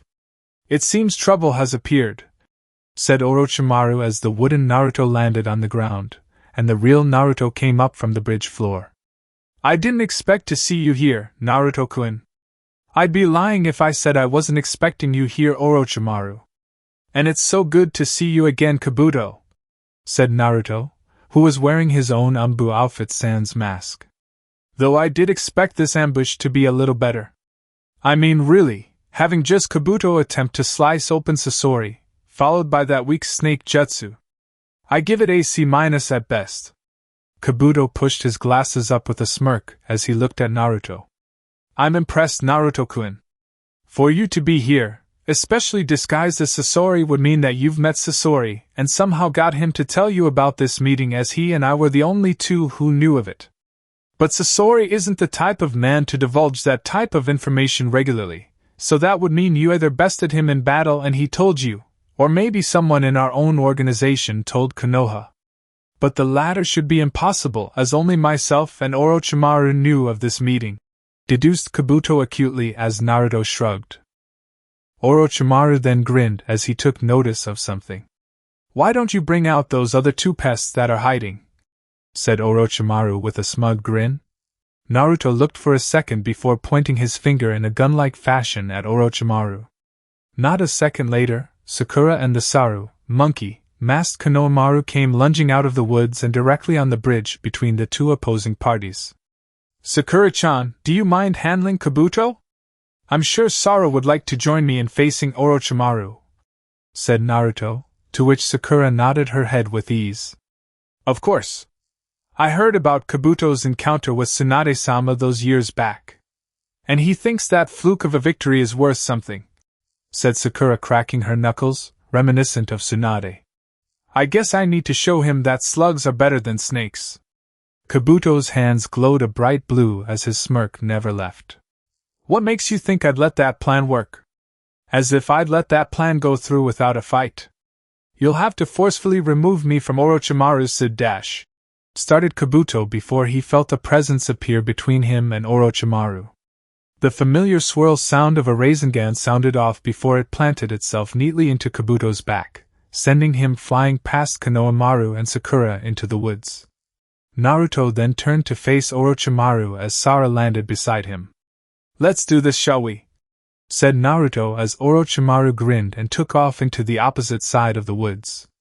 Sara took off immediately after him as Naruto followed behind the Sannin and Teenage Umbu. As this was happening, Sakura stood stock on the bridge alone. "Well, I guess I'll go see if Kabuto is still alive," said Sakura as she walked back into the forest to find Kabuto, who was surely hurt by the Rasengan from earlier. With Naruto and Saru. "Who is this kid?" thought Orochimaru as he dodged a flurry of punches and kicks from the young Umbu with practiced ease. "Brown hair is common in the Leaf Village, but this fighting style. It kinda reminds me of Sensei and that Asuma kid. Is this boy Sensei's grandson?" Orochimaru continued to dodge the punches with snake-like agility before lashing out with a kick of his own. As the kick connected, the Umbu disappeared in a poof of smoke. "Kage-bunshin, Shadow Clone. This kid is good," thought Orochimaru as he felt a presence appear behind him. Sara landed on the branch of a tree behind Orochimaru as he ran through 7 hand seals. "Ram, horse, snake, dragon, rat, ox, tiger," thought Saru as he flew through the seals for his technique. "Katon, Karyu Enden, fire style, fire dragon bullet." 3 steams of fire flew from Sara's mouth, one directly at Orochimaru and the other 2 at a 45-degree angle toward Orochimaru. The head of the fire streams turned into large dragon heads as they converged on Orochimaru. All 3 fire dragons converged on Orochimaru at the same time as he was sent careening toward the forest floor. One thing about Sara's jutsu was the heads of the dragons each held an explosive note. A powerful explosive note, and once Orochimaru hit the forest floor, they detonated in an enormous explosion that leveled a massive chunk of the surrounding area in a large dome of fire. Naruto landed beside Saru before whistling at the display. "That was pretty nice," said Naruto, patting Saru on the back. "Though next time you should really take notice of when you're battling a clone." The fire died down as Orochimaru rose from the soot-covered ground, unharmed from Sara's previous jutsu. "Kukukuku. Seems Konoha has another promising ninja in its ranks. A Sarutobi it would seem," said Orochimaru in a calm voice, displaying no fear in the face of Naruto and the impressive but non-worrisome Umbu beside him. "Though if that's your best, you'd never be able to kill me. Let alone get Sasuke-kun back." "Whoever said we wanted Sasuke back? We're just here to capture or kill you and Kabuto, that was the mission. Finding Sasuke would be just a bonus," said Naruto as he landed in the destroyed area in front of Orochimaru. Sara landed next to Naruto as Orochimaru laughed again at Naruto's statement. "Kill me? I'd like to see you try, Naruto-kun," said Orochimaru mockingly before laying flat on the ground and opening his mouth sickeningly wide for his next jutsu. "Mandara no Jin, formation of 10,000 snakes," said Orochimaru as hundreds, thousands of snakes poured from his mouth at an alarmingly fast rate at the 2 Konoha nin. Halfway to the 2, blades began to protrude from the mouths of the snakes as they pointed them directly at Naruto and Saru. What an impressive amount of snakes, thought Naruto before slamming a palm onto the ground. Mokuton Kuchios, Hori Nikashokubutsu, would release summoning, burrowing carnivorous Buddha. The ground rumbled in front of Naruto as the snakes approached. Right before reaching him, though, the ground opened up to reveal an enormous plant that took the shape of a Venus flytrap with 4 sides, which proceeded to gobble down the approaching snakes with one bite. Though it managed to eat all the snakes, the swords that came out of the mouths of the snakes were poisonous, and as such, the plant creature began to feel the effects of the poison immediately, prompting it to dispel a few seconds later. "Why not just blow him away and be done with it, Naruto?" came the voice of Naruto's partner, Kurama. "I grow bored of seeing this snake." "Yo, Kurama. I feel you on that. How do you think I should do it?" questioned Naruto back to his partner before feeling Kurama's chakra flood his system. "Of course you want me to just blast him away with pure power. Well, if you're okay with it, I'm okay with it." A vibrant orange chakra shroud surrounded Naruto as 4 tails appeared swaying behind him. "Stand back, Saru. I don't want you to get caught in the crosshairs of this," said Naruto before going back to his internal partner. "You want to do this?" "Don't mind if I do," said the now Kurama-controlled Naruto, whose eyes were now red and slit due to Kurama's control over his body. Kurama placed his hands in the tiger seal. "Katon Kitsune Baimu, Fire Style, Fox Beam." Orochimaru noticed the chakra buildup from Naruto and decided to act accordingly. After biting both of his thumbs, Orochimaru slammed them both onto the ground. "Kuchios, Sunju Rashomon, Summoning, Triple Rashomon," said Orochimaru as 3 large demonic gates rose from the ground in front of him. A second after rising, the gate was struck by the powerful beam from Naruto. Once the beam hit the gate, it expanded to carve a massive hole through it. After going through the first gate, the beam continued to go through the rest of the gates before exploding once past the last gate. The explosion blew the last gate out of the ground as the area behind it was shrouded in a huge explosion of energy. Once the explosion died down, Naruto regained control of his body as he looked at the blast zone. The bottom half of Orochimaru's body was stuck protruding out of the ground comically as the top half of his body was gone. "Why do I feel he's not done?" questioned Naruto. Naruto was proven correct when a sword came flying out of the ground at him from the mouth of Orochimaru's head that followed it. Luckily, Naruto was fast enough to sidestep the blade before holding a palm directly in front of Orochimaru's approaching head. A Rasengan appeared in Naruto's hand in a split second as Orochimaru crashed directly into it, blasting his head clean off. Naruto and Saru waited for a few seconds as they realized that Orochimaru hadn't moved yet. A minute later, Saru took off his mask to reveal his young Sarutobi face. "I guess he's done. That's the end of Orochimaru," said Konohamaru as Naruto nodded his head. "Let's go check on Sakura." While Konohamaru took off, Naruto stood staring for a few more seconds before eventually deciding to follow Konohamaru back. Once Konohamaru and Naruto were gone, the bottom half of Orochimaru ripped open to reveal another Orochimaru. "Kukukuku. Seems that boy has gotten powerful. But once I absorb Sasuke-kun, no one will be able to stand up to me," said Orochimaru as he turned to leave. "Sorry, Kabuto, but I guess your services are no longer necessary. Maybe if you're still alive, I'll come and get you. If not..." Orochimaru then disappeared in a shunshin as he left the area. The next day, "We may not have gotten Orochimaru," said Naruto, walking beside Konohamaru and Sakura.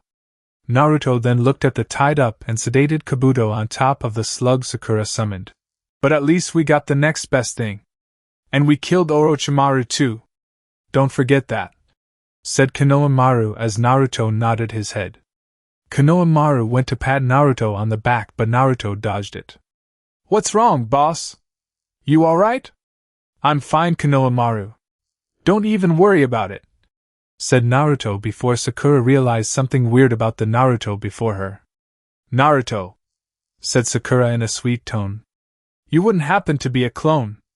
A clone that's taking the place of the original just so he can go to Kumogakure to see Yujito, are you? Naruto put up placating hands before blowing out a sigh. Do you want the truth or a lead dash? Started Naruto before getting decked by a punch from the irate pink-haired Kunoichi. Naruto! Shouted Sakura angrily as Konohamaru had to cover his ears at her shrieking. Same time, just outside of Kumo. Scouting mission? Questioned Naruto walking beside the pretty blonde Jinchuriki of the two-tailed monster cat, Yujito-ni. What's so special about this place? Yes, a scouting mission, Naruto-kun. Just because I'm a Jinchuriki doesn't mean I don't have to go on scouting missions. I'm one of the best at it, and I actually like scouting missions, said Yujito, turning her head to look at her boyfriend. Plus this is the site where several of our shinobi have gone missing at. So Reikage-sama wants me to check it out. Naruto groaned a little, letting his shoulders slump. This is going to be boring, said Naruto before feeling a hand lay on his cheek. I know you were expecting to just have a great couple of days with me, but don't worry, once this mission is up. I promise I'm all yours after when this is all over, said Yujito as Naruto perked up slightly. Yujito then deeply kissed the Kyuubi Jinchuriki, sending him blissfully to the ground once she released it. Now you just rest here and I'll be back in an hour or so. Yes, ma'am, said Naruto with his eyes closed as Yujito turned around to continue walking. Hey, Yugi-chan. Yujito was about 20 feet from Naruto when she stopped hearing Naruto call for her. Yes, Naruto-kun, said Yujito, turning back around to see Naruto, now standing in front of her with a smile on his face. I love you, said Naruto, deeply kissing Yujito before moving his head back. Be careful. Yujito smiled back at Naruto, internally giddy at Naruto's words. I love you too, Naruto-kun, said Yujito as Naruto was now laying back down in the spot he was in before, 20 feet away from her. Yujito turned back around as she continued to go and begin her mission, happier this time. A little over an hour passed as Naruto sat up into a lotus position. I wonder how strong my sensing ability is when using Sage Mode. Yugi-chan has got to be several miles away, but I should still be able to reach her, especially considering she'll be walking back, thought Naruto. That Sage Mode of yours might make it to her. But are you really going to use that power just to spy on your mate's chakra signature? Said Kurama in Naruto's head. Naruto looked sheepish at being caught like that. You can't tell me that you wouldn't do the same? Questioned Naruto back to his partner. I'm a being of pure chakra, given form. I don't have the same weird thoughts as you, if I do even have thoughts for that matter. Outside of your body, I'm considered to be just a rampaging beast that destroys everything in my path. So I guess I wouldn't do the same as you. I have no clue what to think if I do think at all. Damn. That's dark. I think you have thoughts, Kurama. Just because you're a chakra construct doesn't mean you don't have thoughts and all that. You're one of the wisest beings I know, person, animal, or chakra construct. There's no way you don't have thoughts, replied Naruto back to Kurama. I hope you're not believing what some shinobi said to you in the past. Forget him, you're Kurama of the Leaf and my partner, along with my oldest friend. Plus, I know you want to find out how strong this is anyway. You're right, I do. Fire that Sage Mode up, said Kurama with a grin at Naruto's words. And friend. Pfft, as if I'd want to be friends with you. Wait, am I thinking right now? Thought Kurama while Naruto smiled and nodded. Naruto then placed his hands on his knees before closing his eyes for a second. The trademark red markings of his Sage Mode began to appear on his face before he opened his eyes to reveal his golden sage eyes. Great, now to find Yugi-chan, said Naruto as he began to scan the surrounding area for his girlfriend. Maybe I'll surprise her when I find her. Continuing his scan of the area, Naruto couldn't locate Yujito's chakra signature. That's odd. You have to have covered this entire area. So where is she? Questioned Kurama as Naruto couldn't answer him. Well, let's go find her then. You never know, maybe something bad happened. Naruto stood up before rocketing off the ground in a powerful leap. Naruto came down in the center of the town that Yujito was searching in. Upon landing, Naruto closed his eyes to focus more on his sensing ability. After a few seconds, Naruto panicked slightly when he felt Yujito's chakra signature nearly a mile away, surrounded by 2 other chakra signatures. Akatsuki travels in pairs, said Kurama as Naruto's eyes widened before he took off in a series of shunshins to where he could feel Yujito's chakra. Naruto appeared outside of a sewer-like area that was closed off due to a ton of rocks. Someone must have blocked off the exits in hopes of keeping the battle closed, said Naruto before creating an enormous Rasengan in his hand. Senpo, Odama Rasengan, Sage Art, Big Ball Rasengan, said Naruto before smashing the Rasengan into the side of the sewer, destroying an entire section of the sewer as he walked in with pieces of rocks falling on top of him. Who the fuck are you? Came the loud voice of a man with slicked-back silver hair. He carried a large triple-bladed scythe and had on a burned and singed Akatsuki cloak. You're ruining the ceremony I'm trying to accomplish here. Hide and calm down. That's the Kyuubi Jinchuriki, came the voice of another man, donning a perfectly conditioned Akatsuki cloak and mask. The mask obscured his entire face besides his eyes, which were green with red sclerae. He is not one to be trifled with. Naruto-kun, came the voice of Yujito, cloaked in her blue chakra shroud. I'm glad you came, said Yujito. Naruto performed a shunshin to appear beside Yujito as he checked her for injury. Are you okay? Questioned Naruto, worried about Yujito. Of course I am. I've only been going against the guy with the silver hair, who is actually terrible at fighting. The other one decided not to attack though, so I've just been beating down on this guy, said Yujito, internally happy that Naruto was so worried about her. But he won't die though. No matter how much I hurt him, he just shrugs it off and keeps coming. He even said that he was immortal. Immortal? As in he won't die? Questioned Naruto, intrigued by the immortal comment. Before Yujito could answer though, Haiden decided to answer for her. Yes, I'm immortal. That's what happens when you follow Jashin-sama, said Haiden, placing his scythe over his shoulder as he looked at Naruto. Even you and your powers wouldn't be able to kill me. Is that so? Questioned Naruto as Kurama decided to add his own 2 cents. That guy must really have a death wish.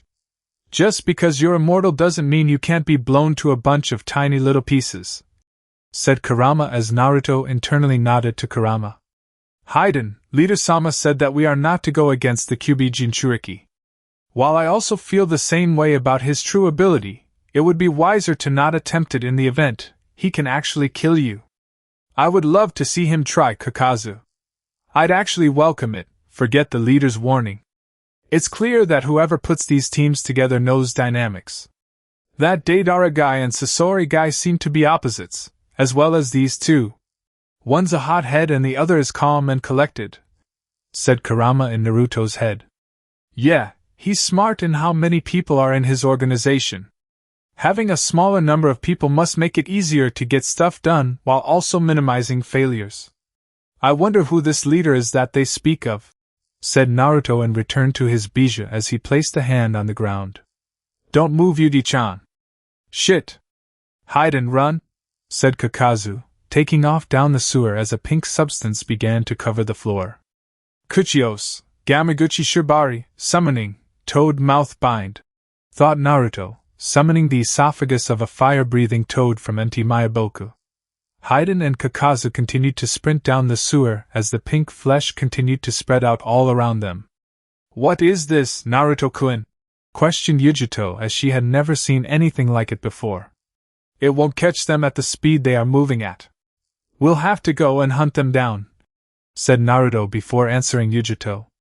And it's a summoning technique that brings forth the esophagus of a toad from Mount Mayaboku. Anyway, we have to catch them. Naruto then took off in a sprint to chase down the Akatsuki members. Okay, we still don't know what the other guy can do, so we need to be careful, said Yujito following after Naruto. After running for several minutes, Naruto realized that the Akatsuki members were long gone. How did they disappear so fast? That couldn't have been 2 minutes since they left, and there's no way they could run that fast to get away from us, said Yujito, noticing no trace of the Akatsuki members anywhere. I know. I was picking them up a second ago with my sensing ability and then poof, they disappeared, said Naruto, wondering the same thing. It's like they were summoned or something? A few minutes of investigating later, and Yujito decided to end Naruto's seeking. It's over, Naruto-kun. They came and then they ran. I'm not hurt, nor did they get to me. There's no need in trying to find them. As you said, they were summoned, so there's nothing your sensing ability could do to find them, said Yujito. Plus, this gives us the chance to start our time together. Naruto's sage mode began to fade as he smiled at Yujito's words. Yes, piggyback ride? Questioned Naruto before feeling the weight of his girlfriend land on his back and her head lay across his shoulder with her eyes closed. I'll take that as a yes. Sweet dreams, Yudi-chan. Halfway to Kumo, Naruto felt a finger poke his cheek. Turning his head in the direction of the poke, Naruto received a kiss on the lips from a now awake Yujito. What was that for? Questioned Naruto as Yujito smiled. You told me you loved me first, said Yujito with a small smirk on her face. Naruto's eyes widened in realization as Yujito's smirk seemed to widen with them. And oh! Shouted Naruto as he continued to carry the beautiful Jinchuriki to Kumogakure. In a large tree several miles from Kumogakure. He tried to get us killed by attempting to face down the Jinchuriki, said Kakazu to the leader of the Akatsuki's spectral image. I did allow him to face the Nibi Jinchuriki alone when we may have been able to capture her faster, but even still, with the Kyubi Jinchuriki so close to her, it'll be difficult to get her, and even more difficult to keep him from ruining the extraction of her bija. I'd suggest taking the tailed beasts 3 to 8 before attempting to grab her. Kakazu, what the hell? How are you just going to dash? Started Haiden before being silenced by the authoritative voice of their leader. Quiet down, Haiden. You made the right decision, Kakazu. Luckily I gave you each a rod that allowed me to summon you out of the area. If not, you may have had to go against that boy, said Akatsuki's leader. We will also follow your suggestion of taking the Nibi last with the Kyubi. Konan and I will handle those two. You two worry about capturing the Gobi at this point. Dismissed. Once the two members of the Akatsuki were gone, a swirl appeared next to the leader. Out of that swirl, a figure came stepping out. That boy is becoming a nuisance. But I knew this would happen considering his relationship with the Jinchuriki, said the figure as the leader nodded his head. Is that power you said you'd have for me ready yet? I'd like to get him out of the way now, said the leader before the figure shook his head. Almost. I'm working out all the details now, but if this works, I believe you'll enjoy 7 pairs of eyes on the battlefield rather than 6, said the figure before the leader widened his eyes in shock. In due time. In due time. And that concludes part 3 of this story. Thank you for spending your time here at Ichiraku Ramen and listening all the way to the end. Your support helps keep these stories alive and allows the shinobi world to continue through new adventures and alternate timelines. If you enjoyed Hashirama's Heir, don't forget to like the video, subscribe to the channel, and turn on notifications so you don't miss future stories. Once again, full credit goes to Kagami1228, the original writer of this story. If you would like to read the original version, you can find the link to the story in the description below. Let me know in the comments what story you would like to hear next. Until the next time, stay safe, and I'll see you again at Ichiraku Ramen.